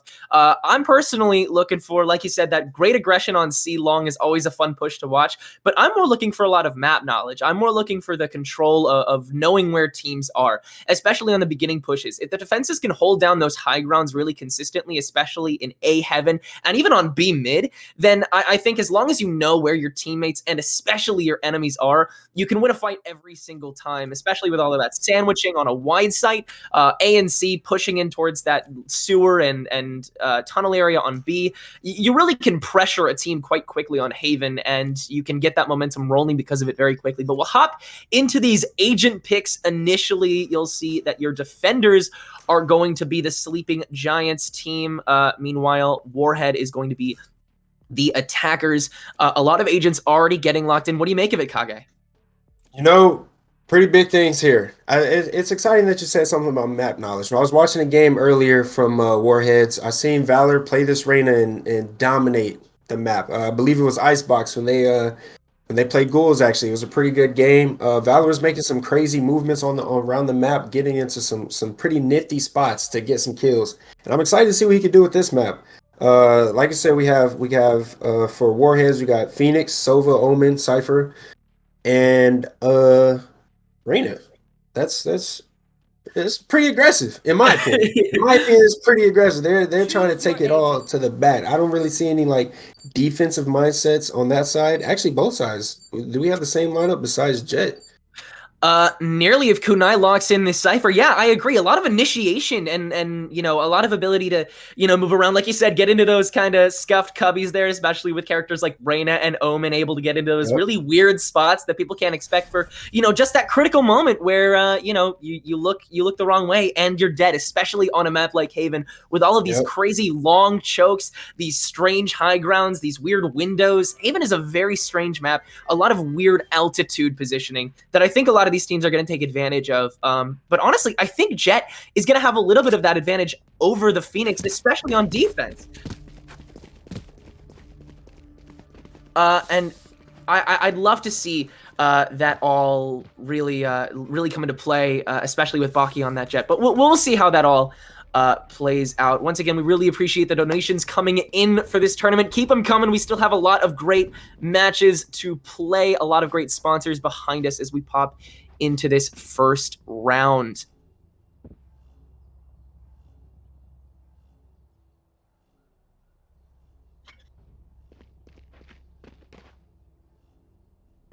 You know, it's pretty interesting that you know, we talked about the agents that's being picked. You don't see a Sova, you don't see a Sky, so there will be no healing other than your own self. And we got some pretty big plays coming up here. Smoke already taking out Jet. That's pretty fast. What do you think? That's a pretty quick play right there. I mean, the momentum you can carry in Haven is so important. And the ways, especially in this first round, the momentum can carry from there is even more critical. Hiding in the smoke, he picks one, he picks two. And that's a big play we got for Joe-chan, looking for him to get into heaven. He's about to throw the fireball. He's coming back around the back. That's pretty good. He was hiding out in that smoke. That's a pretty good place to see. Oh my God! You see that flick? That was wild. I'm telling you, this is about to be some good. This is gonna be a good game. It's first round. I know it's pistols. I know we can't get too hype about the pistol rounds, but hey, it's looking like it's gonna be a pretty good one. Joe Chan with the 4-piece that round. Definitely a lot of hype coming out from Ju-Chan. I definitely proving me wrong when I said that Baki definitely had the edge over him, at least initially. But again, a lot of game left to play. We'll see how it carries out. Yes, a lot of games. It looks like it's going to be a B push right now. We had to try to peek out a garage. Sneaks back in. You know, the typical knock down the double doors and garage play is coming out. Always about locking down those critical areas, especially on an important mid push like that. Yes. Omen with the pick on Sova. It looks like they are all going to push into garage. Joe Chan gets the pick, leads the team with the blind. Leading the charge onto the site. Omen taking out Omen. One enemy remaining. Spike down, C. Massive collision there on C. It came in pretty fast. It's good. I don't think this is going in their favor. And like we said, we Haven can get pretty aggressive. And so far on these 2 rounds, they've been pretty aggressive. Yeah, I think Kunai just got aggressed pretty hard there, almost getting incendiaried on that cubby there, having just enough space to duck into that corner, barely making it out alive, and then barely making it out dead immediately after, sadly. But again, it's that second round. It's that easy momentum that can carry for the attackers after they win that first gun round. And now we'll see the ARs come out, the commitment from the economy for both sides. I think Sleeping Giants can easily get a resurgence going here. Warheads is making a play. They're making plays. Valor's kind of quiet. He gave the crown to Joe Chan. There's that push down through sewer, but Baki's waiting at the top of it. Ju Chen, though, with the run it back, able to get the first pick of the game down without any punishment just yet. Ducking around, Young Chung also gets picked down in the middle of A site. Run it back's finally expired. Backing down with the rest of his team. G-Man, though, getting the free plant on that A site. A full push, full success. 5v3 already. Trying to duck out of that C flank. Isaac up in heaven gets the first pick on a G-Man guarding that spike. Finally hops back down. Both teams trying to duck around this mid area. Cinder Valor will get the first pick in that little scuffle there. And it's just one member left, Morano, trying to pick around that flank, but it's too much aggression from the rest of the members. A 4v1 will not end in the favor, and it's a 3-0 lead for the members of Warhead. I think Warhead is here to make a statement right now that they are the kings of this tournament. If you see Joe Chan right now, 9-0, can somebody put him out, please? He's on fire. No pun intended. You know, he's Phoenix. He's on fire. You feel me? He's getting it. I also love This is Warhead's been exciting. switching it up consistently They with the ways that definitely they've been have. switching up their pushes. You know, see one on C, one on A, and now back on B once again. An early Lear out here from Valor to try and push these mid doors a little easier here. Ooh, Isaac almost getting that snipe out, but Valor will take the kill after a solid pick with that Phantom. Lear back into B side. It's a full push on a mid. A lot of smokes to cover the ground. Make sure that Sleeping Giants are as short-sighted as possible, and there it is. Morano, the first to go down on the post plant there. A little bit of a do-si-do here on those garage doors. G-Man, another member of Warhead, also winning that little fight, and it's a flawless round there so fast. Sleeping Giants are going to have to wake up, okay? They're going to have to wake up and figure something out because Warheads, they are dominating this map. Dochan didn't even need to do anything that time. He said, you know what, guys? I've been dominating. You got it from here. You can take it. Y'all can go ahead. I'm going to sit back this round, you know. That was a pretty good thing by Smoke there to sit there and watch the flanks coming around. Jet tried to get a little sneaky, but Cypher was on. He had people watching Garage. You know, they're playing very aggressive, getting onto site, and they're, like I said, map knowledge. They're playing very well, getting into spots where they know they can watch corners, and they're just dominating. But again, I think the whole problem is, and this has been the discrepancy between a lot of teams when we go into these matches, it's just execution. I think that Warhead has really gotten, you know, I think Sleeping Giants have really gotten the drop on Warhead, but they just haven't had the aim to back it up. Warhead has been able to get punished, but still come out on top in these fights. And we see G-Man, after getting a little bit of aggression there from Baki in that cloudburst, still getting the final blow on that pick. And now it's a 4v3, Smoke with another easy plant, no contesting at the moment, and already these members of Sleeping Giants are getting picked off despite the fact that they again have that positional advantage up in heaven. They have that advantage, but they're just not able to utilize it as effectively as Warhead can really go against their weaknesses. And we see that again in spades. Kunai, who is known to be in heaven, still has that advantage, is going to get picked off once again, this time again by Jun Chan. You know, I really don't know what Sleeping Giants can do at this point. I feel like they're a little bit rattled. You know, Warhead came off the gate. They're attacking the sites very aggressively. Valor picks up the easy kill on Isaac. You know, like I said, they're playing very smartly. They're not rushing one site. They're switching it up. They've rushed A, they've rushed C, they've rushed B. Not only have they rushed through C long, they've rushed through garage, they've rushed down mid, they rushed down sewers, they've rushed down A long. They're switching it up. It just seems like Sleeping Giants has no idea, has no answer to give right now. They got to figure something out, and they got to figure it out quick. And it's not just the rush down, it's the follow through as well, which is, you know, doubly as important. They lock down that site so quickly, even when half the team isn't even dead yet. They make sure that the rest of the Sleeping Giants are so intimidated by the raw power of Warhead and the intimidation and the power that they've exhumed during these raw pushes that they've had no choice but to spread out and really, you know, spread themselves very thin. Every single time we've seen these final fights after they try to contest a point that's already been planted because they locked down a point so quickly, never have I seen really Sleeping Giants stay packed together on that post plant, and that's been so big for Warhead so far. And we see another garage door lockdown here on B site. They're taking it a bit slower this time because they think that Sleeping Giants may have a little bit more of their number. Morano trying to get an execution there around the side of that door, which has been wall banged at this point. Sleeping Giants also a bit scary taking that time. A C long push is going to end up happening here by 4 members of the Warheads. A smoke to try and help out Young Chung, but it's Ju-chan once again. Hasn't died once yet. There's 2. Hot hands to make sure that he doesn't die any sooner. And another free plant, this time on C. Spike down C. Isaac trying to get that sneaky pick with the Marshall in the garage. I feel bad right now. This is a dominating game right now. This is a statement by Warheads. If any other team is watching right now, they are shaking. Isaac got a solid quick scope there, but it's just, again, the rush down from Warheads right now. They're just so aggressive, and they always have such a personnel advantage going into these really important fights that are going to end these rounds. It's always a 3v1 or a 4v1 because the plant's already down. Again, Sleeping Giants are already spread too thin. It's so aggressive that the Sleeping Giants, they're able to start the fight, but they're not really able to do anything about whatever Warheads cook up. And wherever they push, it's a dangerous spot. And we'll see again an A push this time. I'm not sure if they're going to push sewers this time. Last time they did, they were able to back up Baki, but he might be a little bit more ready. Speaking of which, poor Baki hasn't even gotten a kill yet. Hopefully that'll change within the rest of this half, which has just reached the 50% mark. There's another run it back this time from Ju-chan. He's been on fire. I know you already used that joke. I'm going to use it myself, though. I like it. Does inspire with the kill. That's absolutely mad right there. He was just on the edge of dying. Got that last little bullet. You know those times when we spray and pray and that last bullet connects on the headshot? That's what it felt like.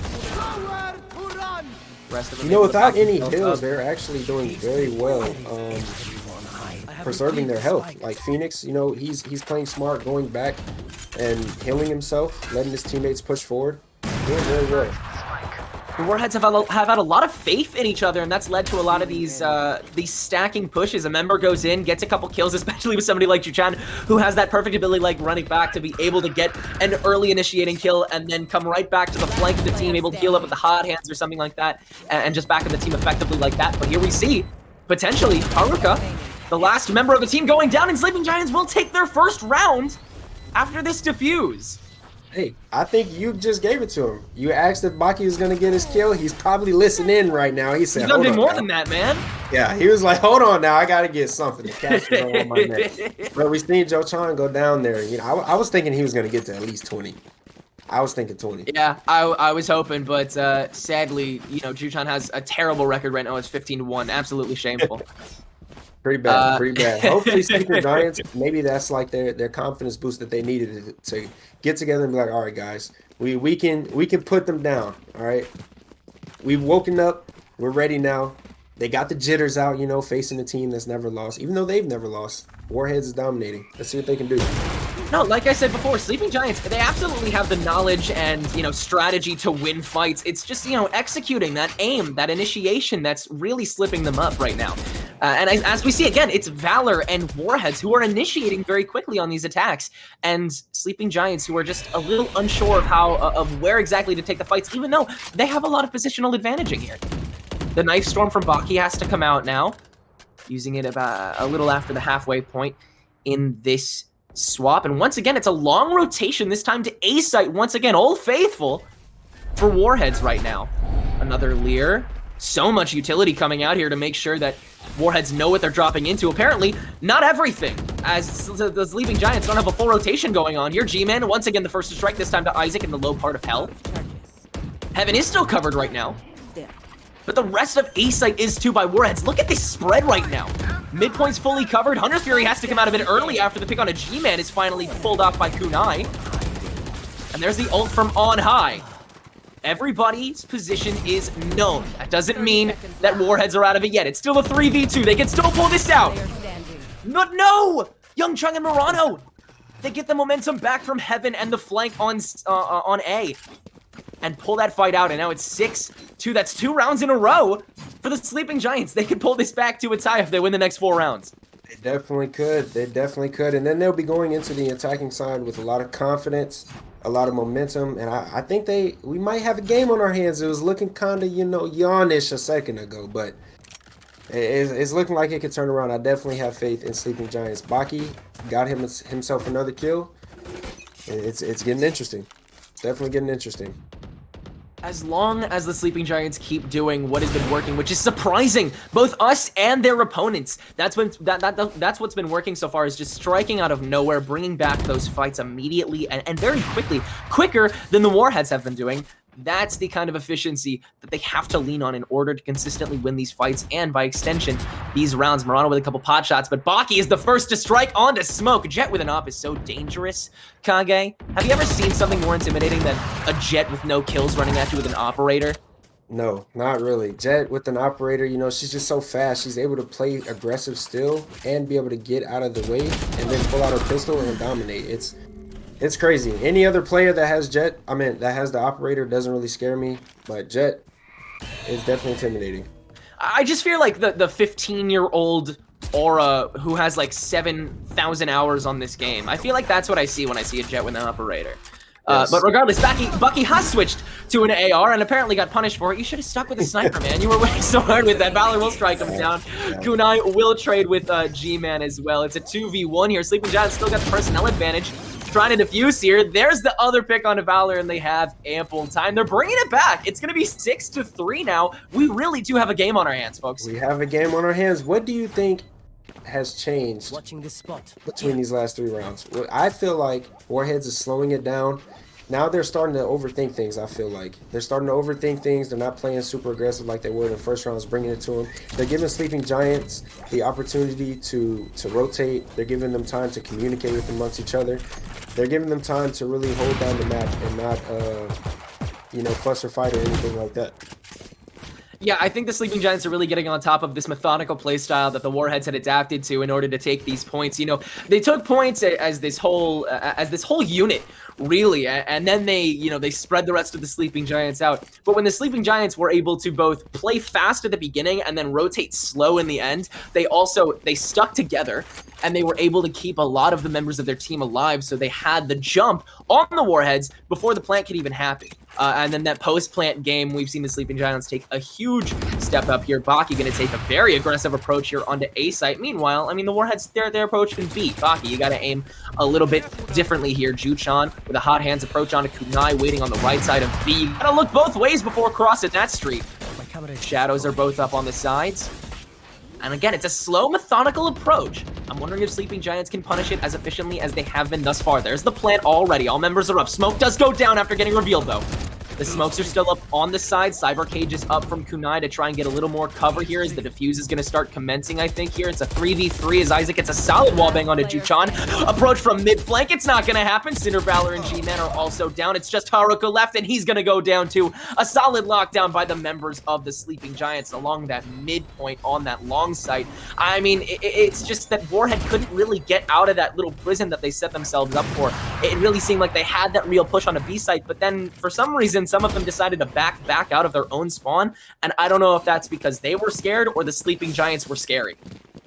You know, like I said, I feel like the Sleeping Giants have awoken. They're here now to play, and they're putting a dent in the confidence of the Warheads. They're probably going at each other right now. Like you said, they weren't very confident holding down the site like they were in the beginning rounds that we've seen. Like you said, they've pushed out. They try to set up in the window. I believe I've seen like 2 of them out in the mid area, in the courtyard, and that's not usually what we've seen from them like in the beginning rounds. Definitely try to keep things unpredictable from both sides as we see a C-long push this time from Warheads. They really got to get a win here or else their momentum has been completely and utterly stopped. Into the shadows, trying to get an easier rotation from both sides here. There's the quick approach from Warheads. The first pick will go after the run it back from Juchan. A lot of ults coming out here. Murano going to strike back onto his counterpart. Haruka Soba is down. The Blaze will try and protect Juchan, but Baki, another snipe there. There's your op aim, buddy. You got it back. Good job. 3v3 here on C. Young Chung and Isaac on C-Link, and they're the last remaining members as Murano will go down. Cinder Valor guns him down in Garage. Trying to attack here from C-Link. Not too much utility of that Empress still alive right now for Isaac. Can he use it effectively? There's 1 kill, but he's surrounded right now by 2 members. And G-Man will finish things off. And finally, after 4 rounds of slumping, the Warheads will take it back, and they will have a guaranteed lead at the end of this swap. is pretty big, actually. They're not able to tie it up, you know, bring it back 0-0. Like you said, they're able to have that one round lead. Potentially. We'll see what happens here, but hopefully Sleeping Giants can win this. I'm going for the underdogs here. I'm going for the underdogs here. I know, you know, Joe-chan, Valor, you know, they're dominating right now. They've been kind of on the back end these past few rounds, but I have a big confidence that the Sleeping Giants have awoken and they're here to play. But yeah, they may not be underdogs for long. A really early pick there from Baki once again on the snipe. A slower approach on the C-Long this time. Warheads have really got the message implanted in their heads now. They are going up against a powerhouse of a team. Going to rotate right now off of C-Long, a bit of a less dangerous spot. They're going to settle on B-Mid, it looks like. Going to try and wall bang out Garage here, but Morano is laying in wait once again in that spot. Baki trying to get a little bit of a sight here on B-Mid. Everybody's setting up for this approach. Again, very methodical. But Warheads is playing what they have played best so far. A long rotation, this time on an A site. I'm taking this very slow. Very slow. Isaac there waiting in Garage. Look at the way the Sleeping Giants have positioned themselves now. A very slow rotation has to be escalated here on the A site if they want to protect this consistently. Valor, a great leer to make sure that Isaac has a short sight for the remainder of that fight. But Young Chung will strike right back with a paranoia, and Valor will go down as well. It's a 3v4. The plant will go down successfully. Again, that rotation was just too slow by the Sleeping Giants. However, they do have control of Heaven and the flank right now, as always. Ready with that approach. They got to do something, and they got to do it quick. A smoke and an owl drone to engage right now, trying to find something. They will find Ju-chan. Haruka getting a nice pick onto Kunai in the high ground. Now it's sacrificed by the Sleeping Giants, and an even matchup 3v3 right now. Trying to duck through the smokes into mid, trying to get a solid approach. G-Man is waiting, and hell, gonna pick off the last 3 members for a triple kill, and the Hunter's Fury is useless at the end of that fight. Don't worry, Haruka. I'm sure you'll get it pretty quickly by the end of this swap. You have just 1 round. You could probably get it back in time.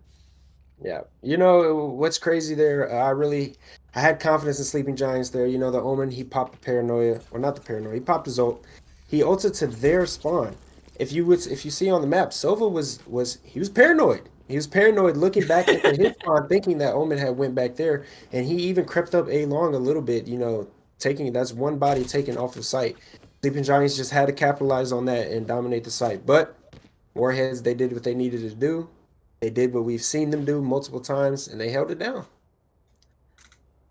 Last attacking round here. Or no, the swap just started, excuse me. I was so confused as to why the leaders were now the defenders. My mistake. Warhead now in the defense. Meanwhile, Sleeping Giants making a full push onto B-Mid. Baki once again with the early pick. Oh, he stepped up so much. I'm so proud of him. Of our little jet. They grow up so fast, don't they, Kage? Well, you know, he got a little confidence in him now. He missed. Joe-chan is missing his shots. Kunai capitalized on that, and Sleeping Giants, they've awakened. They have awakened. A 5v3 on this attack. They're still a little bit unsure here. They're playing as methodical as Warheads were, and I don't think the Warheads are that prepared for it at the moment. A full push onto C-Long here. Only 2 members rotated. Barely 1, actually. It's just Haruka right now. Getting a little bit revealed as well. Oh, and he wakes up to 5 members. Valor's already at low health, too, on that rotation. And, oh, it's just a massacre right there. And the first gun round of the second swap will go to the Sleeping Giants. This is the kind of momentum that they needed to start the swap with. That is definitely true. They needed this momentum. They just capitalized on everything, so they're a little bit up on the economy right now. We see they're going to go into a force. They're going to go into a buy. I'm feeling good about this. I'm feeling good about this round. But they need to make sure that they play this round smart. They need to play this round fast. And they need to win this round. This round is going to be a big round in this game, especially with them risking it all and spending all their money right here. Not only these 2 rounds that are going to be super influential for the Sleeping Giants round difference, is also going to be great for padding their stats. Baki right now the closest to going even in the kill feed for the first time for the Sleeping Giants so far. Right now 9 and 10. An early B push here with a bit of C-Long aggression from 2 members. Sonar's in, gonna reveal 3 members. They have to back out a little slower here. Baki will go down first from Cinder Valor. Still an approach onto Garage here, gonna get wall banged out. Solid rotation from Kunai, but it's not enough for Smoke Shorty. A 4v3 right now, still on Garage's Isaac, and the spike will go down as well. Trying to rotate his Young Chung and Miranda, but they will go down just as quickly. And a swap around, a huge twist here. The second round will go to Warheads. That's a pretty big one right there. Like I said, Sleeping Giants, they needed that round. They needed to capitalize that round, but Warheads, they played it very smart. They knew that the force was potentially going to come. They got the shorties. They had the classics. They were waiting in the corners. They weren't playing the long-range battles that the Sleeping Giants would have won due to them having ARs and things like that. So they played their corners well. Okay. They played the sites well. They defended very well, and it's looking big. It's looking big. Now it's going to be the Sleeping Giants once again going for a big play here, potentially a thrifty one. A solid early pick with the Sheriff from Baki on a Juchan, trying to get a solid peek into Garage. Fails. And now it's a full push into Garage here. Lear out early, G-Man up in window, gonna get aggressive, but gonna get shut down there by the Shock Bolt at just below the lucky number.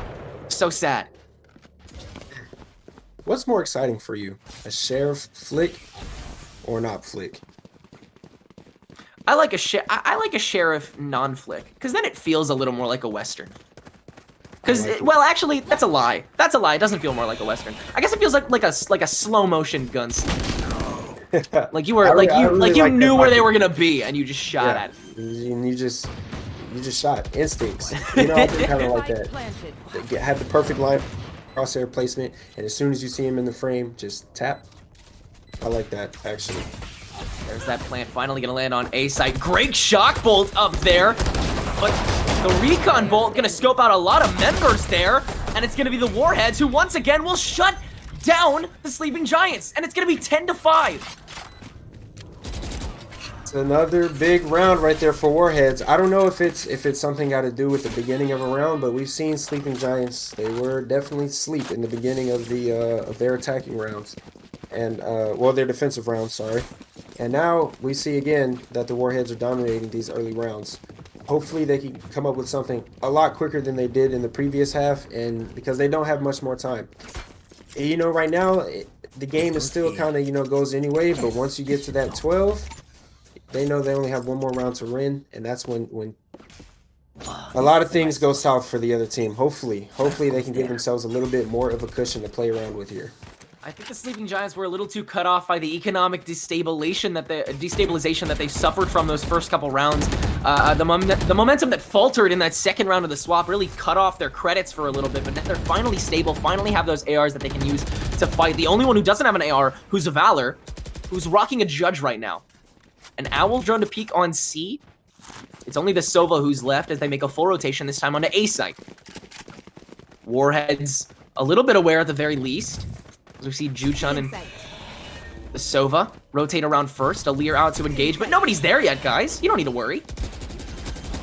Young Chung going for the plant here as everybody starts to rotate and engage. Some shooting from the flank, but the plant will go off successfully. And now, the Sleeping Giants can finally, with a little bit of safety, set up shop. A shock bolt will not hit anybody. A bit of a false promise there. Kunai laying in wait just beyond that flank. Good dart there, set up from the Cypher previously. A Lear once again to try and engage. Kunai shuts it down pretty quickly. A Cyber Cage on the other side. Youngchun will be the first to strike. It's a 5v4. G-Man goes down. A solid trade there from Valor's Judge coming in clutch with the wall bang onto Kunai. Still pretty even right now. A 3v1 now from Warheads. They pulled it back. Able to get this solid defuse and contest this little bit. Murano can't even make it back as A-Long is pulled out. The Shock Bolt will get the defuse though, and they barely have enough time to defuse it. Yet again, another big round by Warheads. You know, this is a little bit off topic, but I was reading chat, and I think we have some good games coming up. We got a little bit of tension in the chat box. Goals. They're looking to make a statement. But back to this game, we have Baki almost going positive, and then I guess they fell asleep again. They're not doing too well at it, but I still have faith. We always have to have faith in underdogs. Anything is possible. Anything can happen here, especially in the game of Valorant. We just need the right crosshair placement. We'll see what happens. Do not count out the Sleeping Giants just yet. A Knife Storm quick to engage on Garage. Trapwire laying in wait, and so is Valor on the edge of that. The Knife Storm is immediately shut down. Baki, come on, man. It's probably because he didn't have a sniper. Let's be honest. Yeah. You know, you got to have the sniper paired with the knife to really capitalize on it, really give you that confidence boost. Garage still being engaged here, but it's a 4v5 so early. Empress is up as well on the side of Warheads. Ready to go for a tear. Haruka, though, the first to go down. Garage gonna get wallbang. G-Man will pull one in Kunai. The other member of the Garage, in Isaac, will get away with full health. But he lost his comrade. 4v3 right now. Trying to engage very slowly in mid right here. Sleeping Giants, you can tell they're so much more scared right now because they have to engage so much slower. They don't want to lose another round. So consequential. Still wall banging in this Garage. Valor just setting up so much oppression there. Meanwhile, G-Man right on the other side of B. Oh, look out, Young. Only at 11 health right now. Has to do something. Has to make something of himself. A paranoia to engage. Along with a bolt. Gonna try and get shut down. G-Man will shoot it out. Get Chung. But it's a trade. Toronto will get shut down by Valor. And it's a 1v2. Warheads will take it again. It's 12-5 match point here. If the Sleeping Giants lose this round, they will be knocked down to the loser's bracket. This is exactly what I said did not need to happen. Now we have 12-5. Warheads up. They have a pretty good lead. They have a pretty good cushion. They're chilling right now. They're chilling. They're already game planning for the next game. And I feel like Sleeping Giants needs to go ahead. Now they just need to focus on, you know, trying to get better communication, map control, and they have to figure something out, and they have to figure something out quick. But like you said, they'll be going down to the loser bracket if they don't. Oh! Ooh, big play right there. Big little pick. Warheads playing to get into the grand finals there. Kunai going for a bit of a cheeky pick there. Haruka on fire right now. Great first off kill. Another one on a Young Chung. Do I see three? Do I see three? I see three up the Garage point. Bucky now trying to contest there. And Hunter's Fury's up to clear out the Garage. Bucky has to clear out. Able to avoid all three. G-Man in the back will take out Bucky. It's just Isaac and Garage left right now. Just trying to avoid smoke here. Oh, tripwire's right there, man. Don't trip it. There's the Empress. So unsafe right now. And the spike is all the way on the other side here. I think this is going to be an L for the members of the Sleeping Giants. There's the shoot on the trap wire. Lear trying to engage an empty point C. They're behind you, man. They're all around the spike right now. Backing up to B point here to try and meet Isaac halfway and end this round a little bit early. First to fight him is Valor, and the first to kill him is Valor. A flawless round to round out the match, and Warheads will get to sit pretty for the next two matches, waiting for the next team to try to take them on in the grand finals for the top spot in this tournament. That was a beautiful, beautiful game right there by Warheads. They came and they dominated just like they did every other game in this tournament. I was hoping it was going to be a little bit closer than that. I had a lot of faith in Sleeping Giants, but let's tip our hats off to that Sova. Did you see those op kills? For a second, I thought it was Jet. Haruka definitely coming out on top with those op kills and the engagement on that round 18. Really important to start out that fight, especially with the very first pick on Murano. They're so important. But hey, don't count out the Sleeping Giants yet. They're just knocked down to the lower bracket, playing whoever wins this next game, the lower semifinal, which is going to come at you in just a few minutes. We're going to take a break so the other teams can set up. We'll be right back.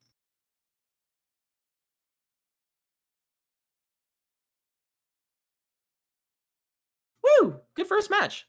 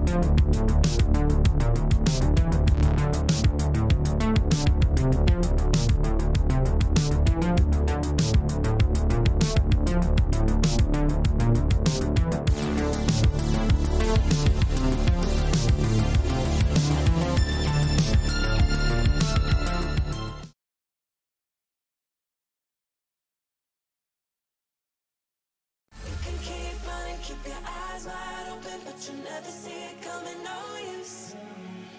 She's got a gun and a bag, and she's waiting for you.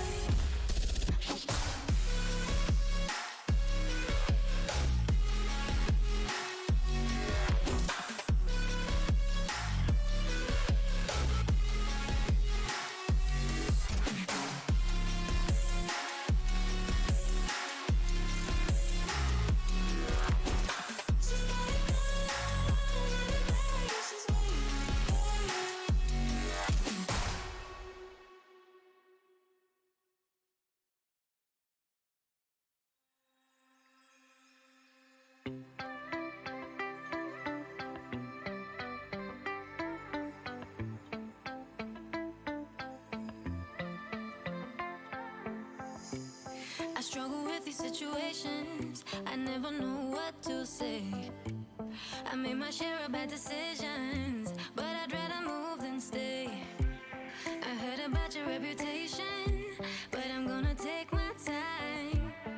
Cause the way you got me feeling is what I thought I'd never find. The silence is so loud, I'm on my own in this whole crowd. And I know what's been said, but I'm never gonna regret you. Fuck time, if timing's not right, yeah. What's one more rough ride, yeah. I'm down, I'd rather have tried. No, I'm never gonna regret you.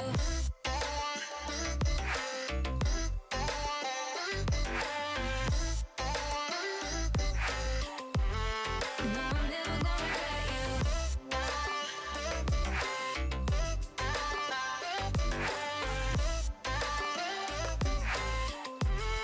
No, I'm never gonna regret you.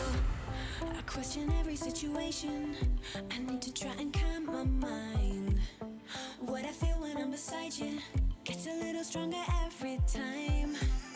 I didn't wanna get too close now, but it doesn't happen every time.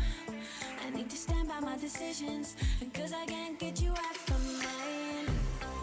The silence is so loud, I'm on my own in this whole crowd. And I know what's been said, but I'm never gonna regret you. Fuck time, if timing's not right, yeah. What's one more rough ride, yeah. I'm down, I'd rather have tried. No, I'm never gonna regret you.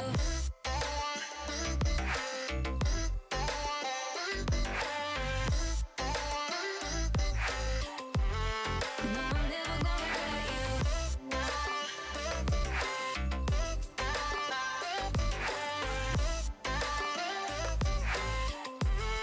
No, I'm never gonna regret you. And the silence is so loud, I'm on my own in this whole crowd. Nah. Said I'm never gonna regret you. And I know what's been said, but I'm never gonna regret you. No. Said I'm never gonna regret you. Fuck time, if timing's not right, yeah. What's one more rough ride, yeah. I'm down, I'd rather have tried. No, I'm never gonna regret you.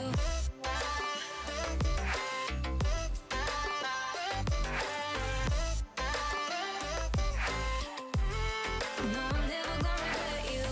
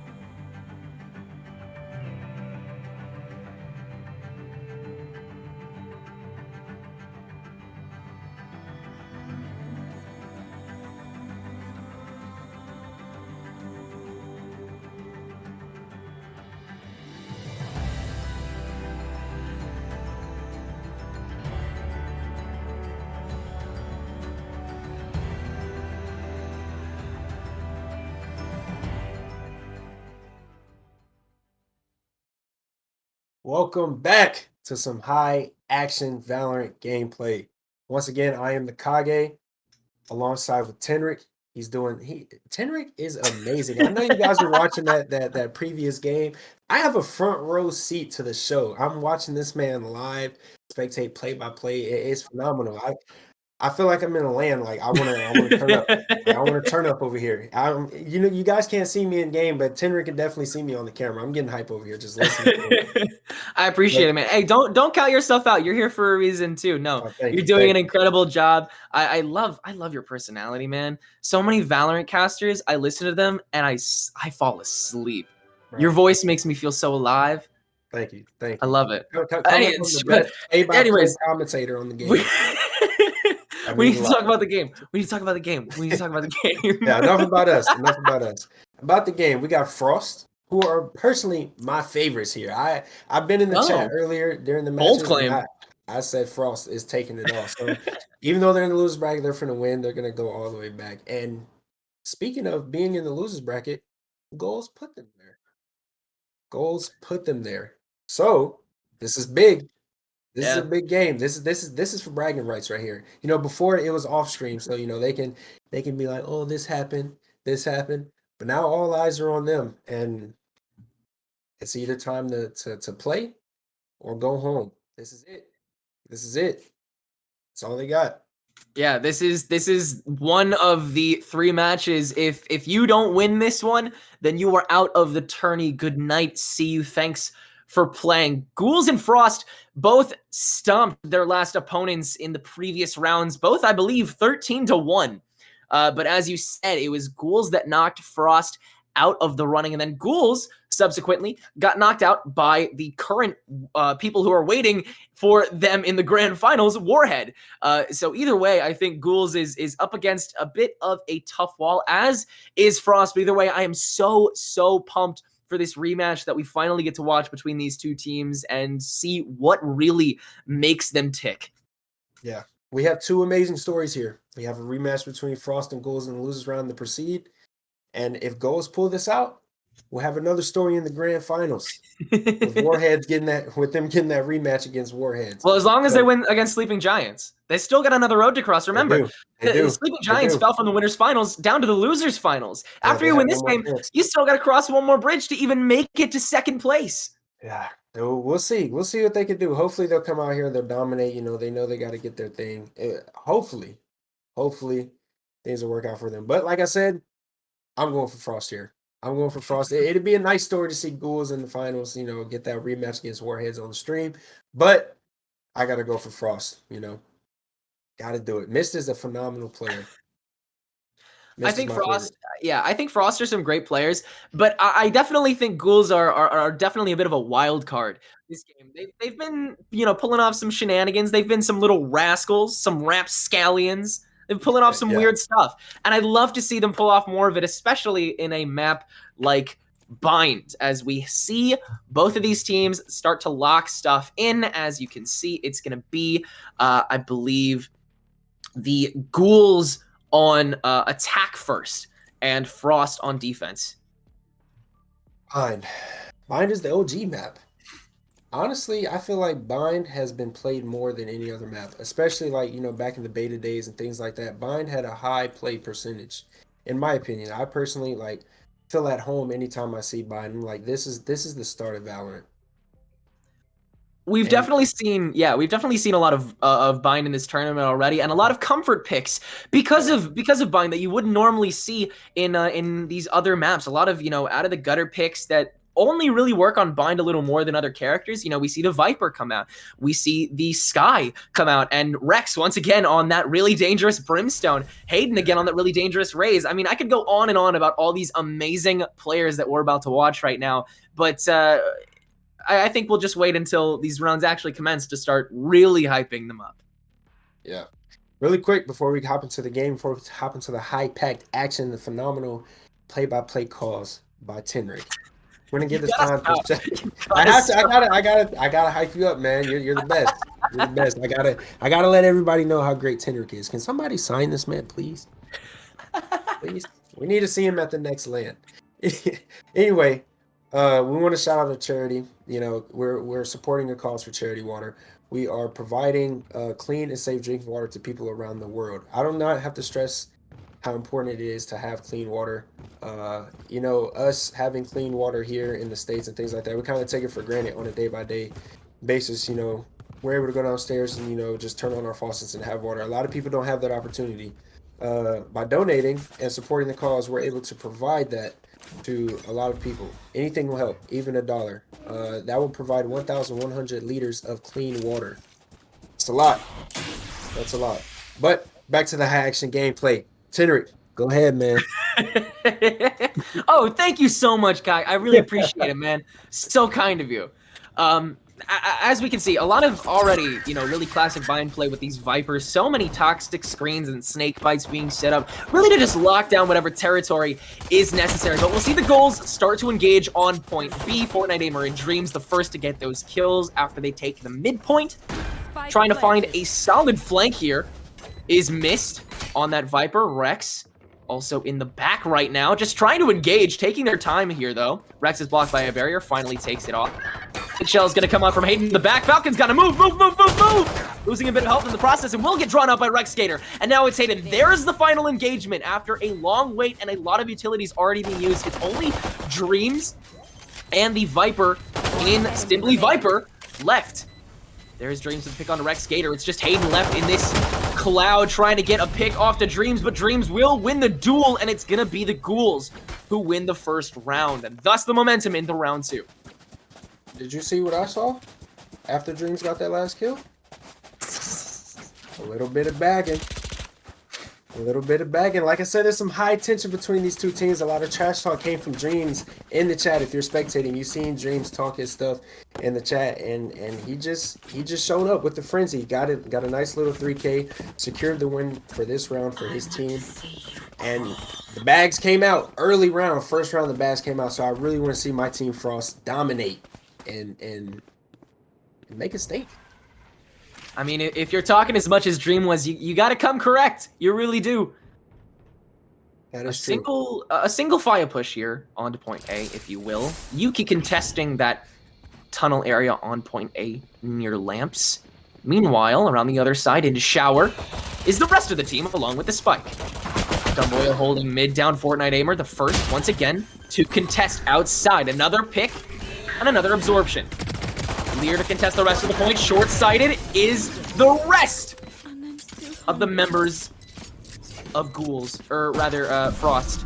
And Ghouls will once again take the round. It's these really quick engagements that leaves me in a bit of a state of shock for a moment there, as you wonder, you know, what was the most important thing to look at? And sometimes it's easy to miss. Sometimes you don't get to see everything in the game. And so there are those moments where, especially with a team as sporadic and crazy as Ghouls is playing right now, that you really just have to take a step back for a second and be like, okay, what the hell did I just see?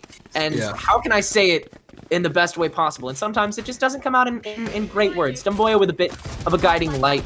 Counter push here, trying to blind so Hayden can get a bit of a peek. Boombot also going to get shut down on both sides. Ghouls taking their sweet time, rotating around to point B this time, where only one member is waiting. Hunter looking for somebody. They found him. Jump misses a bit, though.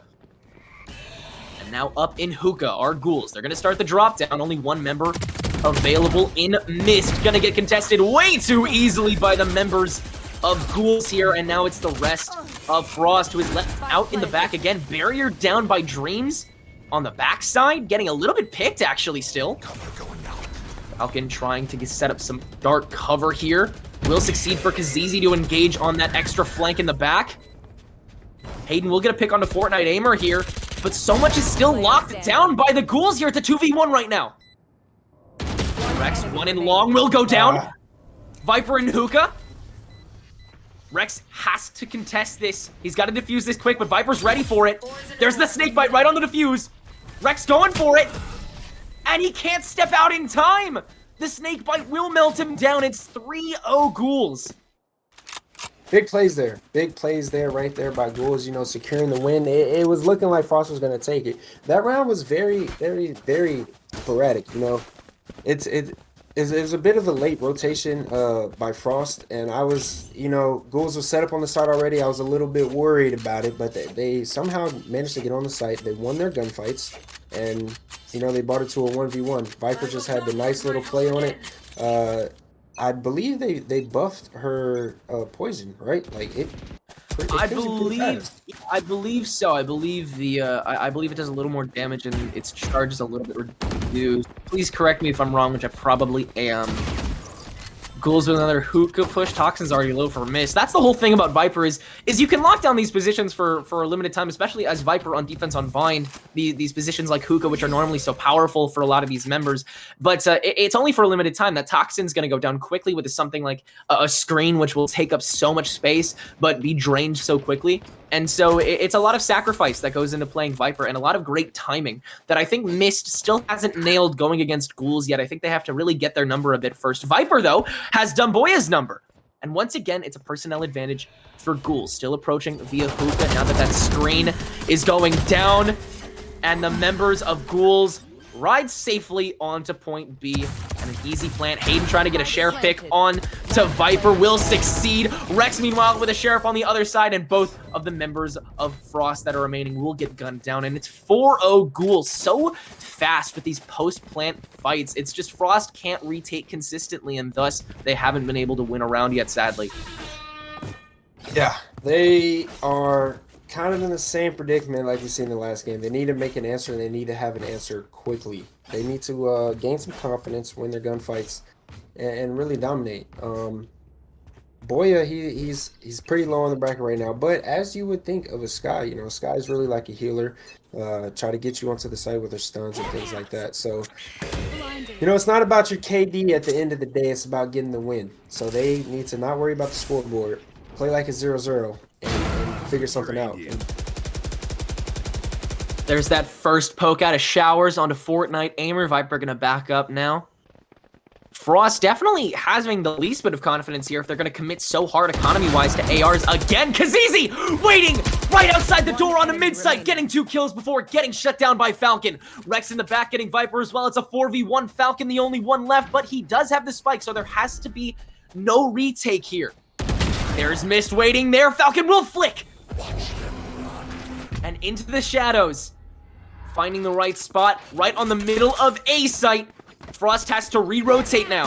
A guiding light to try and blind Falcon early will succeed, has to back up into boxes, and getting shut down by Dumboya. It's exactly what we wanted to see. Yeah, there's that kill. Easy defusal, and finally Frost will take a round in a commanding style. Very, very dominant there. That was really good. That's the confidence boost that they needed. I feel like going forward, they now know, they got this, just like the last team. And as you can see, 5 ults. 5 ults. I believe they can win this round. As long as they're able to shut down consistently, because a lot of these ults, they're very situational. I think that, the showstopper, it needs to be used, but the rest of the team needs to back Hayden up consistently if they want to, capitalize on that value. The Viper's Pit, not necessarily too useful on defense unless they really have a spike locked down and they spread out the rest of Ghouls here. So they really have to play this smart if they want to use something correctly. There's the Viper's Pit on B site. Gonna try and lock off an entire area actually here and make sure that the Ghouls are constantly in danger because they will stay on the aggression for B site.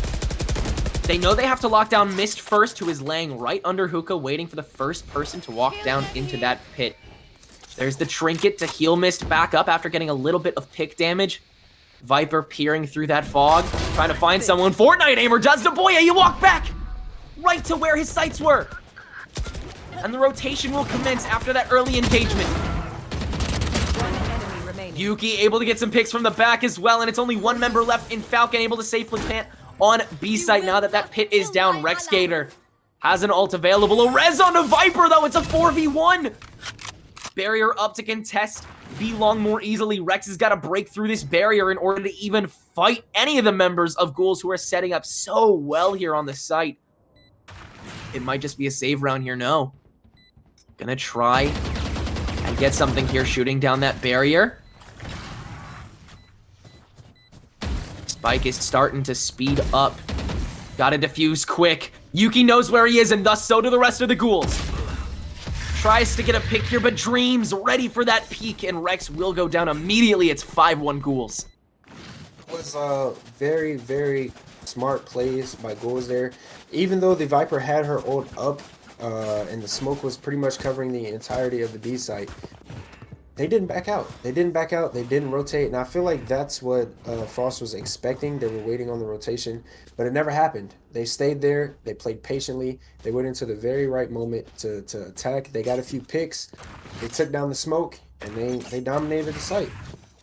I think Frost, you know, they had a second intention there. Even if Ghouls didn't rotate, they had that advantage of time at the very least. And Ghouls even took advantage of that. They got that first opening pick the second that Dumboya rolled out into the back where Fortnite Aimer was waiting there.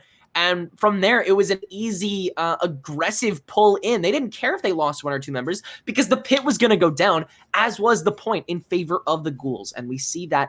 Again, slow type of aggression the Ghouls are perfectly fine with here.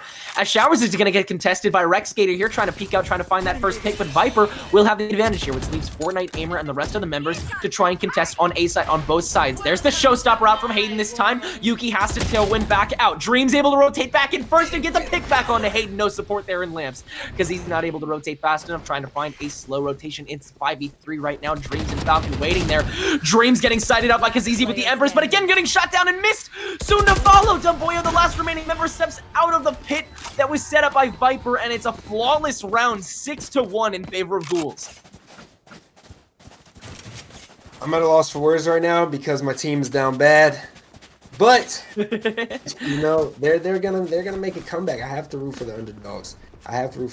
But Ghouls is here to make a statement. You know, they've been knocked out to the losers round, and I feel like they're pretty mad about it. And like I said, there was some trash talk before the game. Dreams is here to make a statement. He's doing very well as a Sage. You know, 8-2. I feel like Ghouls has this, but I also feel like Frost has this. You know, it's a long game. It's still a long game. This will go anyway. Frost still has to save this round, though. Not too many ARs out on the field on their side right now. There's a Venom Cloud to try and stall for a little bit now. Rotating around B long are 4 of the members of Ghouls here. Nobody laying in wait immediately because Easy's ready with that peek. But Yuki has the gun advantage as well as the distance and able to get that wallbang out of the peek on it because Easy missed it soon to follow. Hayden with the pick onto Simply. Viper in the back on Hookah has full control over it. But Frost hasn't rotated yet on the B site. And it's now a defense in favor of Ghouls. Aiden doesn't get a proper peek this time on Aimer. Cover comes out to cover Hookah as well. So there's no follow-up. Dumboya back on the side there, getting contested right now by Dreams with the Sage. Has a bit of an advantage here. Only has to look at the head right now. Half health, Guiding Light to try and contest here. Gonna get healed up is Dreams. Rex Skater once again in the backside now. Did take out 1. Waiting for 2. Dreams will peek out from the back and get the advantage onto Rex Skater, and it's 7-1. But I really do think that Frost was okay losing that round. They knew they had to save that round. They knew they were going to commit next round with the ARs. So as long as they settle here, they find this cushion with these guns, they start their momentum here, they still have a solid shot of at least salvaging this swap. But yes, it's going to be tough. Yes, they have to get some more rounds on this, especially defending. I feel like defending on bind is a little bit easier than attacking. So the favors in their side right now, so they definitely have to figure it out. And they're doing 360s now. A lot of confidence. A quick engagement on A site this time. Boombot to try and stall it, but Yuki's just gonna tailwind right past it and kill Hayden in the process. Now Rex has to use his ult a bit early and engage from the bathroom, but Aimer's right behind him.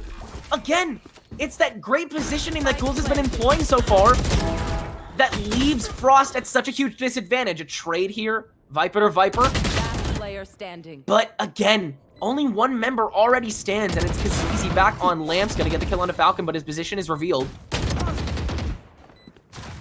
Dismiss will let him get away almost scot-free. Yuki at low health right now. Lear will come out to try and engage a bit to get the short side out. Can't take it down. Dreams also at low health right now. Ghouls still in a bit of danger right now. They have to play this kind of slowly, but they have that defensive advantage on point A right now, and both members able to look straight at Kazizi and deny him, and it's 8-1, and that AR round is once again gone. and it looks like Frost is going to have to once again save a lot. Actually, no, they have a little bit of credit stocked up. They might be able to get some ARs here. Yes, they will. They will commit once again. They are not resting on their laurels once again, trying to strike here. They have to do something. I feel like I'm at a loss for words. I'm at a loss for words. You know how much I favor Frost. I talked about it. I'm a little sad right now. You need a hug, just buddy. A little sad. I need a hug. I'm Oh gonna need a man, hug. it's okay. I'll give you one after this match. It's fine. Hey, regardless of who wins it or not, you know, whoever lost still made it such a long way. They made it to the top 4 teams. They have made such a great display so far. And I'm not saying that's necessarily Frost here, because, you know, everyone is still in this. But I'm just saying that ghouls are going crazy right now. 3v2 right now on point B. Dumboya, once again, the rotation is so slow right now. Dumboya, as well as Mist, have to rotate back around this backside here, guiding like to try and engage here, but there's just so much cover that the ghouls have right now, and it's just Mist left, trying to rotate all the way around the back this time. Dream's ready, but not ready enough. 1v2 as the spike keeps ticking. Again, position is revealed, barrier's up, has to make a little more noise. Falcon now waiting there, right behind that right side of the barrier. Paranoia gonna try and get the short sight, just barely misses. Oh, can't flick efficiently enough. And Falcon will end that round with a 3K and a 9-1 lead. They're playing very smart right now. They're playing aggressive. They're taking control of the site, but they're also pretty spread out. You know, we've seen that in not the last round, but the round before that. You know, when after the breach ult came into effect, not breach, the Brimstone's ult came into effect. He got killed right from behind in the showers. They're playing pretty spread out. They're communicating very well, and they are dominating right now. One of my favorite philosophies that I look to whenever I'm playing a team shooter like this, whether it's Valor or Overwatch, is I think the best way to start getting really good at the game and the best way to start establishing that really great game sense is you want to be able to, at any second of the game, be able to close your eyes, stop the game, have a freeze frame, and point out every single member of your team and the opposing team and know where they are. I think that makes you such a better player, and I think Ghouls has some sort of idea of doing that. They really know where everyone is, whether it's on their side or the others. They have such great positional awareness. They know exactly where Frost has to go next in order to have any sort of shot at winning the round. And because of that, they win in even more of a stunning fashion, really. At the 4v1 right now, Rex is just going to let the plan happen, slow orb out on Lamps, and they're just approaching. They have no fear right now because Yuki is just waiting in the back before anybody can even get close to Rex. And it's 10-1. The last round of the swap is quickly approaching, and such a huge lead right now on behalf of Ghouls. Yeah, huge lead, but it's still a long game. You know, in the game of Valorant, nothing is impossible. I like to, you know, back in my beta days, I've come back from a 2-10 drop before. Come back from a 2-10 drop, but this also wasn't against a team that probably play together and practice together all the time. So, but that just says it's possible. They can do it, and I have faith. Frost most definitely with a fighting chance. Yuki with a knife storm to engage after the toxic screen goes up. Trying to get some maneuvering around. Will get one pick off onto Mist. Going through Lamps right now. Cloudburst up to cover. Hayden. Oh, Hayden, look out, buddy. Hayden does look out. Picks off Yuki. It's a 3v3 as the spike will go off successfully. Kazizi, great rotation as Viper is looking the wrong way. Empress will go off. They're trying to lock down this round. Lear will go up. Kazizi not able to lock it down fast enough. Dreams has his sight. Paint shells to try and engage. Lamps is locked down right now. It's a 2v2 as the spike ticks down. Dreams is pretty low health though. Looks like they don't have an orb either. Into the shadows to try and find a better spot. Rex waiting for Dreams to peek out of the barrier. Does find him. It's a 1v1 right now. Falcon on the other side. They have to defuse quickly. There's the paranoia immediately. Short-sighted is Rex Skater shooting blindly. Falcon takes advantage of it, and it's 11-1. Big plays. Big plays right there. Switching Big sides. plays. That round went. It was on the balance.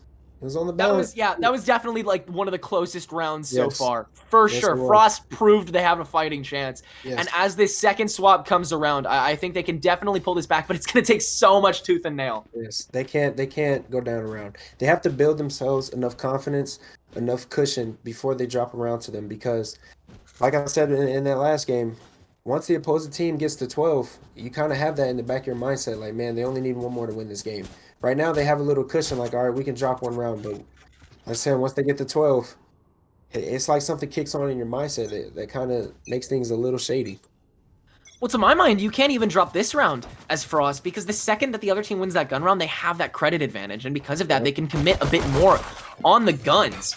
So a lot is hanging in the balance for this first round of the swap here, as you don't want to go to a 12-1 with a huge credit advantage. Dream's going to engage long onto B long, and immediately 2 members go down. Such a weird flip from the style that we're used to seeing here. As it looks like a full rotation on an A side. Gonna burn through the bathroom here. And Simply Viper gets a solid pick. There's 2, there's 3! Right through the bathroom! And it's a fully even game, well, thanks to Simply Viper just waiting that extra second. And that easy tap. Oh, that was so beautiful. Onto that Reyna. That was gorgeous. Nice. That was nice. It's always nice getting those clean headshots. Absolutely. A paranoia right on the plant. Or no, a dark cover. Falcon the first to approach. Right behind him is Yuki. Guiding Light to try and engage first. Gonna get blinded though. It's a 1v1 now. Yuki all the way around the and retreating into showers. Only at 57 health right now. So much is resting on him. Only has the paint shells. Cloudburst. Gonna bluff the defusal. Hayden gonna walk in here with the paint shells on the defusal. Yuki knows where he is. Has to back out for a moment there. Gonna go for the defusal one more time. Hayden now has to re-engage. Yuki backs up here after getting halfway. That's massive. Now, Yuki has that extra time. Hayden has to keep trying to stop it. Gonna try and keep bluffing, and another tailwind at Yuki's disposal. The time is ticking down. Does he have the time? Yuki doesn't. And the round will go the way of Frost. They are not out of it yet. That reload almost got him. He ran out of bullets now. Almost got him. Oh my gosh, that was a close one. That was a close one. That was That a very close little, one. yeah, that little bit of extra time that Hayden made Yuki take was Yeah. so critical there. And now Yes. it's gonna be Frost who is able to, throw some money around, get some better guns, and perhaps get some momentum finally underway as they approach A site once again. Boombot first out from Hayden now. Yuki laying in wait in lamps. Barely any member has to rotate here. Look at all that. Look at all that poison up there. On A lot of toxicity and the game's not even over. Yuki waiting with a shorty trying to get something cheeky going, but Kazizi will shut that down pretty quickly. Viper laying in wait behind a plethora of poisonous material. There's the strike back now from Frost. Kills all around. It's only Dreams left in the back. Everybody trying to find a solid choke to take out. And it looks like the first person that Dreams is going to encounter is the Reyna in Kazizi. He's got his number, backs up into lamps, and Dumboya has the support from the back. And it's a 5-person win. A flawless round, and it's 11-3. That's what we needed. That's what they needed. They played pretty aggressive there, actually. They were confident because they had the guns that they bought. Ghouls were stuck with the pistols and things like that. And Frost took advantage of that. They rushed the site. They won their gunfights. And they got into the site. They planted fast, brought it down to a 1v5, and they capitalized on that. Meanwhile, though, as the third round commences, it's going to be Ghouls who can now use some money, get those big boy guns. Hunter comes out first, going to get shot down. At least they know where Falcon is now. Gaboya and Rex to engage, guiding like in a blind, but Falcon with a solid pick! Good flick there, able to pick off one. 4v4 now, Rex laying in wait in the bathroom. Meanwhile, the rest of Frost has actually gotten pretty comfortable on the rest of A site. Dreams, though, will shut down Frost. Missed. And Rex trying to get a clear shot onto Viper. But shut down again. Yuki in the lamps as well. Kazizi trying to wait, trying to absorb that life orb, but it's not going to happen. And now with those extra guns, with that great counter aggression, it's going to be Ghouls once again taking the round and bringing it to match point. Like I said, it's match point. Ghouls, they are mad. And you can tell in the rounds. They're playing pretty aggressive. They're winning their gunfights. They're shooting bodies. They're doing the old classic teabag. They're dominating them. They're dominating a lot of trash talk, a lot of tension before the game happened, and Ghouls came to play. Both teams now fully committing to the AR. Safe for Yuki, who looks like he's gonna stick with a judge. Looks like a very split push here right now by the members of Frost. It's all or nothing for the next 9 rounds. They need to hold it down and hold it down fast. Boombot to engage from Hayden on Hookah. Yuki is waiting on the other side. Lear to make sure that he has a tough time with it. Fortnite Aimer, though, in the meanwhile, gets a pick on a Dumboya on B-Long. Rex trying to engage, but Fortnite Aimer, another one! And B-Long is totally cleared. Yuki's gotten rid of the Lear, and there hasn't been an approach onto Hookah yet. Yuki gets the pick on a Hayden before Kazizi can strike back. Last player standing. It's a 4v1 right now. Kazizi, the only one left, is Fortnite Aimer. Once again, gets a kill on a Mist who was all the way in the back. Fortnite Aimer closer to spawn than Kazizi is right now. Some extra health drops down. 68 remaining for Kazizi. He's got to bring it home for the whole team if they want to stay in this tournament. Dream's also safely rotating around, and with one shot, Win. it's going to be the match. Ghouls move on to the losers finals to take on the Sleepy Giants. Absolutely incredible display there. Kage, you okay, buddy? Do you want to talk about it? It's okay. It's okay to cry. I'm here. That was my team. That was my team, man. I've been rooting for Frost since the beginning, and they just go out like that. They just go out like that. It's okay. It's okay. Hey, don't be sad. They got 4th place. That's not bad at all. They did a good job. But I'm like Kevin Durant, baby. Ghouls all the way, baby. Ghouls all the way, baby. Let's go. I told you since the beginning Ghouls was going to win that. Did I not? Did I not? Come on now.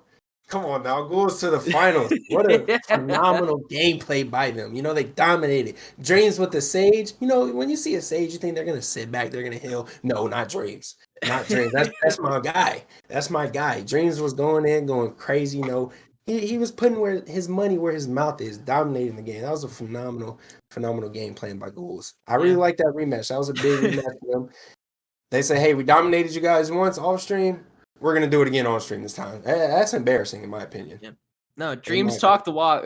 Dreams talk the talk, and certainly walk the walk along with the rest of the Ghouls there. I mean, they all really had their shining moments at one point or another. It was absolutely incredible. That was really well done. And I'd love to see how they fare against the next game, who is going to be against the Sleeping Giants. We're going to take a bit of a longer break to set up for these final 2 matches. Get excited, guys. No one is safe. No one is out of the woods yet. We'll see you in just a moment with more exciting Valorant content. We hope to see you there.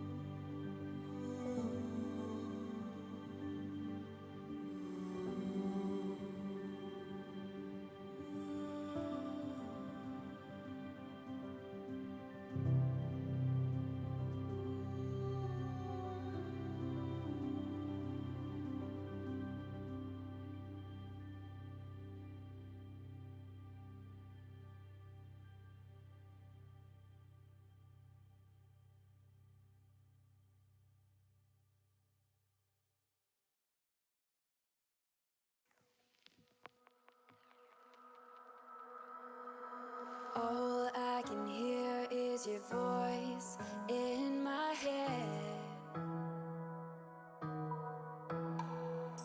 telling me I should've just stayed in bed. But the lights are off and no one's home. I'm walking down an empty road, looking for a sign that I'm still here. Turn my face into the wind, start to lose my place again. Has this all just been a dream?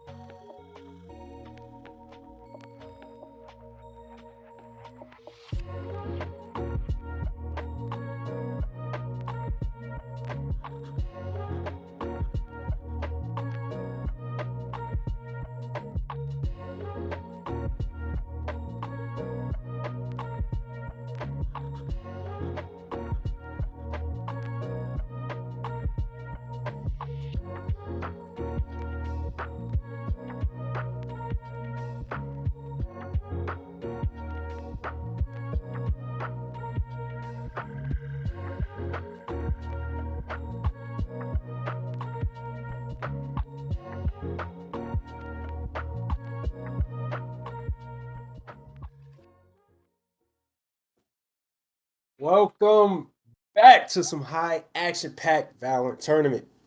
Summer Splash 2021. You see me, I'm in the Hawaiian shirt. I got the palm trees. I got the water. I got the lemonade. Ooh. Ready to Oh, go on the you're beach. stocked up. I'm ready to go onto the beach. I feel like I'm on the beach right now. It's pretty hot in here with that last game. It got pretty hot. What do you think? Oh, I honestly, it feels like a distant memory already because I am just so excited for these last two games. Starting out with, once again, the Ghouls, who are on the heels of a stunning win against Frost, versus the Sleeping Giants, who are off the heels of a loss to the current people who are waiting for whoever wins this match in the grand finals, Warheads. Both of these teams have a lot to prove in this next game, which is going to split, as we can see. And we already have our Asian picks locked in as well. Kage, what do you make of them? Well, this happened pretty fast. So let's see what we got on the list. For Sleeping Giants, we got Reyna, Omen, Sage, Cypher, Raze. On Split, I really like Raze on Split. With her C4 pack, she can really bounce around the map and get into some good places fairly quickly. And so it's exciting to see what she could do with that. I personally like the A push with Raze. You know, you can bounce to the backside of A very quickly with those C4 packs. So it's exciting to see what they could do for that. And then goals, you know, that's my team, you know, goals all the way to the finals, baby. You know, I had to switch up on them, do a little quick switcheroo since they gonna do us like that. So, you know, I feel like they're gonna come in here with the same type of mindset they did last game. Play aggressive, play quick, but also play smart, right? They're gonna have the good, perfect crosshair placement. I feel really good about this game. Sleeping Giants, they have, like you said, a lot to prove with that. The way they went out on Haven, they're here to show that they belong in this tournament. Taken out. Well, it's going to be Ghouls starting out with the B push on attack. Very lined up in this tunnel right now. Isaac trying to get a cheeky pick off here after the peek. Going to make the Ghouls back out a little bit. Going to get healed up as well. And it's a full reset. Going through mid here, gonna try and break down this barrier. Youngchung is waiting right there, gonna break his barrier himself, but it leads to his demise. Goes down to Simply Viper. Baki waiting around the side of that barrier as well, gonna go down too, and a barrier from Dreams on the stage goes up as well as they run into vents. It's a full rotation this time onto A, and the Sleeping Giants are lagging a bit behind right now. Morano the first to strike though. It's a 4v3 now. Onto Aquino, the member who has been subbed in for this game. Isaac trying to get a cheeky pick from the backside. Almost succeeds onto Simply Viper. Very low right now. Peeked out though. Trap wire to set things up. Good blast mine to try and set Kunai up. But gonna get locked down by the three members that were sitting at the point, and it's a 3v1 now. Just Morano on the reload will get the pick onto Viper, able to heal himself as well. Not out of it yet. It's a gun round after all. There's the pick onto Dreams as well. On a sliver of health, there's the spike. But uh-oh. Where's Yuki? Where's Yuki? Bluffs the defusal. Almost gets the pick. But Morano will get finished off.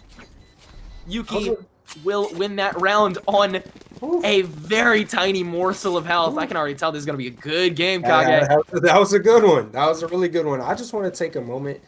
Did you see that phenomenal wall placement by Dreams to stop? I did. Yeah. To get over to vents as well. Yes, that was wild. Yes. Wow, that was a beautiful, perfect timing. You know, timing is everything in this game, and I can say that was perfect timing. Yeah. No, I definitely think they were ready because Youngchung was standing right there, ready to get the drop on him, but he was just so overwhelmed so quickly, and it was Ghouls, who, again, they adapted so fast. Dreams was like, I got y'all. Let's set up this wall now and keep on moving. And Yuki, gonna keep on moving too, gonna pick off Morano really quickly as another B push, this time from Tower.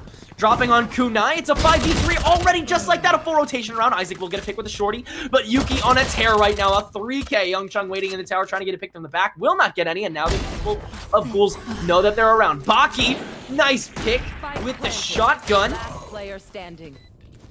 But the only one left right now. Overhealed, has a bit of leeway right now, but up against three members. Already getting picked off through that flank tunnel. They know where he is. And Viper with a Marshall pick to end the round, and it's 2-0 Ghouls already.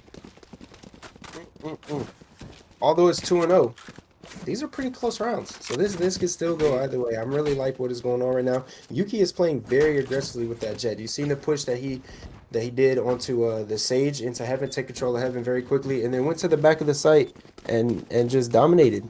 Went all the way around. Luckily, Baki got him with the buckshot. But Yuki's taking control. He's playing fast, playing aggressive, and he's doing it. I think a lot of these players have already started to realize, how they should really be engaging in fights, because a lot of the times that we've seen teams engage from the front line facing their opponents, they are instantly torn down. However, facing them from the back has obviously led them to a bit more of an advantage. They realize that each other's punish game is very, very strong, and so they're making sure that they don't have any time to be punished. They're able to get the kill before the fight can even really happen, and because of that, I think they're going to take a lot more time each fight. They're going to be a lot more methodical and slow, and a lot more rotation I think is also going to happen, because never in any position will they want to be sidelined or in front of somebody. They always want to be behind someone. They always want to have that extra positional advantage, and we will see that slow rotation coming from actually both teams, as it's an even 4v4. Toxic screen up the mid line. Tower controlled by Falcon right now. Easy rotation down to B site. He's kind of alone right now. There's a traded pick. Murano and Aquino both go down. Slow orb to try and stop the member in the tunnel. Will succeed. Still an even game right now. Yuki the only one left on tower, and it's down to him and Young Chung. Also rotating back down from tower. Has Yuki in his sights, but so does Yuki. Teleports down, but Yuki finds him before the cooldown ends, and it's 3-0 now.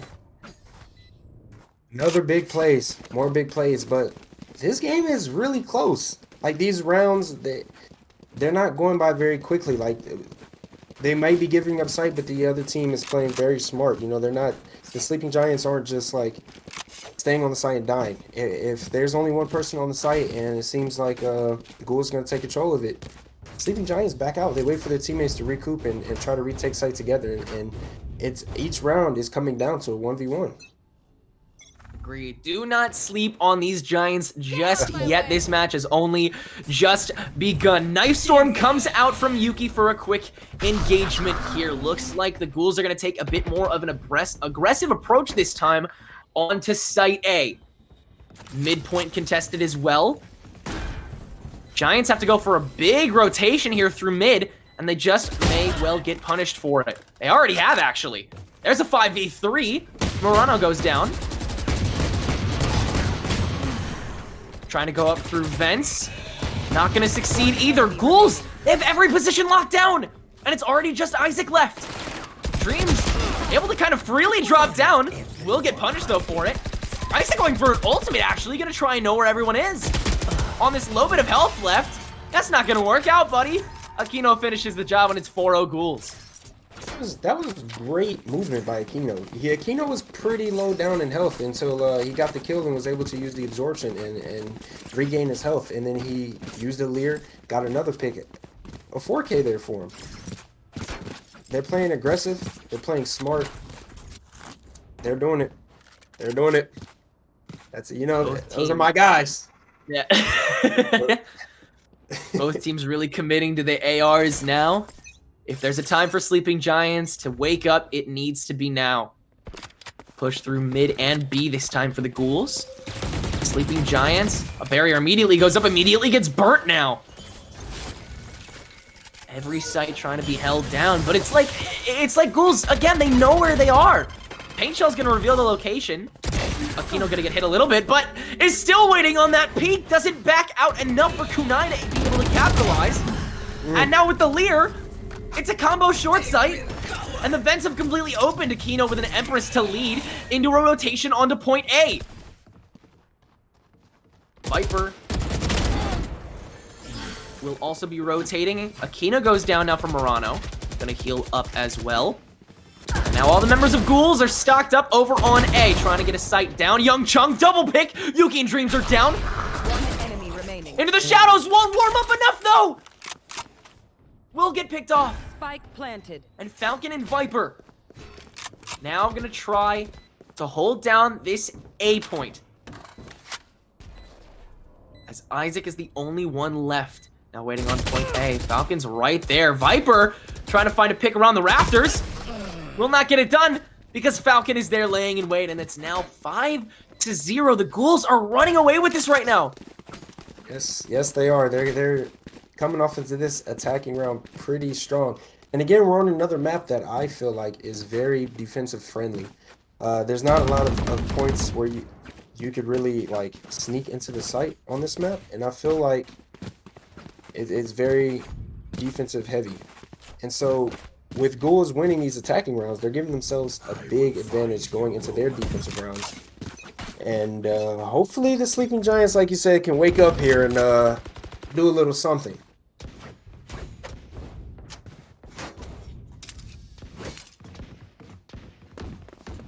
Mid push this time for the Ghouls once again. Gonna once again take it slow. Throwing up an orb, try and get things started here. Trying to find a break point. Both sides. Playing it really slow right now. I love it. There's the beginning pick. Arena for Arena. Hold up. Cage trigger. Cage trigger. Here as well. I did. Luckily, Aquino is in that site. You will not kill my ally. Gonna get rezzed as well. It's a 5-3 fight now, thanks to Dreams. Rotation here. Young Chung trying to find a way around. Will get one before getting gunned down. Kunai now with a rotation of his own on B site. A blast pack to try and pressure away Dreams. Will sort of work. Kunai, though, the only one left. With only a classic to assist him, not gonna do it. And it's 6-0. Very commanding lead by Ghouls here. But did you see Dreams misplace his wall there in the beginning of the round? He put his wall down in front of himself, in front of his team, preventing them from going into vents. I'm pretty sure he was trying to block off B Heaven so his team can move into vents, but misplaced it and cost his team a little bit of time. But it didn't hurt him too bad because they won the round. They did have to sacrifice that that resurrection, though. I think that may have contributed to the fight for sure. Just that extra personnel advantage for that limited amount of time there certainly contributed a bit. Some pre-fires on B tunnel this time. Ghouls is not trying to drop around at all. They're playing it so unbearably safe. Somebody go up. There's an early pick from Isaac, firing blindly into that tunnel after so much utility was sacrificed in it. A trade will come out though. And the pit is set up with a plant from Falcon, but gonna get paint shelled out. Kunai and Murano waiting in the tower. Showstopper as well. They're going all in for this one. Another trade, 3v2. Sleeping Giants could take their first round. There's the backup from Viper right into the hands of Kunai. Pit is down, 3v1. It's only Aquino left. Paint shells pressures out of the tunnel for a moment. Boombot still blindly fighting around. Baki knows where he is. Positioning is compromised now. Lear for the extra bit of help, but will go down first. It's 1v2. 30 seconds left. Kunai and Murano waiting. Bottom of the tower. Has to check that rotation. Will get the rotation out on Murano, but Kunai is there with the support, and the defenders in the Sleeping Giants will finally take their first round of the match. Is amazing right there. Phenomenal gameplay right there by Sleeping Giants. You know, they had a game off. They had a game off, so they just needed a little bit of time, you know, get together, you know, get the blood flowing in their arms, get the blood flowing in their fingers, and get the communication back down. You know, didn't they just have a player get out of Spike Rush? You know, now they have to shift that mindset back into the competitive game style, and now they're back into it. Ghouls opting for an A push this time. Early into the shadows, along with the toxic screen. A lot of ults already coming out. Lear early shut down, so Baki can still have the advantage. And the first kill is from the defense. But that doesn't mean the Ghouls are out of it yet. A 4v2 right now. Baki's on a tear. Getting a lot done right now. Not done yet. Kunai trying to get a little bit of damage onto Yuki to finish the job. Kunai will get it done with gunplay, though. Sacrifices a little bit of health there for it, though. Viper, all the way at tower right now, might just save. The spike is in such a bad location right now. And this might be the point where the Sleeping Giants can really get their momentum going. First one Viper has to go up against. It's going to be Baki up in rafters. Rotates right in. Easy headshot, but will get quickly shut down right after by Kunai. Once again, waiting there with the backup support. I think he just wants to take all the credit. Yeah. You know, sometimes you got to bait your teammates a little bit. He probably knew he was coming from there. Hey, go in, see if they're coming. Go over and see if they're coming. He, in his mind, he's like, I think somebody's coming from CT, but I'm not going to say anything. I'm going to let him kill him. And, you know, it worked out perfectly in Kunai's favor. He got that extra kill. He's trying to get that showstopper. Let him do his thing. I think as long as the Sleeping Giants are winning rounds, they're going to let Kunai, you know, sacrifice as many teammates as he wants to right now. Round going to tick down once again, and it's going to be a B push this time through tunnel. Aquino trying to shoot down whatever may be set up. Barrier orb to block out whoever's on one side. Gets quickly burned down, though. They got to back up quick. Look at Aquino's health. So low already. And the Sleeping Giants tried to aggress that push a little more, actually. Will fail, though. No one goes down. And Aquino will get fully healed up. Again, trying to contest this tunnel again, it looks like. Taking their sweet time. Baki's waiting for that tunnel wall bang. They're able to fire blindly into this kind of thing and really get a lot of reward out of it. The healing orb's already been used here. But it looks like they're going to rotate at least a little bit here. Aquino still waiting in B tunnel. They might bluff this with a mid push. Past that screen, contesting tower. Murano in a bit of a cheeky peek there. We'll get one before he gets taken down. And it's a double trade-off as Kunai once again waiting in the back there. Boombot gonna try and find somebody. Can't find either Falcon or Yuki. The 3v2 right now. Gonna tailwind back out of tower. Oh, but Young Chung is waiting with the judge. There's one. But flails around. How did you miss that, Young? I mean, you still won. But, like, that was so free, dude. I think, you know, in those moments, I can speak from a player's perspective, right? When it's too easy, it's actually very hard. It's actually very hard. That was lined up perfectly for him. And you see, he got a little excited. He's sitting in his chair. He's like, oh, yes. Dude, yes, you have to click in the general direction of them. I feel like I don't know why he charged at them. I don't know why he charged at them. I feel like that's where he messed up. If he would have sat there and maybe just like crouched and hit them, because the judge is actually pretty accurate when you're crouched. I don't know why he ran at them, and that cost him. May have some preemptive BM, but no matter. The round still went to the Sleeping Giants. A blind fire towards Baki in the rafters, but Yuki is the first to fall thanks once again to Young Chung. And another one! Young Chung on the Omen is on fire right now, finally gets shut down by Aquino, but Kunai is always in these weird spots in the showstopper. Gonna get Dreams waiting in the bottom. And just like that, the Sleeping Giants are crawling back up, baby. 4-6. They can even out this swap. You love to see those plays by Raze. You love to see it. The showstopper into the drop into the nether kill. That was beautiful. That was beautiful by Kunai.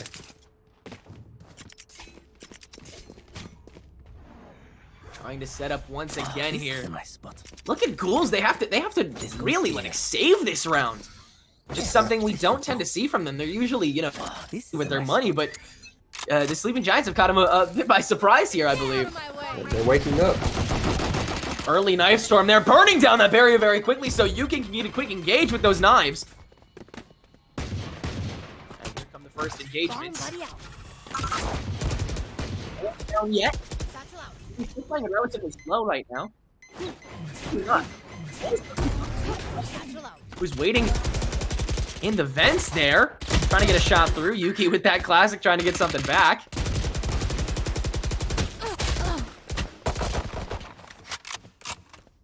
Shots will come out too. Ghouls fall first. Dreams finally gets that pick on Kunai in vents. I'm sure that was a bit of a pet peeve. But Baki is right there to support Kunai's corpse. Sleeping Giants are all there to help each other. It's great. Really, it's awesome.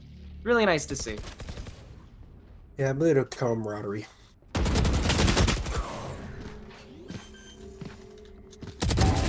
One enemy remaining. Some more Big picks play. come Spike off from down, tower B. this time. Dreams the only member remaining. The Sleeping Giants really could bring this swap back. Isaac rotating back around. Dreams was still reloading, and now it's 6-5. Yes, sir. We're getting a Last close round game. before the switch. This is you. They need this game to go to the finals.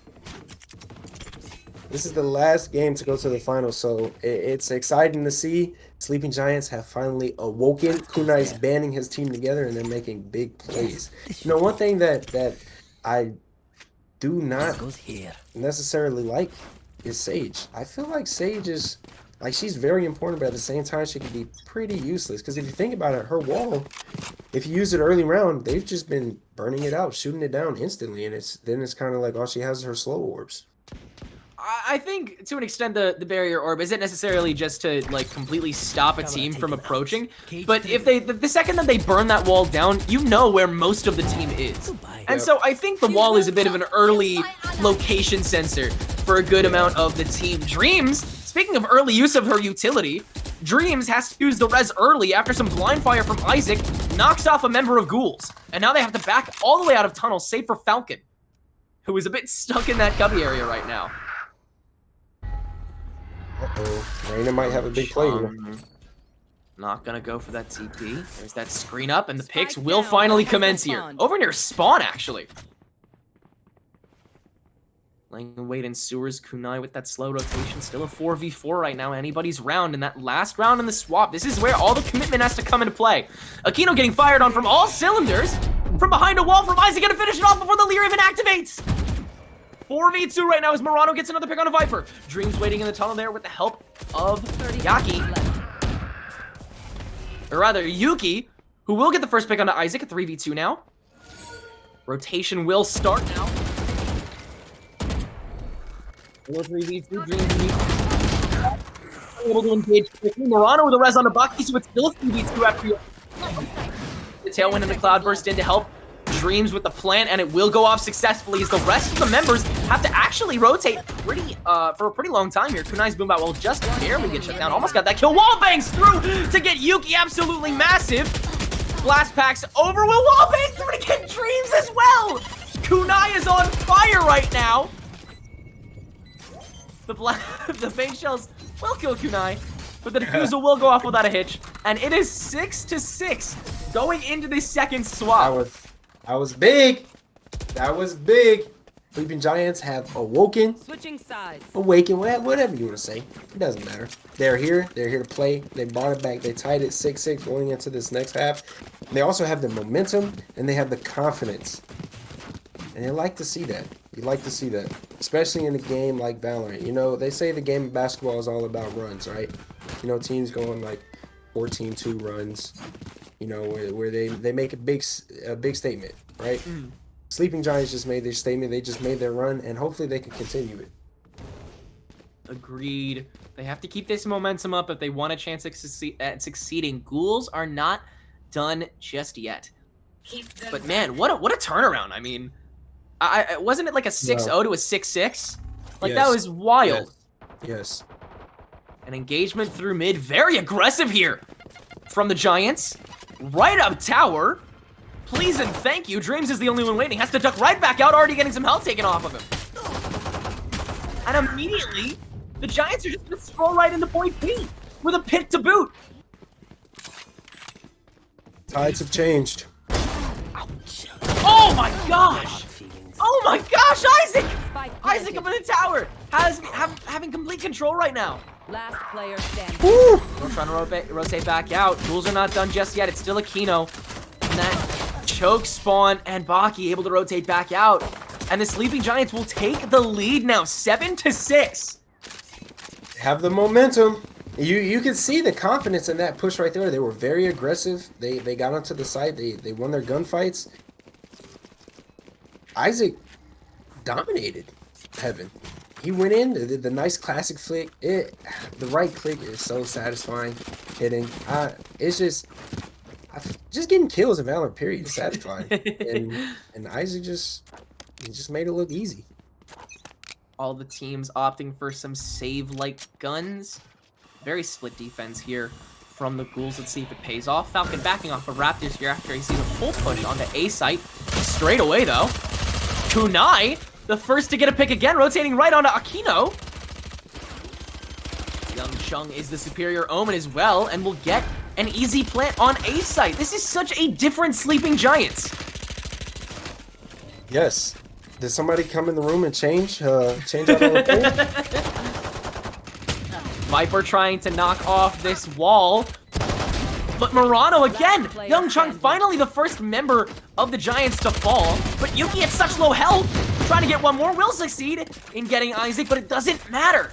8-6 in favor of the Giants, 5 rounds away from going back to the grand finals. It's 8 in a row right there. That's 8 in a row. Can we get a player check, please? Can everybody turn their face cams on? Can we see the players? They are changing the tides. They got together. They said, hey guys, we got to figure something out. We got to figure it out now. And they figured it out. 8 rounds in a row for the Sleeping Giants. Let's see if they still have it figured out. The Ghouls, the ones to go for full buy this time. Just about. Cloud up early in tunnel to try and stave them off momentarily. For firing blindly in the tunnel. That seemed to work a couple times for the Giants. Tunnel backed out. Giants very quickly going for a full rotation here, led by Baki, it looks like, through sewer. Murano the first to get a pick onto Falcon in the back. And here's a full A push. Holding on that rafter. But that's not where the Giants are going. They're going for another push for the low ground. Do what works. And this works. Murano another pick. Kunai the first member of the Giants to go down this time, but they've locked down A site so cleanly once again. Isaac gonna get another safe plant. Yuki waiting on one side, backed up by Dream. Simply Viper finally coming up to the rafters. Might go for Young Chung here up on the top. Never mind, Yuki's able to do it for him before getting picked up by Baki. A 3v2. The Ghouls are still able to win this, having control of the rafters. Trying to bait some fire for Baki, but Baki's able to turn back around and pick off Viper! And Dreams is soon to follow! 9-6 in favor of the Giants. They're here. They're here. They came to play. They definitely came. They said, we're not going out like that. We're not going out like that. We've already lost one time on the stream. We're not doing it again. We can't be the laughing stock of this tournament. They're here. They're here. Maybe after this game, they need to change their name to the Awake Giants. Can we start a petition for that? They're no longer sleeping. They're here now. They're awake.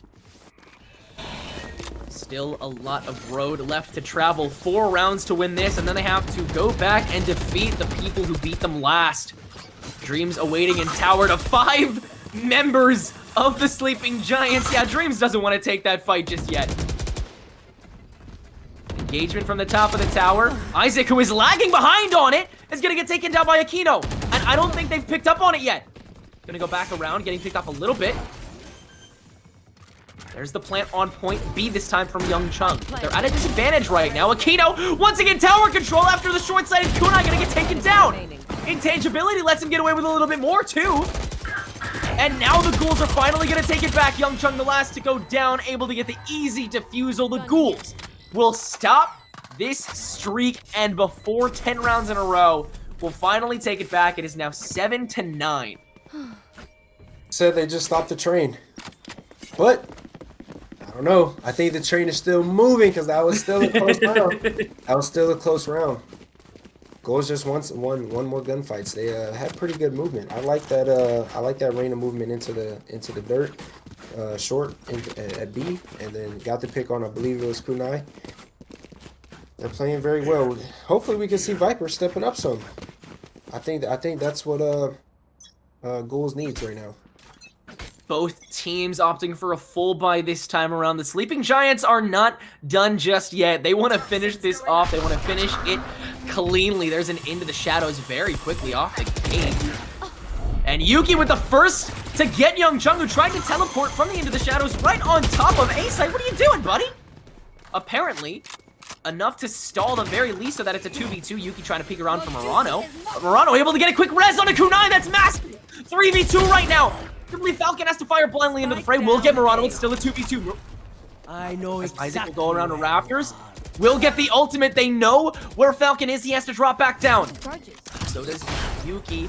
There's the showstopper. Will not pick off Falcon, going for a TP mid-showstopper. He dodged the damage with that TP. That was incredible. Has to look up first, then looks down, then drops to the floor. Kunai will go down to Falcon. Paranoia trying to catch off Isaac, the last member of the Giants, trying to stop this soon-to-be streak for the Ghouls. Dart cover will go up. Has to get a cam up to try and get a dart in. Will not hit anybody. They're waiting in the corners, buddy. You can't hit anybody from there. 30 Falcon able to seconds retain left. his position. There's a cage to try and get a little bit of positioning. There's Isaac! Able to get Falcon. But now the position's been revealed. Will he rotate fast enough? Able to rotate back into the cage. We'll get the clutch! And the Giants will take the round back, and it's 10-7. That was close right there. That was very, very close. Ghouls, he had a pretty Yuki had a straight line shot. You know, I thought he definitely was going to capitalize on that because Isaac was not paying attention to that right side when he was walking out of the Cypher cage. He was looking straight into screens. He was thinking he was screens, but no, he was to the right. Yuki just potatoed the shots. Isaac capitalized on that and got the win for his team.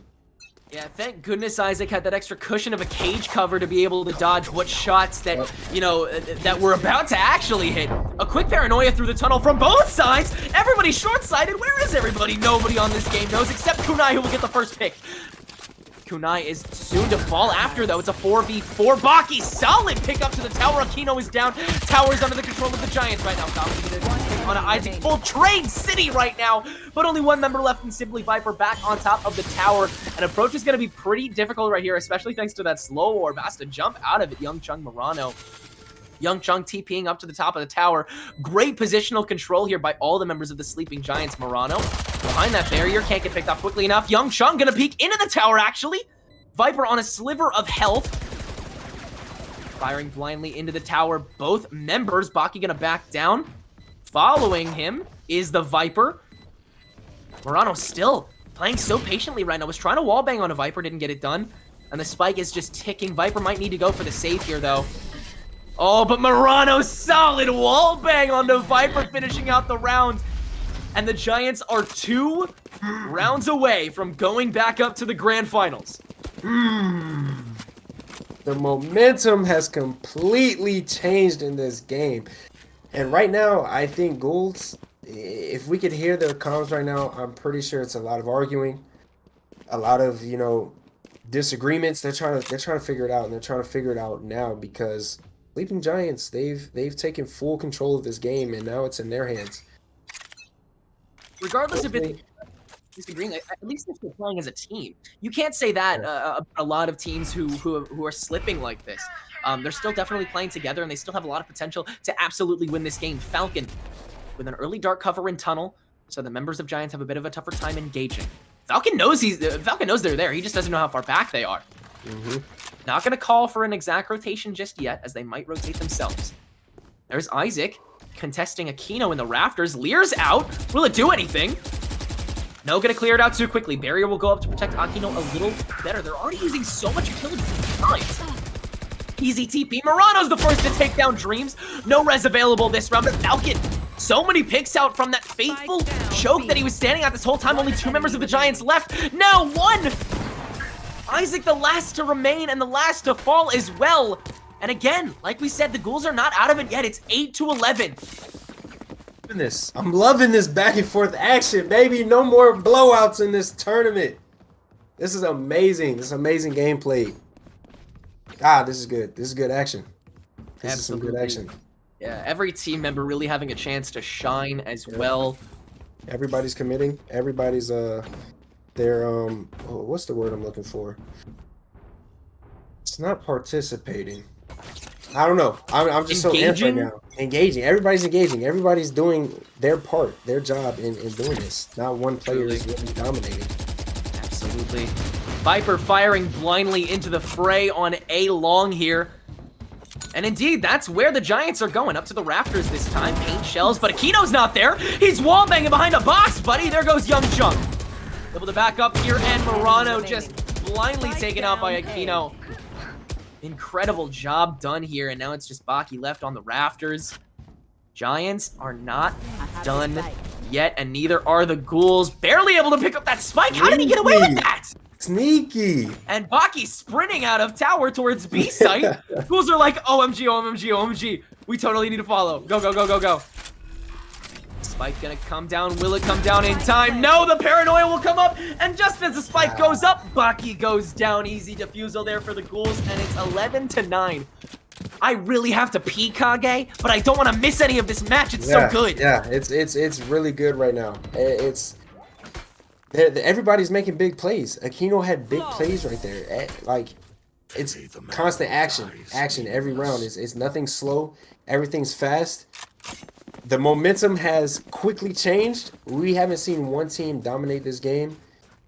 They're both doing their parts. They're both playing hard. They're trying to win. They're trying to get back into the winners bracket. They're trying to prove themselves, like you said. They shouldn't be in the losers bracket. They should be holding the trophy up high, and that's what they're trying to get to. And as you can see in the scoreboard, like I said, not one player is solely dominating. Everybody's playing their part, and this is a really good one. This is a good game.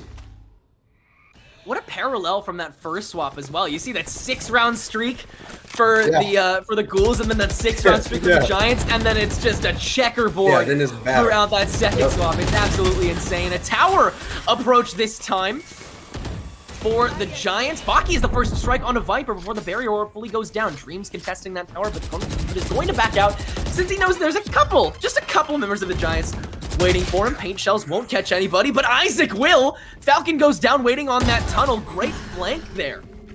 Another approach there, and once again, it's Baki. Last player standing. This is where the Giants are going to shine. Baki again on the tower. Only one member left. It's just Aquino waiting in that back tunnel. Doesn't know what Great reflexes there from Aquino. Look at the pick. But Kunai will follow once again. Kunai once again in the back, taking credit. Come on, man. Slow down. Yeah. And it's match point. It's always amazing, like, from a spectator's view, we're always on the edge of our seats because, like, just in that moment, we knew that Omen was standing there staring at him in the smoke, but they don't know that. They have no idea, and we're just on the edge of our seats like, come on, are you going to shoot? Are you going to take that shot? He's right there, like, come on, please shoot him. But that's why I love spectating. Spectating is amazing because we can see those things that they don't get to see, and it keeps us on the edge of our seats. Oh, so poetic. Thank you so much for those incredible words, Kage. So much wisdom. Oh, match point here. Phenomenal play-by-play.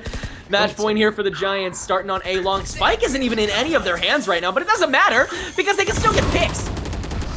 Empress is up, so Baki can approach without fail towards this Yuki. Along with a blast pact, Kunai jumping straight through. Kunai will get taken down. This time it's Baki who's using Kunai as a meat shield. A 4v3 for the Giants. This is going to be it for the Ghouls. Morano launching some orbs on B site. This looks like they're going to commit here. And another pick, this time on a Dreams. 4v2. Isaac going to drop the spike now. This could do it right here. Approaching through tunnel. Meanwhile, Simply Piper approaching through tower. Fire immediately activated. Morano goes. Gets the Devour. Doesn't get picked up by Isaac. Young Chung will pick up Viper. It's all up to Aquino now. A 2v1 here. But no, Isaac will put it to an end, and the Sleeping Giants are going back to once again face Warhead in the grand finals.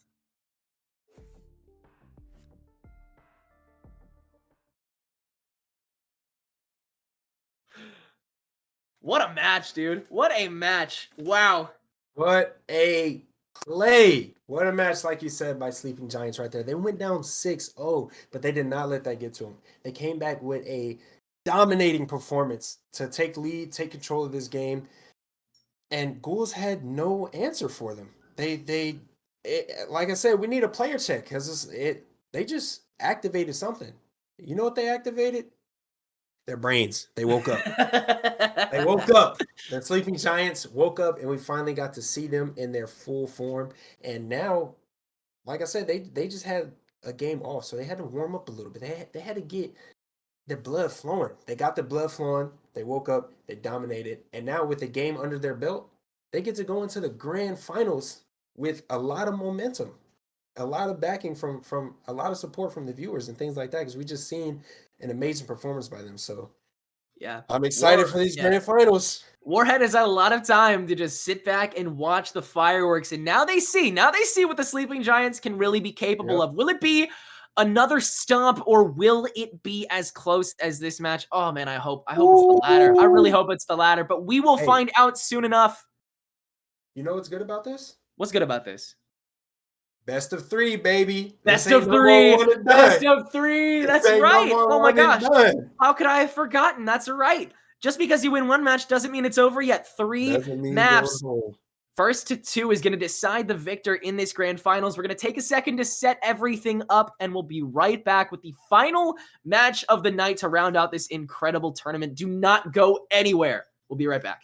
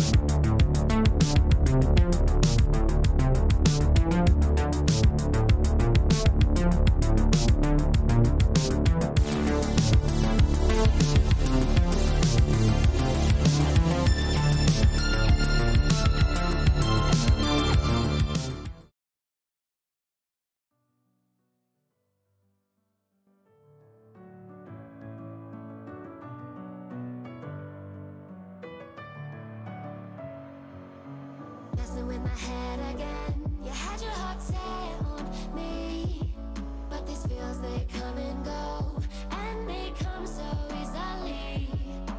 Tell me what it is about you that I can't forget, but you're breaking down my walls again just to set me free.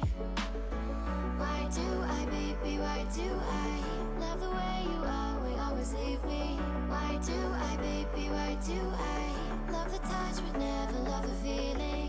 Why do I, baby? Why do I love the way you always, always leave me? Why do I, baby? Why do I love the touch but never love the feeling?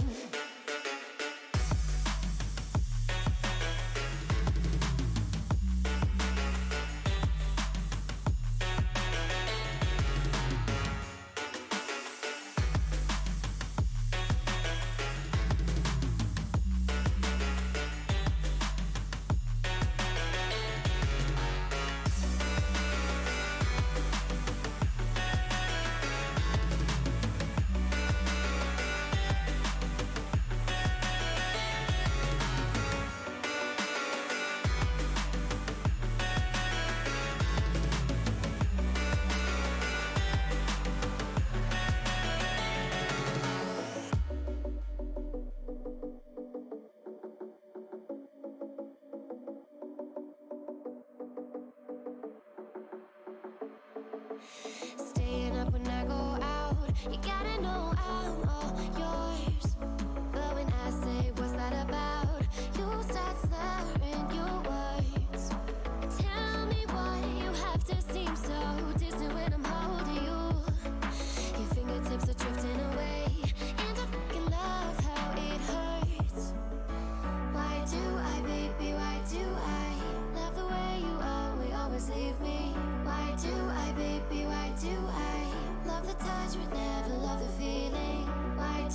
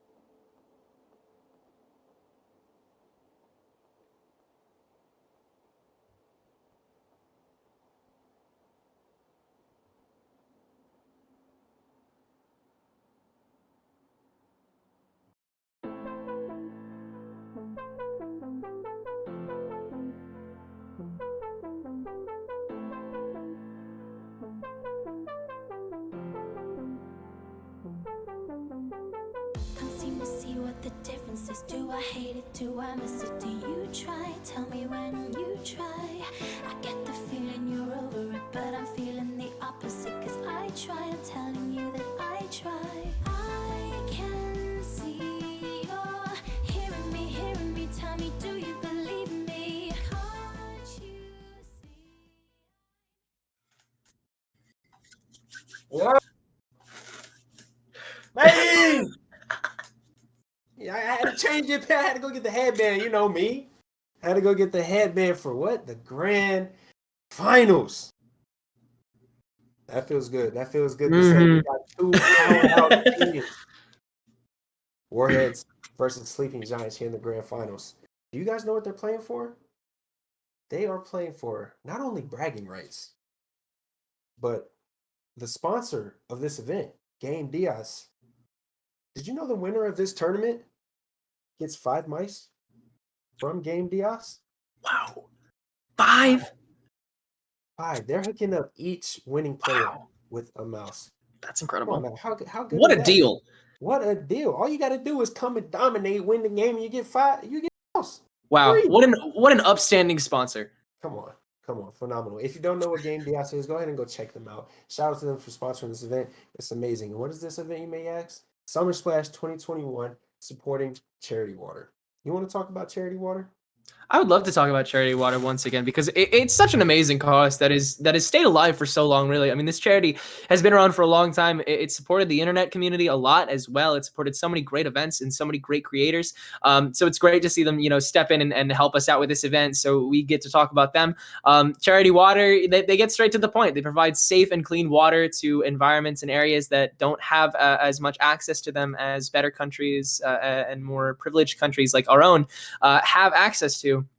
They provide water through a lot of independent organizations that assist them in bringing this water and all this money to be able to help these areas find and get water more easily and have a lot better access. The money goes so far, so much farther than it would here when it goes to charity water. 100% of the public donations also go to assisting these families, and just $1, I can't express enough, $1 provides clean water to an entire family for 12 and a half days, which is absolutely incredible. It is absolutely insane. Charity Water are doing so much. So please, if you haven't yet, donate to the cause. I think we're really close at this point. I haven't gotten a check yet. Again, I think we're really close though. Yeah, we're insanely close. Yeah. We're less than $600 away. So really, anything that you can give would be really appreciated. Every dollar counts. So thank you to everyone who has donated thus far, and thank you to everyone in the future for sticking around, watching this grand finals match take place, and helping us out in this great charity live stream. But in the meantime, we have a match to talk about, Kage. One that we've already had the pleasure of witnessing previously, but one we must witness again. So let's talk about it. Yes. Warhead versus the Sleeping Giants. We've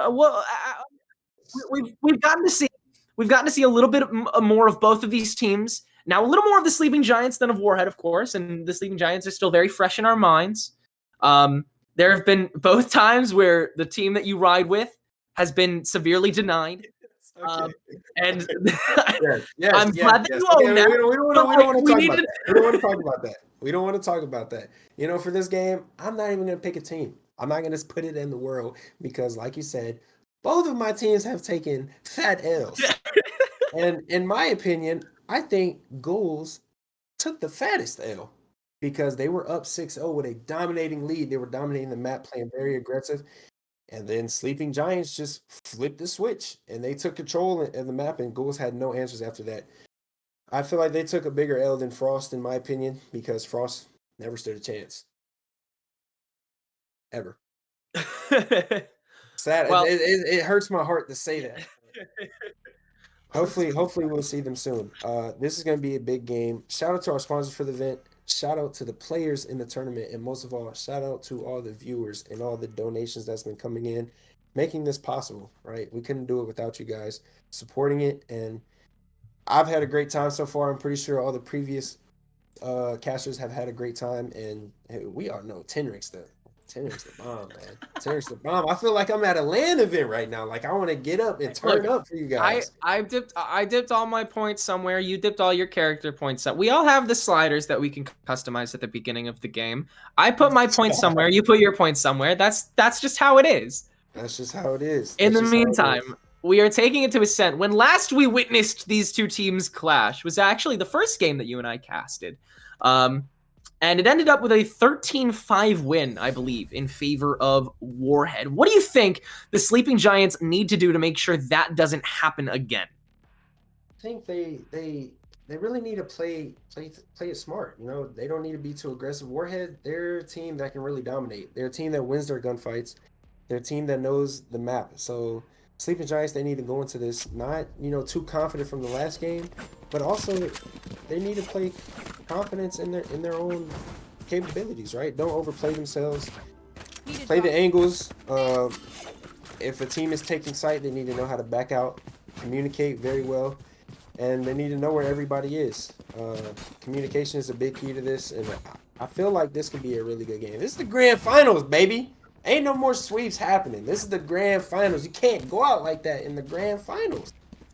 And remember, it is a best of 3, so even if you win one of these maps, you're not nearly out of the woods yet. We'll see Warhead is going to start on attacking for B site. Sleeping Giants are set up a bit closer to A, so they're going to have to rotate a little bit first. I believe it's nearly a mirror pick once again, except for the Phoenix to Jet difference, but other than that, just about the same. Murano with a recon bolt, not going to pick out anybody because it's shot down too soon. Murano now backing out to the back of mid.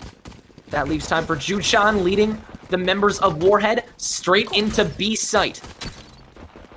Spy cam goes up, reveals a member or two. They know where everybody is, but they have to capitalize. Isaac will not be doing that, as he is the first to fall. Juchan quick to follow up to the backside. Already holding down this area. And Cinder Valor, as well as Smoke, having such a great sightline into that back. Kunai, first to get a pick on behalf of the Giants, but also getting the only pick on behalf of the Giants that round, as it is Warhead who will take a commanding start in round 1. Juchan is a fan favorite. Or maybe he's just my favorite. I think, And well, here he you are a is. fan, so you can say that. Exactly. He's a fan favorite. Right now he's 2-0. Are we okay to start taking bets on what he's going to get to before his first bet? Do you think we'll get to 20 this time? We got to we got to 15. Yeah, we got to last 15 in time. the first. Yes. Let's see if he gets to, I'd love to see if he gets to 20 this time. I will rip the light from them. All right, let's make a deal. Joe Chan gets to 20, $20 into the donation. Ooh, I like that. I'll fork over 20 if he gets to 20. I like it. Let's do it. All right. Giants We're locking down to rooting A for you, side Joe this time. But it's a B push once again for Warhead. Valor the only one left on Catwalk, going to try and cut off a member of the Giants very quickly. Baki getting covered by the dark cover right now. They don't see Valor just yet. Valor, nice headshot on a kunai! Will finally get picked off by Baki. Spike planted. But the spike has already been planted all the way over B site, and Warhead has that locked down. And look at the health as well of those members of Giants. Young Chung, as well as the Jet. Trying to get finally picked off. There, they know where Juchan is. Will get picked off by Young Chung, but not before Baki goes down as well. And now Murano also at low. They've taken some big risks to be able to even get this far. Now they're finally approaching on market, but they have that site so locked down. Isaac has to back out into the side, gonna get covered by the recon bolt, and absolutely gonna get smothered with bullets. It's now just Murano all the way in the back of the B spawn. Not gonna get anything done because of it, and it's 2-0 Warhead. Well, 2-0 Warhead, and Juchan has a death. So unfortunately, didn't do it. But You know what? I'll still donate 20. I'm still gonna drop a bomb on him. You know what? I'm gonna do it right now.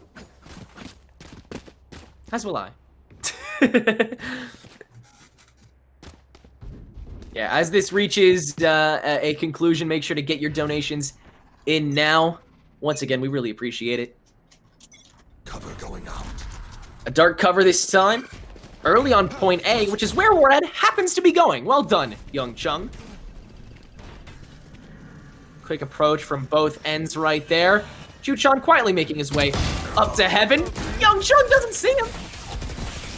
There's one down. So much on the point right now, but the spike has already been planted. And once again, the Giants are slow to rotate back. I'm getting deja vu to this first game, Kage. It is a thing. Kunai, the first back up on Catwalk, firing blindly through. Trying to get somebody down. Baki will strike and get down Chuchan, but now it's a couple trades from the high ground. Isaac and Murano up there. Meanwhile, Last player standing. Baki now the only one left and quickly goes down at the hands of Haruka. And it's 3-0 Warhead once again. Absolutely insane gunplay coming from them so far. Yeah, they are taking a commanding lead right now, dominating these first 2 rounds. But this is something that we've seen almost the entire tournament from Sleeping Giants. They have a pretty slow start to their gameplay, and so this isn't nothing new. So they're not out of this game quite yet. They've been in this position before. Absolutely, they have. They've been able to pull a big resurgence as we saw last round. Juchan, that classic running back, has gotten so much done previously, but walking into so much utility, gets his location revealed very quickly, and already getting concussed. Running back has already expired, and Valor is actually the first to go down. G-Man laying in wait under Market will get the revenge kill onto Isaac right there. Shock bolted is Young Chung, thanks to Haruka. And it's a 3v2, still pretty even on both sides, but once again, it's Warhead with an advantage. They're the first to get short-sighted, so Juchan will get the shot first, but getting short-sighted is also Juchan. So it's a bit of a scuffed finish, but once again, it's Warhead taking the round before the spike even needs to be planted. That was definitely a close one. All these rounds have been pretty close. I don't feel like they are like out of control of this. And it looks like we are going to get a pause. I'm wondering why they're gonna need to pause here, but oh, Smoke needs to pee. Okay, all right, We have a bathroom all right. break. Hey, The players Warhead go needs to to the pee. bathroom, but the I casters respect can't. Players go to the bathroom. it. It's all All good. love to the players. All love to the players. We love what's going on right now. Ascent is a pretty good map. It's one of the newer ones. Well, what am I All talking things about? considered. What am I talking about? Ascent's been in the game for a while now. For a Eh, while. It's been a while since to an I extent. started out. This man did not wash his Light hands. the way. Oh my gosh, he already got back. Dude, there's no way he washed his hands. Hey, maybe that'll make him dirtier at the game. Who knows? Oh my goodness. Quick approach here. This time from Warhead. Healing area. Down mid and B side. Actually gonna back up a little bit here. Firing blindly on the catwalk. Not gonna get any health taken down on Murano. Still gonna fire on a catwalk. A Lear for an easier approach. A lot of great cover coming from both sides, but Baki! There it is, that jet with an op, baby! Smoke will go down. A 5v4. One of the first times a personnel advantage is in the favor of the Sleeping Giants this game. Murano waiting on catwalk, doesn't rotate quickly enough. Valor will get the pick. 4v4 now, able to rotate quickly in the tree. Hunter's Fury is out. Will almost catch people. Almost catches his own teammates, actually. Baki's up there on the catwalk with an op up on the rafters. E-Man just below Juchan! Juchan once again! Right below those rafters. Just misses the hot hand, 30 sadly. seconds left. But Isaac and Kunai are the last remaining. Kunai will get the pick on a Juchan after taking a bit more time. Lear is out to try to short sight whoever can look out. But Valor will get a scuffed pick on a Kunai despite looking out against the Lear. Isaac, the last remaining member as the spike ticks up. Looks like it's going to be a save round for him now. I don't know what is going on. Maybe they fell asleep before the next game. I thought they were pretty good, but this is interesting. But like you said, this is the best of 3, so they can drop this map, but it's still an early game. We can't call it quite yet. This is a nice save. Didn't something happen in the in the patch notes will say that it actually hurts your team? I am unsure. I think you get less money. Interesting. Well, I mean, that would make sense, I suppose. But even so, I mean, to stay alive, to maybe even keep your gun at the very least. Yeah. You know, it might have been worth it for Isaac. In the meantime, it's 5-0, approaching the halfway point of this swap. Baki once again set up with a sniper. They're sacrificing a lot so Baki can maybe get 1 or 2 picks. Baki needs to start getting a lot more value out of these ops. Yes. Round ticks down. Here we go. Another B-site push, it looks like. Nice spy cam dart out immediately there. Pass for move, and Baki's position is already compromised now that he's in market. Juchan, another run it back. Locations revealed, gonna blindly fire right through market. Just burning right through Valor. We'll get the upper hand against Isaac, and we'll be able to devour to get our health back. Valor planning, Baki finally getting some value out of that off, but maybe all too late. Still a 4v3. Young Chung waiting in market, but Duchan knows it. Curveball out to try and blind one. Now 2 members. A second curveball to try and blind him again. Lear is out to try and make sure that it's stalled. It succeeds, but Cinder Valor! A different peek through market, so Young Chung can't get the sightline out. Kunai still waiting in market. They're trying to wallbang it out. Will it succeed once again? It's Valor! With another final blow, and now it's just Baki on the other side of the map once again. Potentially another save having to commence. Gun here. And once again, Sleeping Giants are up against a 6-0, it looks like. Just like they were last game. Yes, exactly like they were last game. And like I said before, they tend to do this with all their games. All their games that we've seen, they've started very, very slowly, and then they've picked it up. So hopefully we can see them pick it up because, like I said, this is the grand finals, baby. You got to bring it all to play. You can't leave nothing else at home. They're playing for 5 amazing mice from Game Diaz, the sponsor of Summer Splash 2021. And I've seen their mouse. Mouse? I've seen them. Mice. Mouses? Moosies? Moosies? I don't know. The English language, folks. It's a funny one. But yeah, I've seen them and they're pretty nice. So hopefully they can do something to pull it off. Warhead now approaching through A with the spike. 2 through mid though. Bit more split. Just waiting out all the cover that the Sleeping Giants set up for themselves. Young Chung once again firing into the fray on A point. Will get seen by the recon bolt. Warhead having a little more control over that A site until another dark cover goes down, and now once again they can fire blindly. But Warhead are the ones to fully back out now over on Catwalk where Baki is waiting.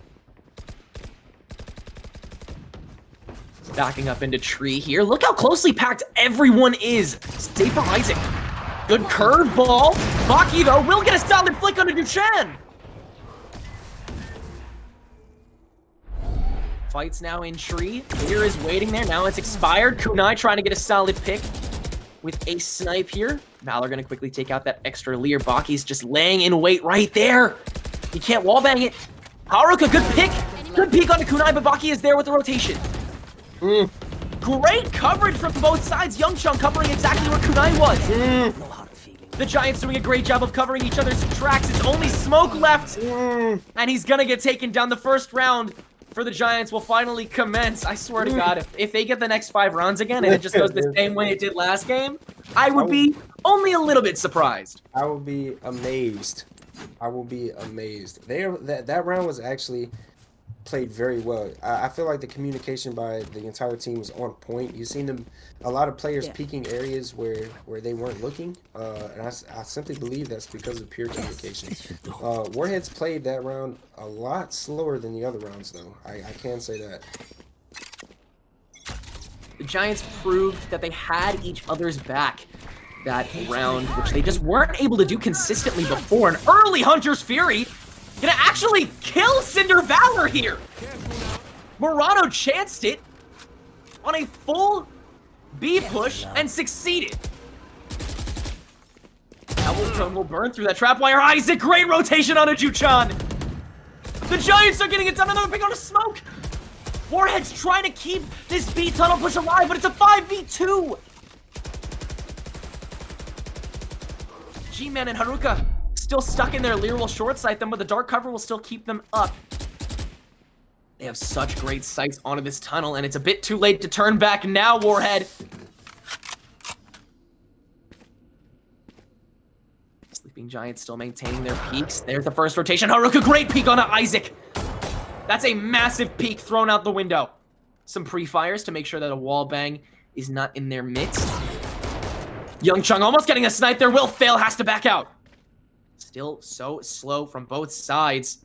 30 seconds left. But some great coverage, especially on Courtyard, which it looks like is where the rest of them are going to go. G-Man, great into the shadows, over into A site, but will get taken down by Baki. And the spike will actually not get planted. It's all down to Haruka, who was able to rotate into Courtyard and get the early pick. Recon Bolt trying to find somebody. 10 seconds Ball bang through left. that glass. Baki sees him, but Haruka able to get the pick off first. It's still a 1v1. Spike is up. Young Chung and Murano peeking over. Murano will finish what Young Chung tried to start. Look in both directions and just barely the Sleeping Giants pull it out. But wow, Haruka with a 4K. 4K, Absolutely he almost had so the well ace. done. Almost coming had the back ace. from that. Yeah, he Did you almost see- brought that back. Almost, so close. Young Chung did not see him after the paranoia blast. He was ducked off in that corner, and he just barely missed him. And Haruka picked up that kill off of him and just wasn't able to get the last one. But that was a pretty good play by Sleeping Giants. You know, that Hunter's Fury coming out early, and that's due to good communication. He heard everybody stacking garage, and his teammates gave him the green light, and he sent it, and it worked out well. Aggressive A push this time for Warhead. Not going to work out in their favor, at least initially, as Baki gets the pick on a Duchan. Great rotation back around, and Haruka is now the one with an early Hunter's Fury. J-Man is like, oh, sorry, man. I need to wait for you to do that last one. I'll let you go ahead and shoot that out. Cinder Valor with an early Empress as well. Warhead trying to stop this momentum right in its tracks. A lot of ults coming out. Another Empress, this time on the side of the Giants as well. And the spike has been planted. Warhead was able to be so much more aggressive this time. A Lear to engage from the rafters. Baki is all the way behind, though. Great picks on behalf of Warhead. Isaac dropping down, not going to get it done either. It's all down to Baki against the remaining 3 members, but they're all in such low health. But no, Cinderella able to get the pick from the distance. And now it's 7-2. The streak has been cut down, cut short by Warhead. I feel like that Hunter's Fury really pushed Sleeping Giants out of the site and got them all stacked onto Heaven, and they were in a bad position after that. Warheads was able to take full control of the site, cover all the proper angles that they needed to cover early, and that really helped them capitalize on that and shift the momentum back in their favor. Sleeping Giants aren't ready to back down just yet. Another early engagement, a Knife Storm early from Baki. Standing ahead. Now or never, as they've already guaranteed lost the swap. But they want to try and get as many rounds salvaged as possible. Warhead, a very slow but very built up approach onto A site. Meanwhile, Haruka monitoring that catwalk. Deploying drone. A is pretty open right now. So much utility coming out early to make sure that the ground is cleared. Those rafters still available for people like Baki to come in. Murano, though, doesn't need it. Needs the tree room to get the early pick. A couple members of Warhead at low health, but still have the personnel advantage. There's the Cypher ult to detect all the members of the Giants. The remaining 3. Great Knife Storm there from Baki, finally getting some value out of it. Still a 2v3, though. Isaac waiting in tree, trying to get a cheeky Sheriff final blow. Baki all the way on the other side of the rafters. Great headshot there by Juchan. Low health for 2 members of Warhead, but Isaac still in such danger here. Spike taking down. Limited time, firing blindly. Will get turned off. 8-2 in favor of Warhead. They're trying to end this first map early. You know, it's always a good thing when you see a team be able to fully take control of the site and then just have each other's backs. Like Juchan, you see him take the kill in Heaven and immediately flick to tree and pre-fire. Like, no hesitation. I'm pretty sure his teammates said, hey, somebody's in tree. He got the pick in Heaven and immediately flicked over to tree and started doing cover fire. And I feel like that's really working out for them. As soon as the team covers each other, that's when they start winning these fights. And we see Warhead do that in spades every single round. A bit of a stalled push here on Catwalk. Good recon bolt there. There's the run it back once again from Juchan. Immediately gets shut down by Kunai. Warhead won't get as much value as they hope to. A hot hand has to be used early after a shock bolt will catch Juchan by surprise here. Great to keep up by Murano. And Kunai letting his comrade step back to get the kill. It's already a 5v1! Down mid. Giants have gotten such great momentum here on this point, and it's a flawless round. What a turnaround. 8-3. One more round left in this swap. Last round in the half. Yeah, this is a really big round for them. They need this. I know they need every round, but this round is very important. They want to get that one extra point that they need to pull it back together. Going down 4-8 is not that bad. But it just seems like 3-9 is just a little tougher to come back. Because you got those pistol rounds, right? Yeah, so exactly. If you win that first pistol round and then get the second one and then the third one, that could be potentially 3 easy rounds for you. Immediately starting things over after this round, so everybody's fully committed here. Early B push getting really contested very far up, and it will succeed. As after a pick from Kunai onto Smoke, they will back out. It's a quick 5v4. Murano, great position up here in Catwalk. They know where Valor is. Kunai will finish the job. We'll get things off here as the rest of Warhead will approach through Courtyard. But again, another into the shadows on account of G-Man. We'll make sure that the plank goes successfully, and Isaac can't approach correctly on Rafters. Haruka, the remaining member, though, as Baki is just popping off right now. Might even be able to get the defusal before Haruka even shows up. Haruka! You gotta kill him! No! The defuse will go off! And it's 8-4. The Giants will indeed manage to scrap up that 12th round, and now it's 8-4 going into this swap. And now it is the sleeping Giants on the attack. Yes. That is what we like to see, but we need more contribution from the rest of the sleeping Giants. We have a lot of them. Like I know I said KD doesn't really matter, but if you start slipping away, then you're dying too much, and you're not really giving your team an opportunity to really make plays. But they're doing pretty well. They're making a slight little comeback. It's not so far one-sided now. It's getting a little checkerboard on the score, and that's what we like to see, especially in the grand finals. No more sweeps. Yeah, absolutely. No more sweeps just yet. But remember, the Giants in the first game against Warhead back earlier in the bracket lost 13-5 in this map. So they are still down in rounds if they don't win anymore. They still have to prove themselves. They still have a lot of ground to cover, and it looks like it's not going to get done this round as Smoke is the first to strike. Kunai will go down, and the push through mid, thanks to Courtyard, has to be a little bit faltered here. Now going to go up through Catwalk, where it's a little less guarded here. Juchan waiting in tree. Baki will speed pass with the tailwind, but immediately gets shut down by Cinder Valor. And now, Warhead has the Giants in such a tough spot. Able to take pot shots through tree. One enemy remaining. 3v1 right now. It's just Isaac, but he can't do a thing except barely plant the spike and actually give a free ult charge here to Juchan. And it's 9-4 now.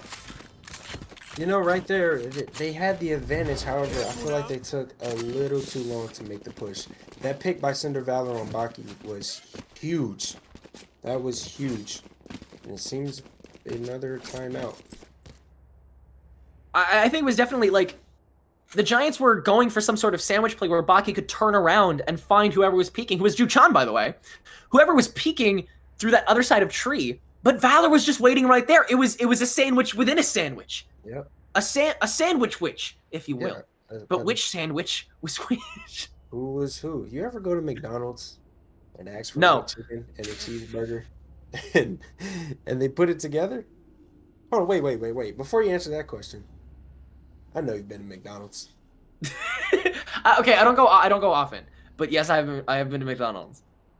But can you ask them to put stuff in between, like the McChicken? Yeah. So apparently, you can go to McDonald's, so I've heard, and ask for a McGangbang, Oh my god. Bro, I'm not kidding. I'm serious. That's a serious thing. That's an actual. Is that like secret menu? Yeah, like secret menu McDonald's? stuff. Yeah, you can get a McChicken and a cheeseburger like fused together. That is something that I'm so tempted to try, but at the same time, it means I'd go to McDonald's. So like, I'm I'm between a rock and a hard place. You're in a rock and a hard place. Hey, everybody can eat McDonald's once a year. Once a year. Hey, speaking of a rock and a hard place, back to the Sleeping Giants, who are once again trying to attack Haruka, though. With an Ares right through the wall bang on the tunnel. Will get shut down by Baki, though. And nobody, surprisingly, was really covering the site as efficiently as I think Warhead would want to. It's a 5v3 now, and the Giants kind of have free reign over this. They're actually gonna have a shot at taking this second round out. It's a 4v2 right now. Juchan will make sure it's a 4v3 instead. Will get quickly shut down, but it doesn't matter. Isaac and Baki will finish things off, and it's 9-5. The Giants are definitely still not out of it.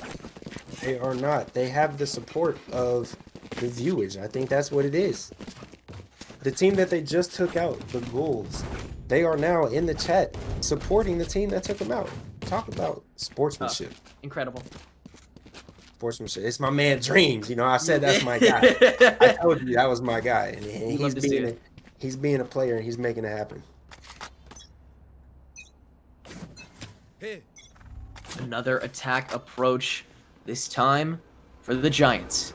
Still have a lot of ground left to cover. Only 4 rounds away from victory are the Warheads for this first map. Good coverage there from the Giants, able to barely pick off Valor and pick off Juchan in the process. He came in too forward. Got punished by everyone from the Giants, who are now quickly approaching on B and now planting so safely right now. Able to shoot up freely through rafters. It's just smoke, and Haruka practically trapped right there. The Giants are able to really wallbang freely. Smoke caught mid-reload as well. Haruka catching kunai individually though. But Baki going right up and finishing the job, and it's 9-6. The Giants are pulling it back. Late, but the comeback's happening. The comeback's happening. I think Warheads they're facing their first little fight back. Am I right? Is this their first like challenge in the tournament? I think so. Certainly the first one that was televised. This is definitely a harder fight than they had in the first round. The Sleeping Giants have for sure stepped it up since their first game against these guys. They've got them down a little bit more. And a late rotation. I'm sorry, but I think we need to take a moment and realize that Baki has 22 kills. The next closest person on his team has 8. Woo! Put him on your back, young man! Get out of my way. A late rotation this time. Baki with a knife storm. Could be dangerous. Dark cover to make sure that it's going to be a late push. Owl drone right through the front. Owl drone from Haruka this time. From the back. Hot hands over that dark cover. And now it's going to be a rotation back. Down to courtyard. Baki still got those knives out. Sees G-Man. Gets one knife down. Cloud burst through mid. Gonna approach through tree this time. Baki still leading that charge. Nobody's in tree room just yet, but Haruka is laying in wait on those rafters. And the rest of the members of Warhead are close to follow. It's gonna be a rafters clash. Baki facing 2, now 3 members. Juchan, though, could be a whole team himself. Spike planted. A 2v5 just like that. Spike is down, but at what cost? Apparently the round. Warhead has complete control over this. Murano the last to go down as 3 members of Warhead stand tall. And it's 10-6. That was an action-packed round right there.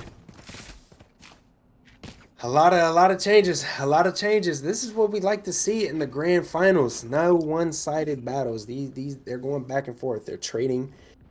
Players are trading. Momentum is shifting.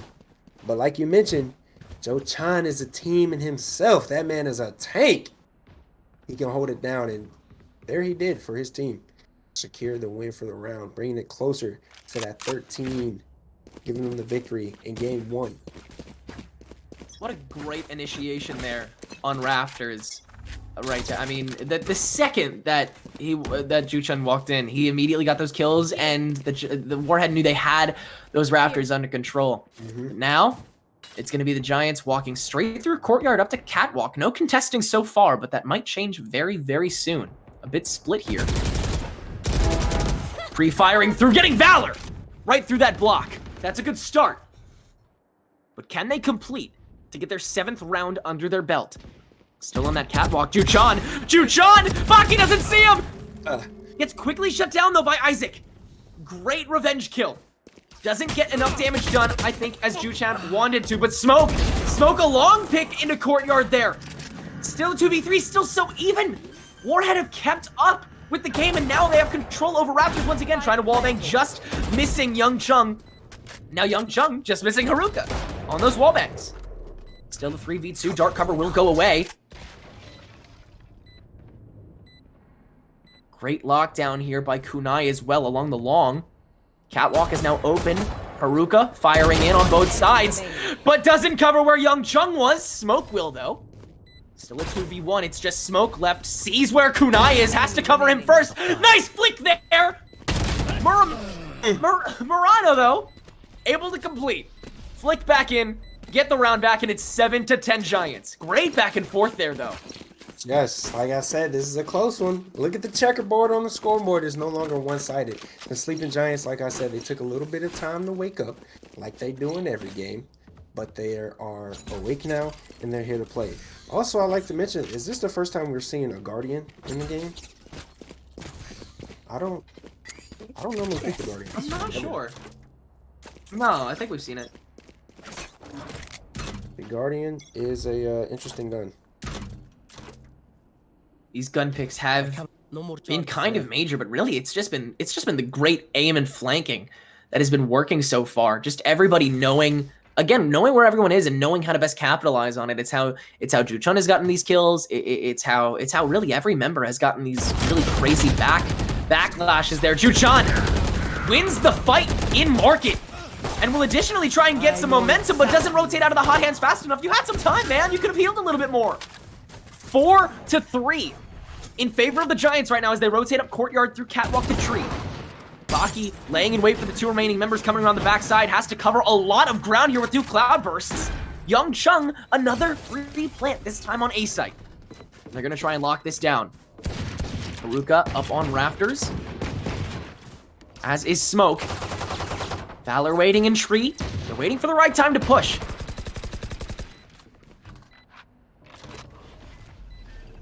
Dark cover goes down. Recon bolt immediately goes up. Has to get shot down. Now their location's revealed. But it doesn't matter when Isaac is getting shot at from both sides. It's a 3v3 now. Young Chung shoots up. Takes care of Cinder Valor. One in the rafters, one from the main. There goes Smoke, and there goes Haruka. It's 10-8 Giants. It's getting close. It's getting close. They're bringing it back. They're bringing it back. If you look at the trend, they win 2. Oh, this is a nice spot. Then Warheads win 1. This goes here. They win 2. Warheads win 1. They win 2. If we go off of that trend, I think we got OT on our hands. Just to point this out, Baki still has double the kills of the next person in line, Murano. That's crazy, isn't it? Can we give up to 24? Absolutely MVP to him now? Well, we'll see. I mean, there's still a lot of grand finals left. As the Giants make their way up to B this time. Baki and Kunai leading the charge through that dark cover. Again, such great smoke placement here from both Young Chung and G-Man, making sure that the pushes have to be so stalled and that you can really take a gamble kind of safely with those wall bangs. Playing it really safe here. Kunai, Young Chung, all kind of shooting blindly here, trying to get a cheeky wall bang. Not going to happen, though. Preparing themselves for the push. It's going to happen, guys. Don't worry. I promise. Playing it slow. Isaac actually going to the courtyard this time. They're very spread out this time. And look at Baki all the way back around your spawn, too. Question is, where are the first shots going to land? Kunai still locking down that tunnel. It looks like they're still gonna push on B. It's just they don't exactly know when. 30 seconds left. They don't have much time. And now Youngchung is finally gonna make a decision. Go all the way back around spawn. Has his Into the Shadows ready, though. Looks like they're preparing for a TP here. Kunai picking off smoke. Locking down that tunnel. Just as he promised. Warhead, though, ready with the rotation. They were going to A this whole time. Isaac goes down. Juchan's running back is immediately tested. Kunai going through tree. 2 Empresses alive right now. Hunter's Fury up to rafters. Murano will pick off Juchan. Can he get another? Waiting for one more, will not get any other damage done. G-Man will follow up on a Kunai, though. 3v2, still in favor of the Giants. Valor firing blindly into the bottom, will pick off one. G-Man gets another. Valor finishes it off. And they will get the defusal. Warhead will take another round. It's 11-8. This is the grand finals, baby. I predicted this, though. I predicted this. Right? Stats show 2-1, 2-1, 2-1. Now Sleeping Giants is finna win 2 in a row. And then, you know, this is how it goes. This is how it goes, all right? Trends set themselves. And this is the trend that we're having right now. And it's amazing to watch. Action-packed, high-octane gameplay that you only can get here at Variety Central TV. Summer Splash 2021, baby. Whoever is the trendsetter will indeed walk away with this first map and potentially the title. Again, a slow approach, this time directly going for Courtyard, though. G-Man taking a far cover back. Playing it very safe. Playing it very slow. As is every other member on the field except Baki! Getting picked off from Valor in the back! Kunai next! The catwalk is completely overloaded! Juchan with a free blind out of the curveball, but Murano turns in time. 3v4.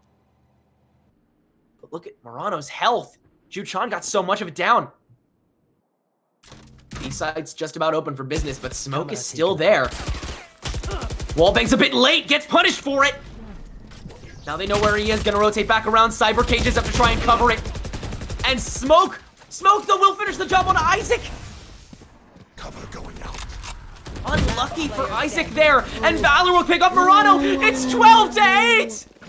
4 kills for Valor. The 4K, baby. Valor said, we're done playing with our food. We're done playing with our food. We're just going to finish it up. Let's wrap this game up. Let's wrap this game up. Now Sleeping Giants have a task on their hands now. They have no more cushion. It's now they have to win each and every round. And to do that, I feel like they just need to play it slow, keep their communication up to par, and just win their gunfights, you know.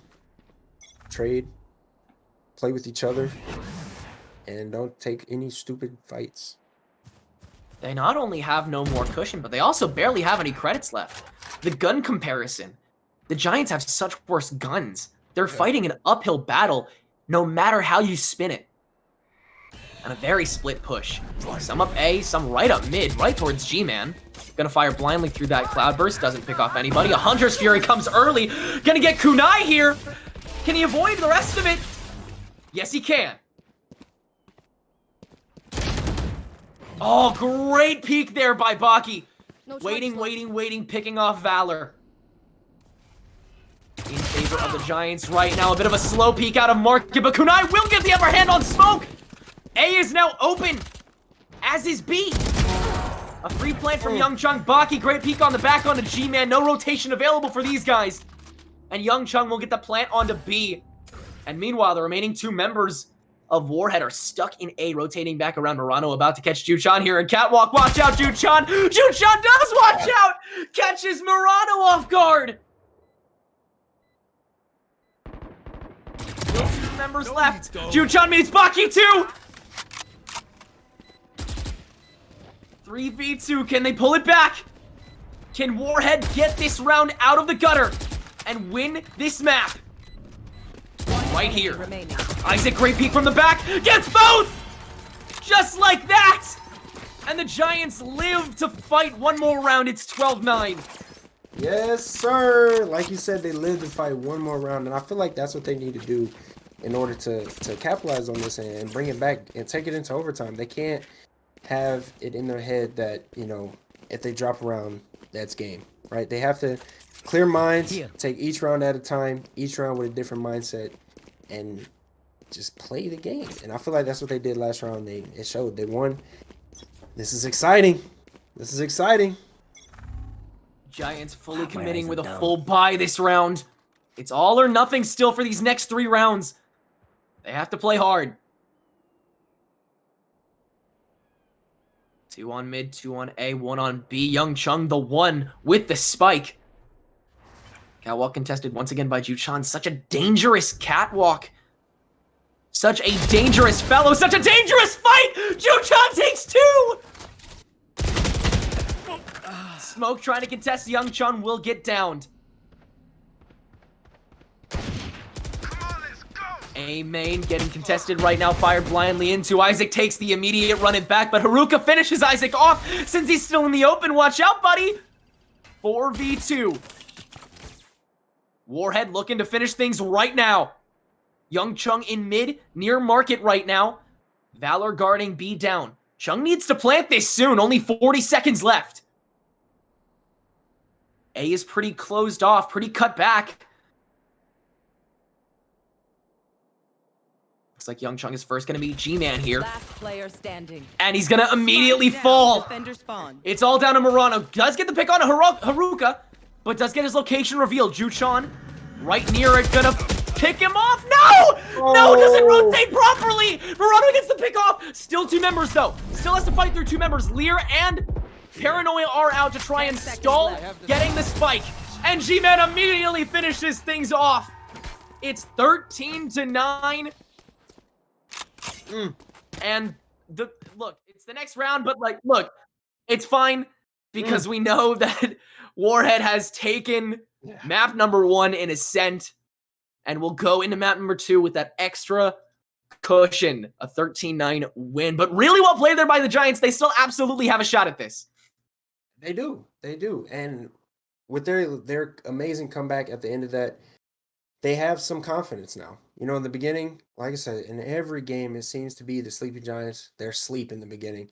And they take too long to really get into the motion of things. And hopefully now, with 2 games under their belt back-to-back, this 3rd game, they don't need any time to warm up, and they'll be right onto it. And they'll come into it with a clear mindset, ready to get after it. It's exciting. This is the grand finals, baby. This is the grand finals. It's winner go home. This is the final game.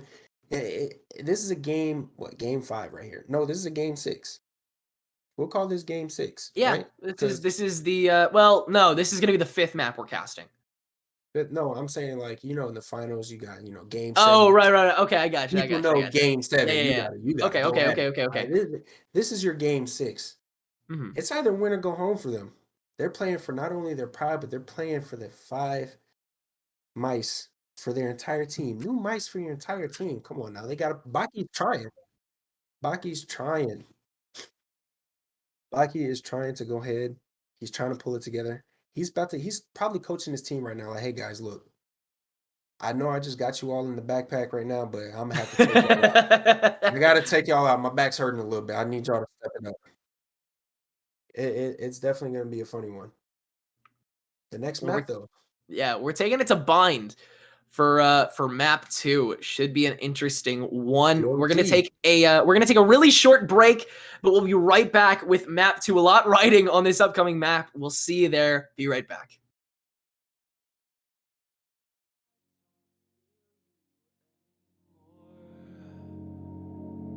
Not sure what you're looking for. Change comes creeping in. See you fade with every season, but I still stay the same.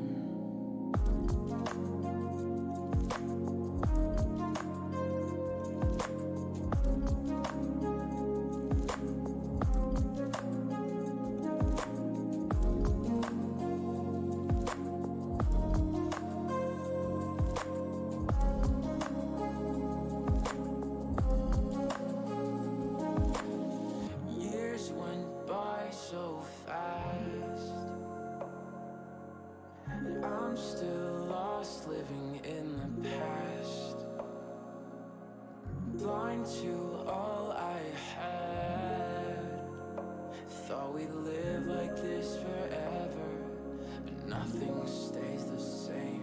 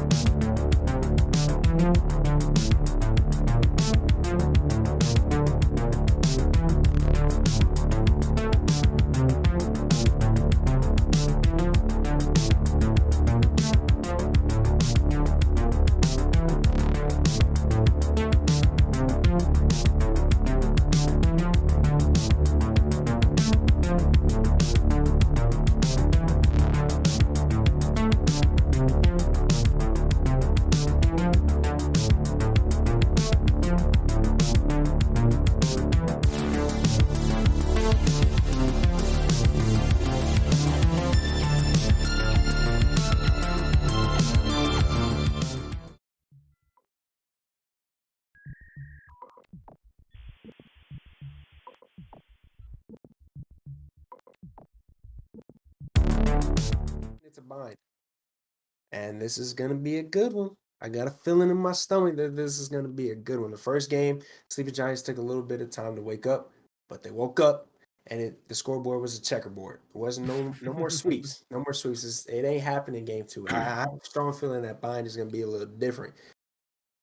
I really feel like Sleeping Giants, they are the underdogs.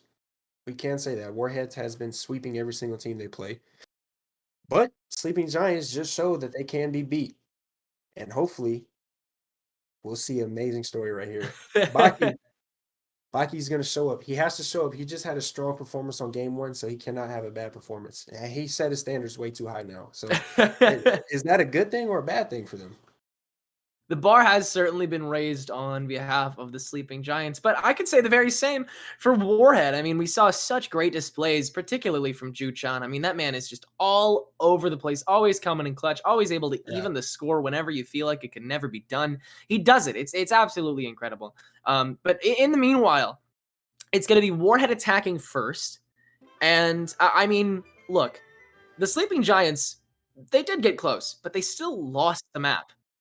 And that's the whole problem. And so they need to turn that around.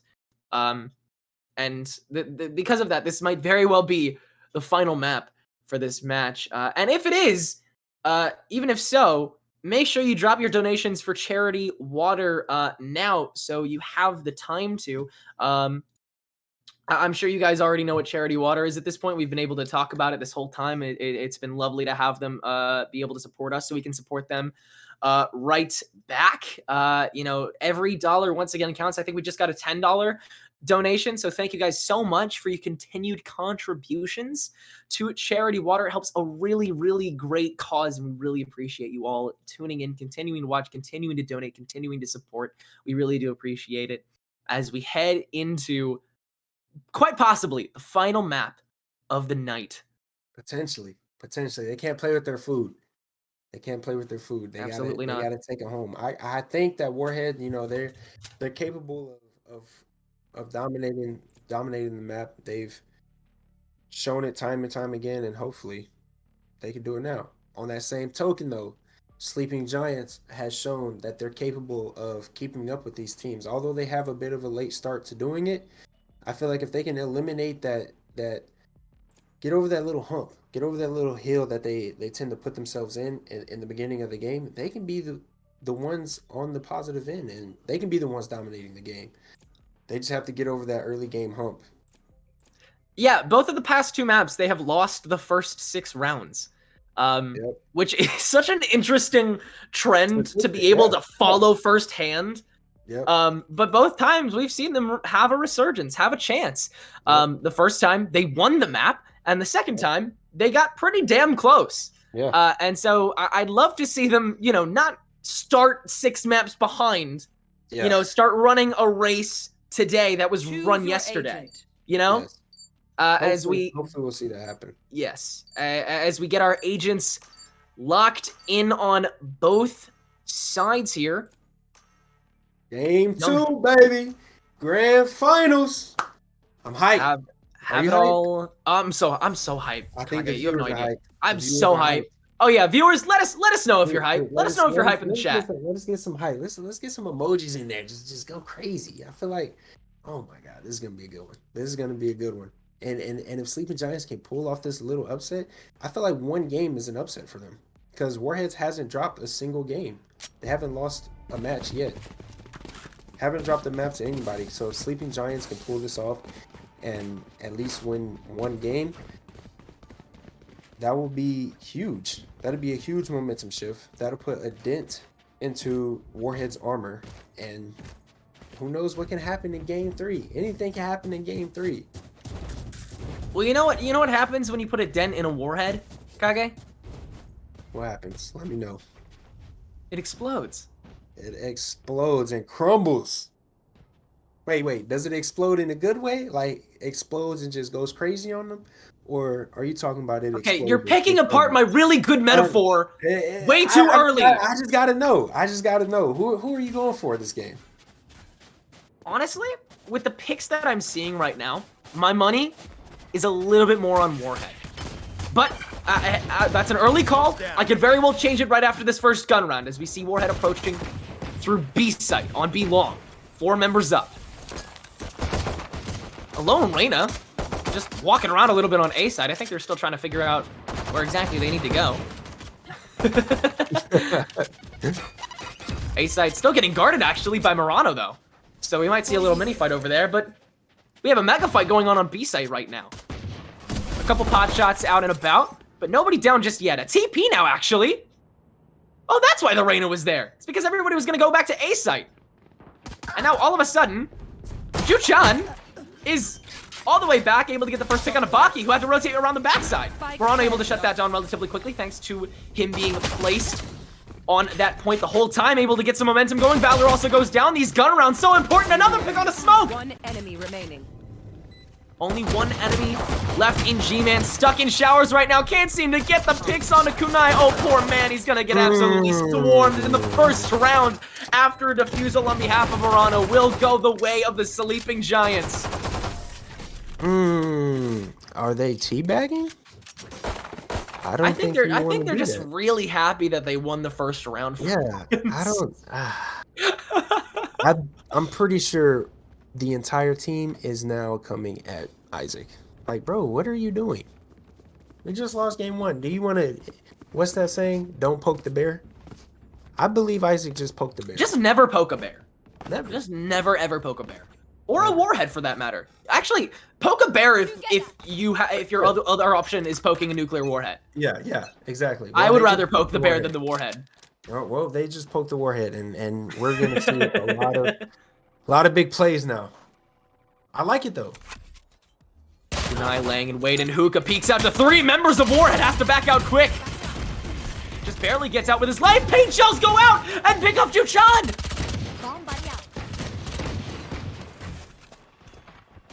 They now have total control over B Long here, trying to get this second round momentum going with this gun round. Still have the site locked down. Warhead backing up momentarily.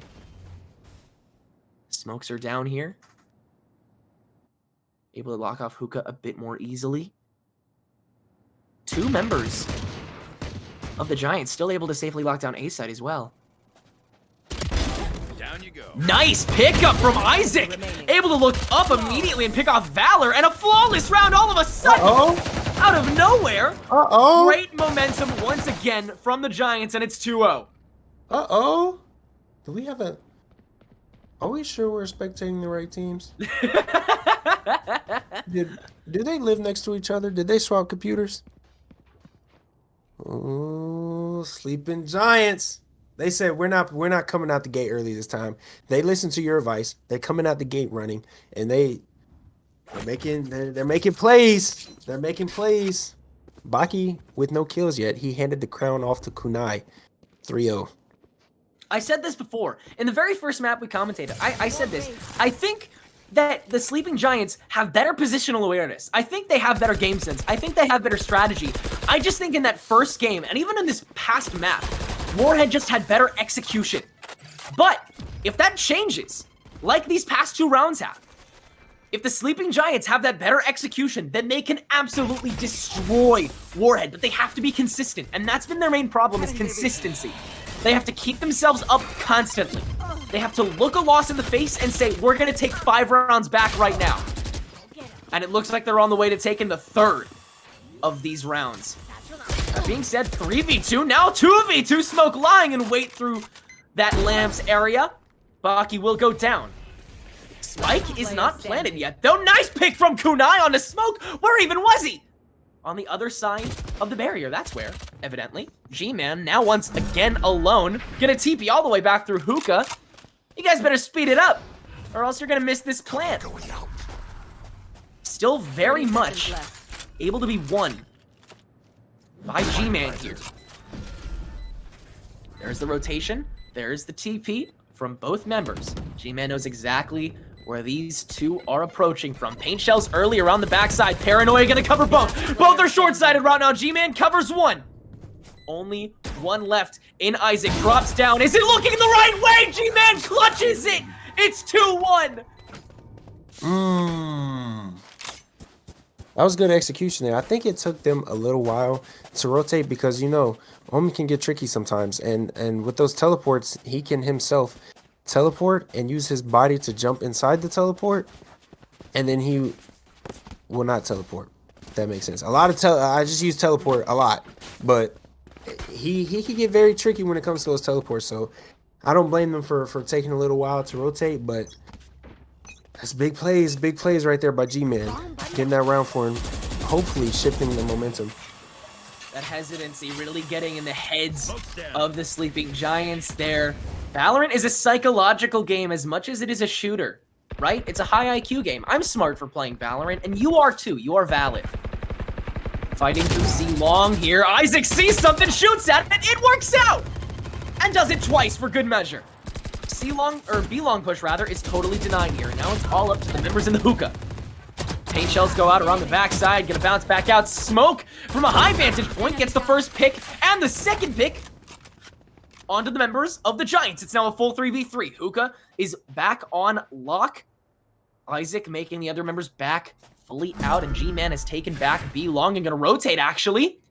TP to meet his fellow comrades over on the other side of A site, but there is Morano lying in wait in lamps, waiting for the first person to move around. Blast Pack will reveal the location by the gun, and Morano can capitalize on it. It's just smoke left. Great recon both to figure out where they are.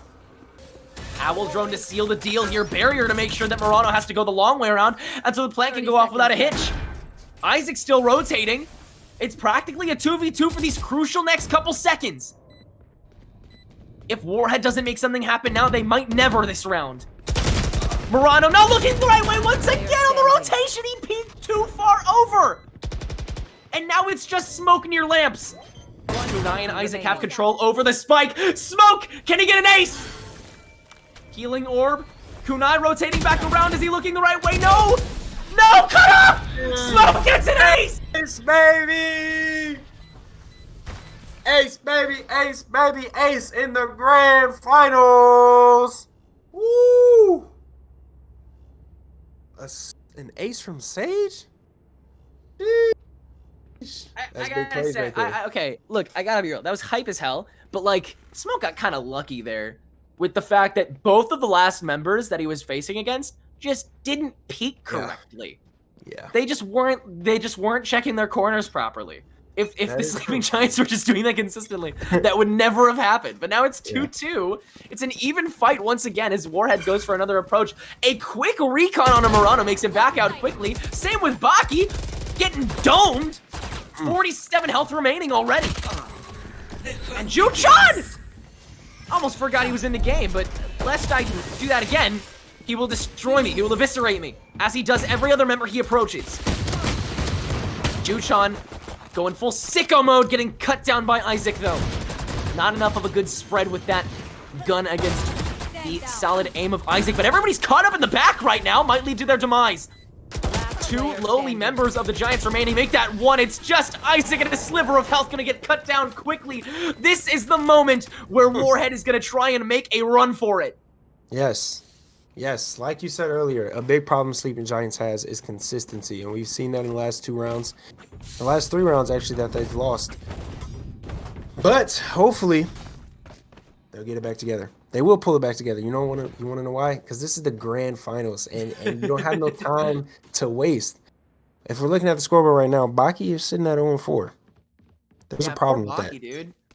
There's a problem with that. Maybe he wasted all of his energy. Yeah, he wasted all of his energy game 1, and now he's sitting there like, guys, come on, give me a break. I need some Gatorade real quick. I'll be back next time.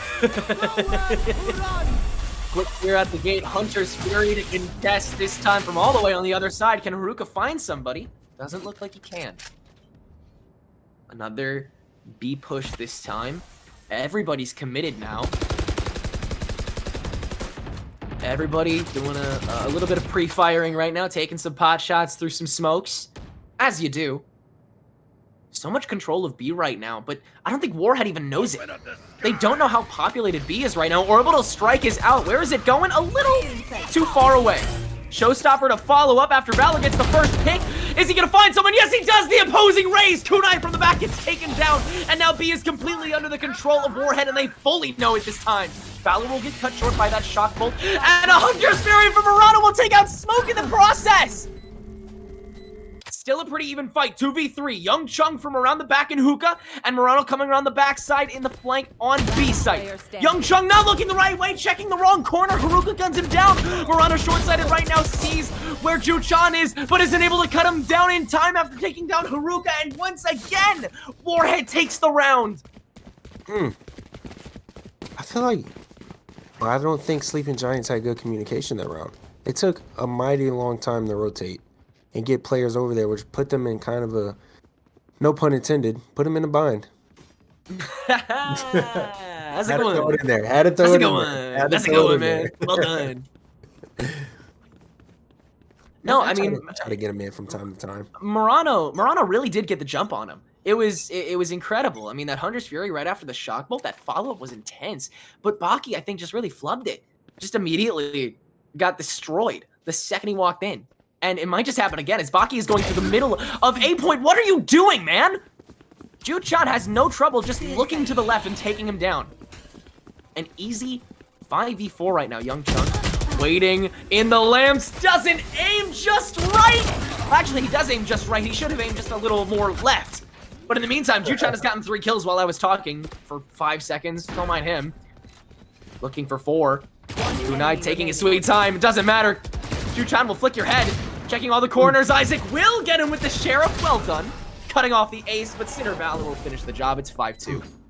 Ju-chan with the close H. I think a reason why we're kind of forgetting that he's here, because he's not on that Phoenix. That's true. That's true. He's on the Reyna.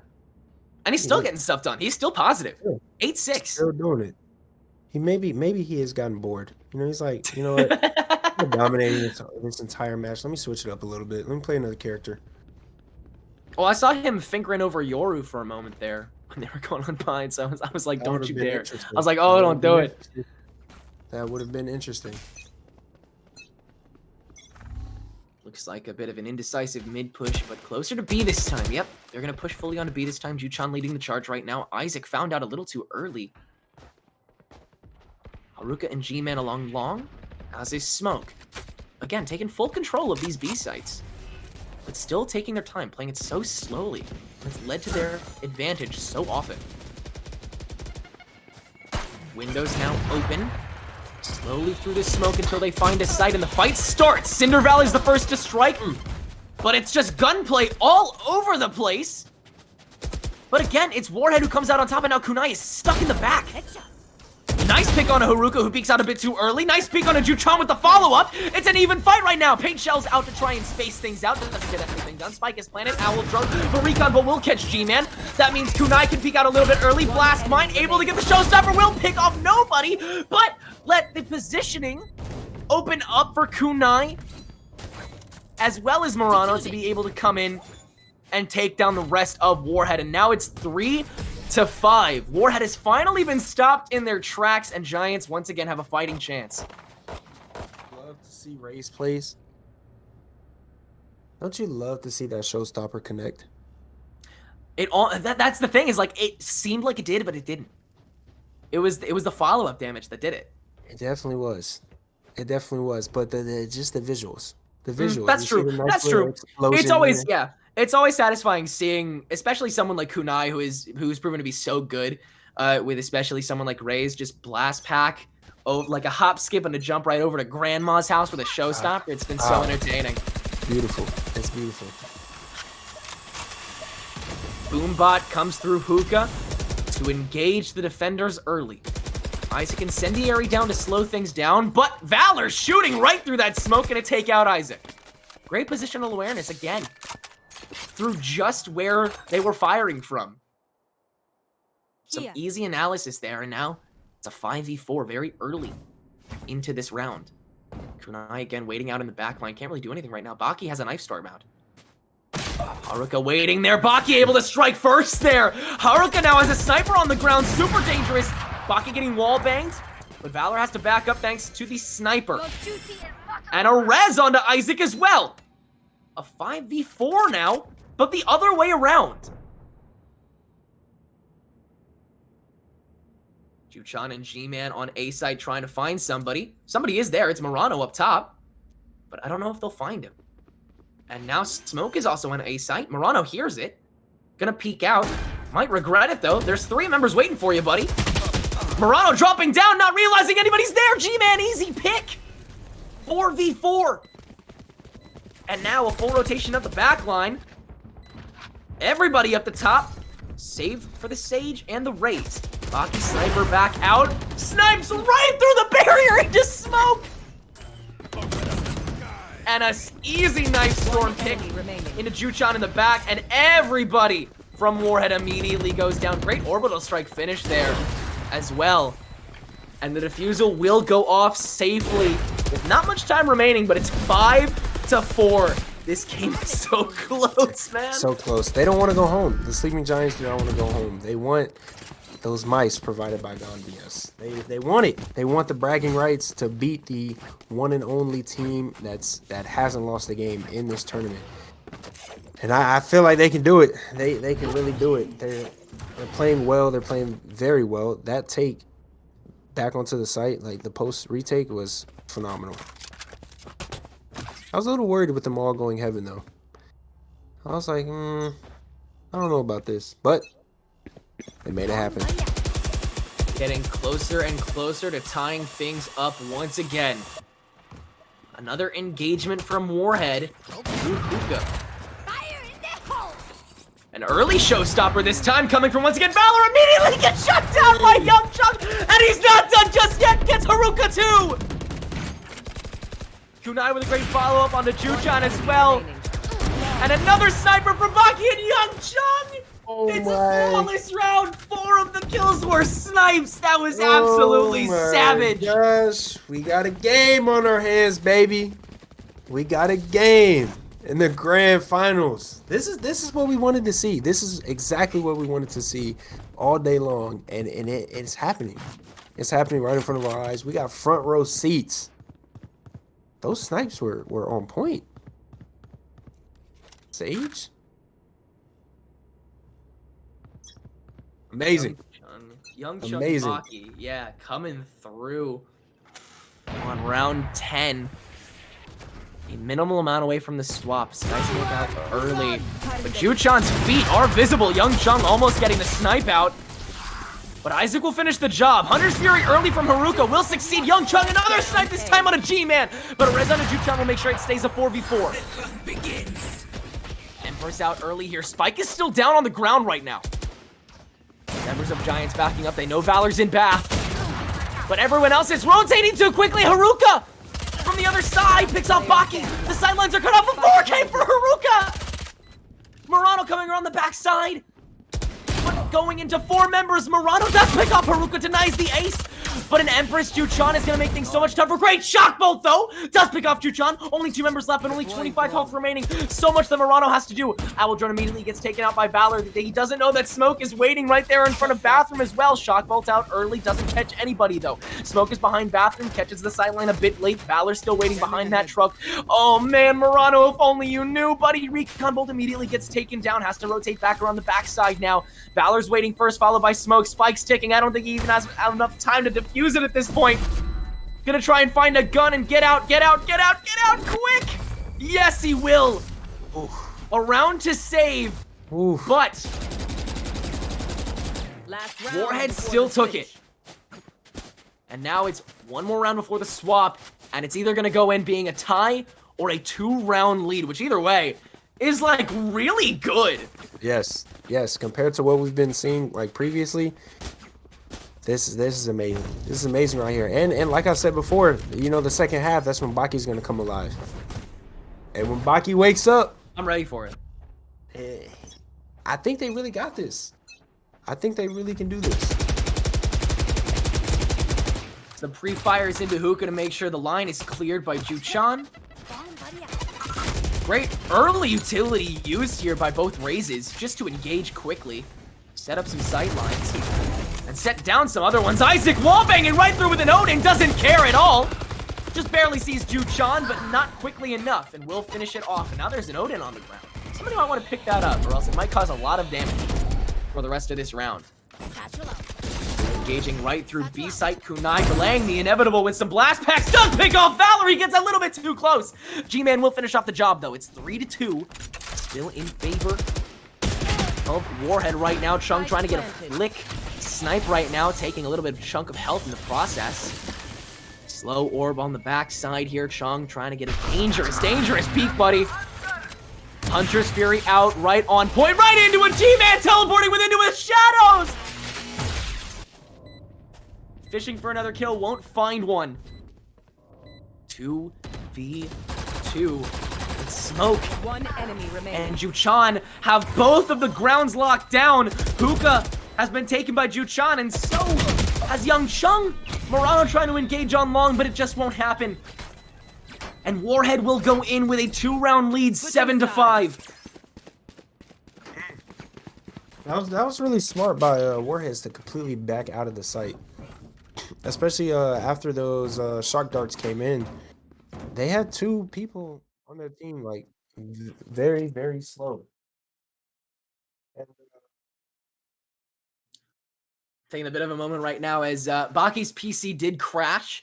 So we're gonna pause for a moment here, let everybody get themselves resituated here. But I mean, man, what a great first swap! So Yes. action-packed, so back and forth. Everybody really showing their stuff.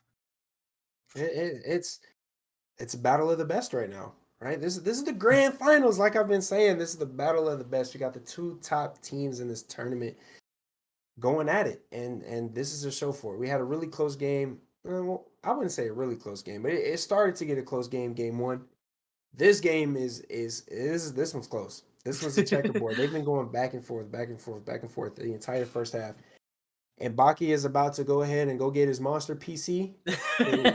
He left it in game 1. He was using a potato the first swap, and Yeah, he's gonna yeah. come back in and just like Yeah. ravage everybody. Yeah, he's coming back and he's going to show like why he dominated the first game, and it's gonna be exciting to see. I really can't wait. On the OG map bind, like come on, it really doesn't get any better than that. I'm excited to see Baki come back and play. And we talked about it. Like he can't not do well in this game, and now it makes sense why he wasn't doing well, right? We have that little excuse. His PC was messing up, so we got the excuse. That's all that matters. Guys, I'm not even playing on the PC right now. It's my little brother, and it's a terrible PC, and I have a blindfold on, and I got 2 hands tied behind my back right now. It's me, Baki. Make just make it all up. Just make it all up. Golly. But since we're doing a pause, let's go ahead and appreciate the sponsor of this event, Summer Splash Absolutely. 2021, Gam Diaz, a phenomenal place where you can find pretty much all your gaming needs, all your gaming accessories. They came through for sure. They got chairs, and not to mention their chairs have RGB lighting. I've never seen that before. Maybe I don't look at chairs often, but wild. when I looked on their website, their chairs have RGB lighting.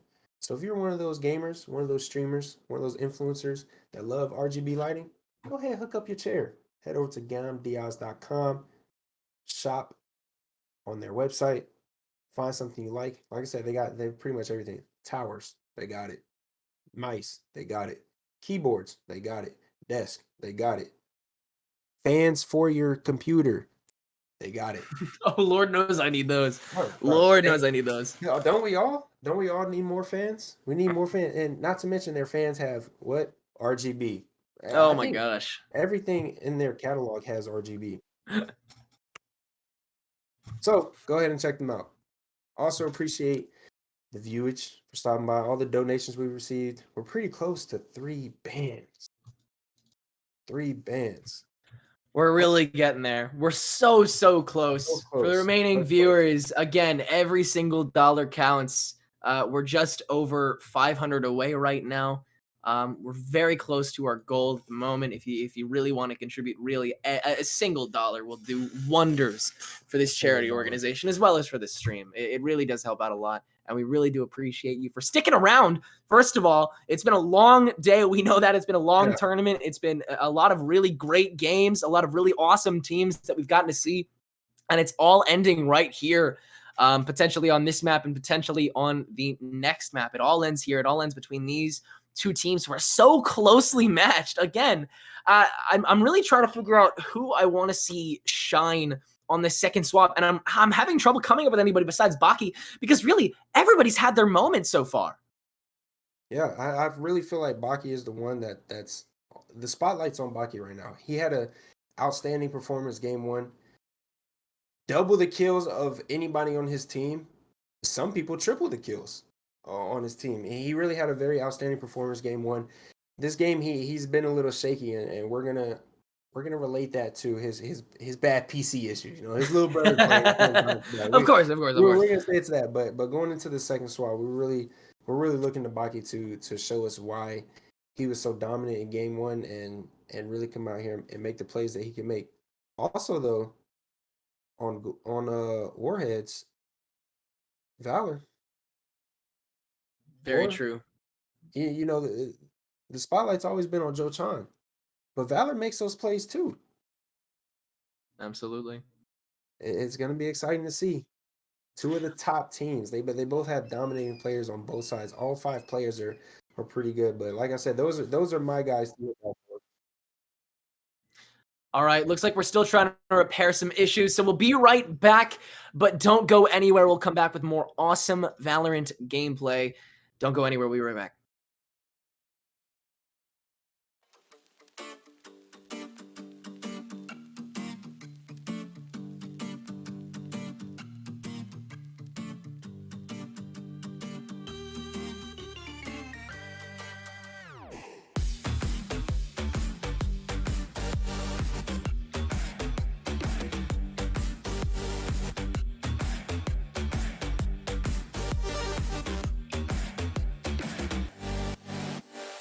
Your eyes are looking at me like a bright light that's shining through me, and it feels like you know what's going on inside my mind. Tell me, do you know, do you know, do you know you're on the highway right into my soul? Tell me, do you feel, do you feel, do you feel how our hearts beat in the same speed? You're on the highway right into my soul. You're on the highway right into my soul. You're on the highway right into my soul. You're on the highway right into my soul.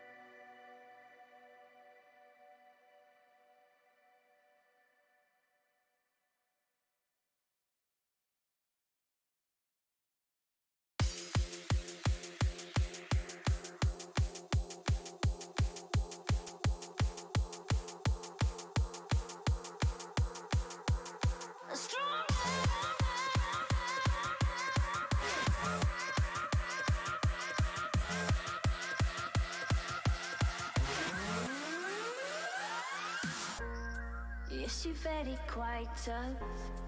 Always having bad luck. You think you're going crazy. Look up, there's a new life waiting. Your head's buried in the sand. You've been dealt the wrong hand. Can't imagine how you feel. Only you know that it's real. Don't look back, just carry on, carry on, carry on.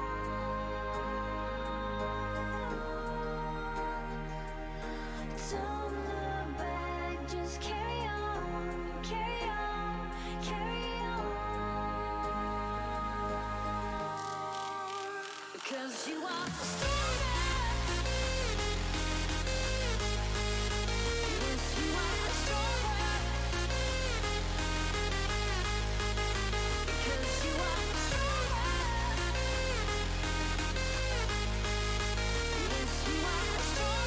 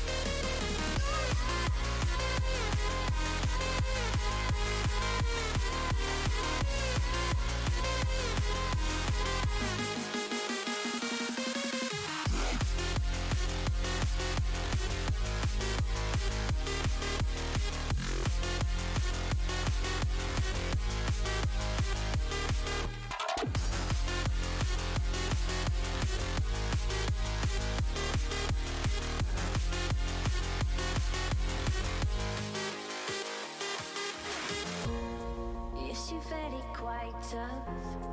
Always having bad luck. You think you're going crazy. Look up, there's a new life waiting. Your head's buried in the sand. You've been dealt the wrong hand. Can't imagine how you feel. Only you know that it's real. Don't look back, just carry on, carry on, carry on.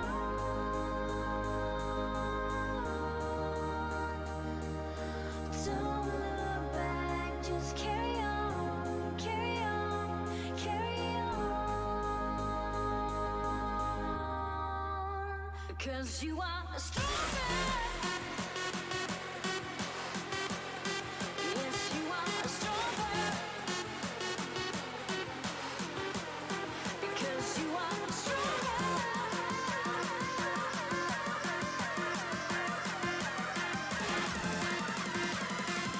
Stronger.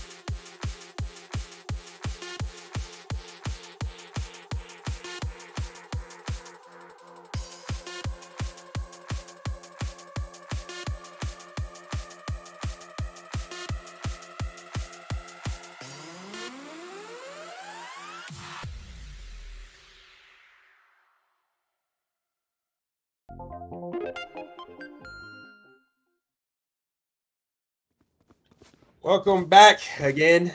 You know, back to the game. Unfortunately, we had a player's PC crash. Baki's taking an excuse, saying his PC crash. You know, that's what we summed it up to. Us casters, we summed it up to that. That's probably not the case. His PC probably did crash, but you know, 4v5. We're moving on. Baki has been terminated from the tournament, and they're trying to come up with an agreement in chat like now. Like, hey guys, can you back off? And we actually see now. Oh wait, no, that's Baki sitting in spawn. I thought Warheads was being nice and having one player sit in spawn. They are being too generous. Nah, they want that mice. They want that mice. They're trying to win the game.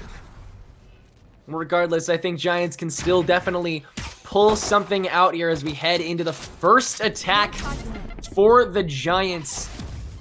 Everybody going through hookah. But Warhead certainly knows it. There's the early drop down. G-Man had to drop back into the smokes. Regrets it, though. And a quick spike plant. Spike planted. Juchan over and long will get picked off by Murano. These quick gunfights. It's all about who gets that early pick and who can stay consistent. And sometimes it's not in your favor. Yeah. We'll cut down on the members here. Haruka gonna get a pick onto Young Chung here. Might leave Warhead a bit more space to carry through. There's another pick from Haruka, but Isaac cuts down 2 more members. Uh-oh. And that's gonna be the end of the round. It is 6-7 Giants. They won it without Baki. Can they do it again? Did we count them out too fast? Realistically, right? A 4v5 is bad. You know, we all know 4v5 is bad. But at that same token, if they just get 1 pick, it's a 4v4. They're even. They just got to get that 1 pick and play it smart. Now they really have to play smart, play slow, and capitalize on each gunfight. They can't go down a player at all. And we see that being very slow and methodical once again. Approaching with a lot of utility at first. Good shock bolt approach there onto Valor. Has to step back, still takes some damage though. Juchan walking straight into a massacre. 2 members gunning him down, but Youngchung gets gunned down himself. Leaving Warhead still at an advantage. Kunai gonna walk around the backside again here. Making a long rotation around a B site now, where G-Man is about to meet them. Down here. Kunai still a bit behind them, but Isaac is clearing the way. And now it's the remaining 3 members.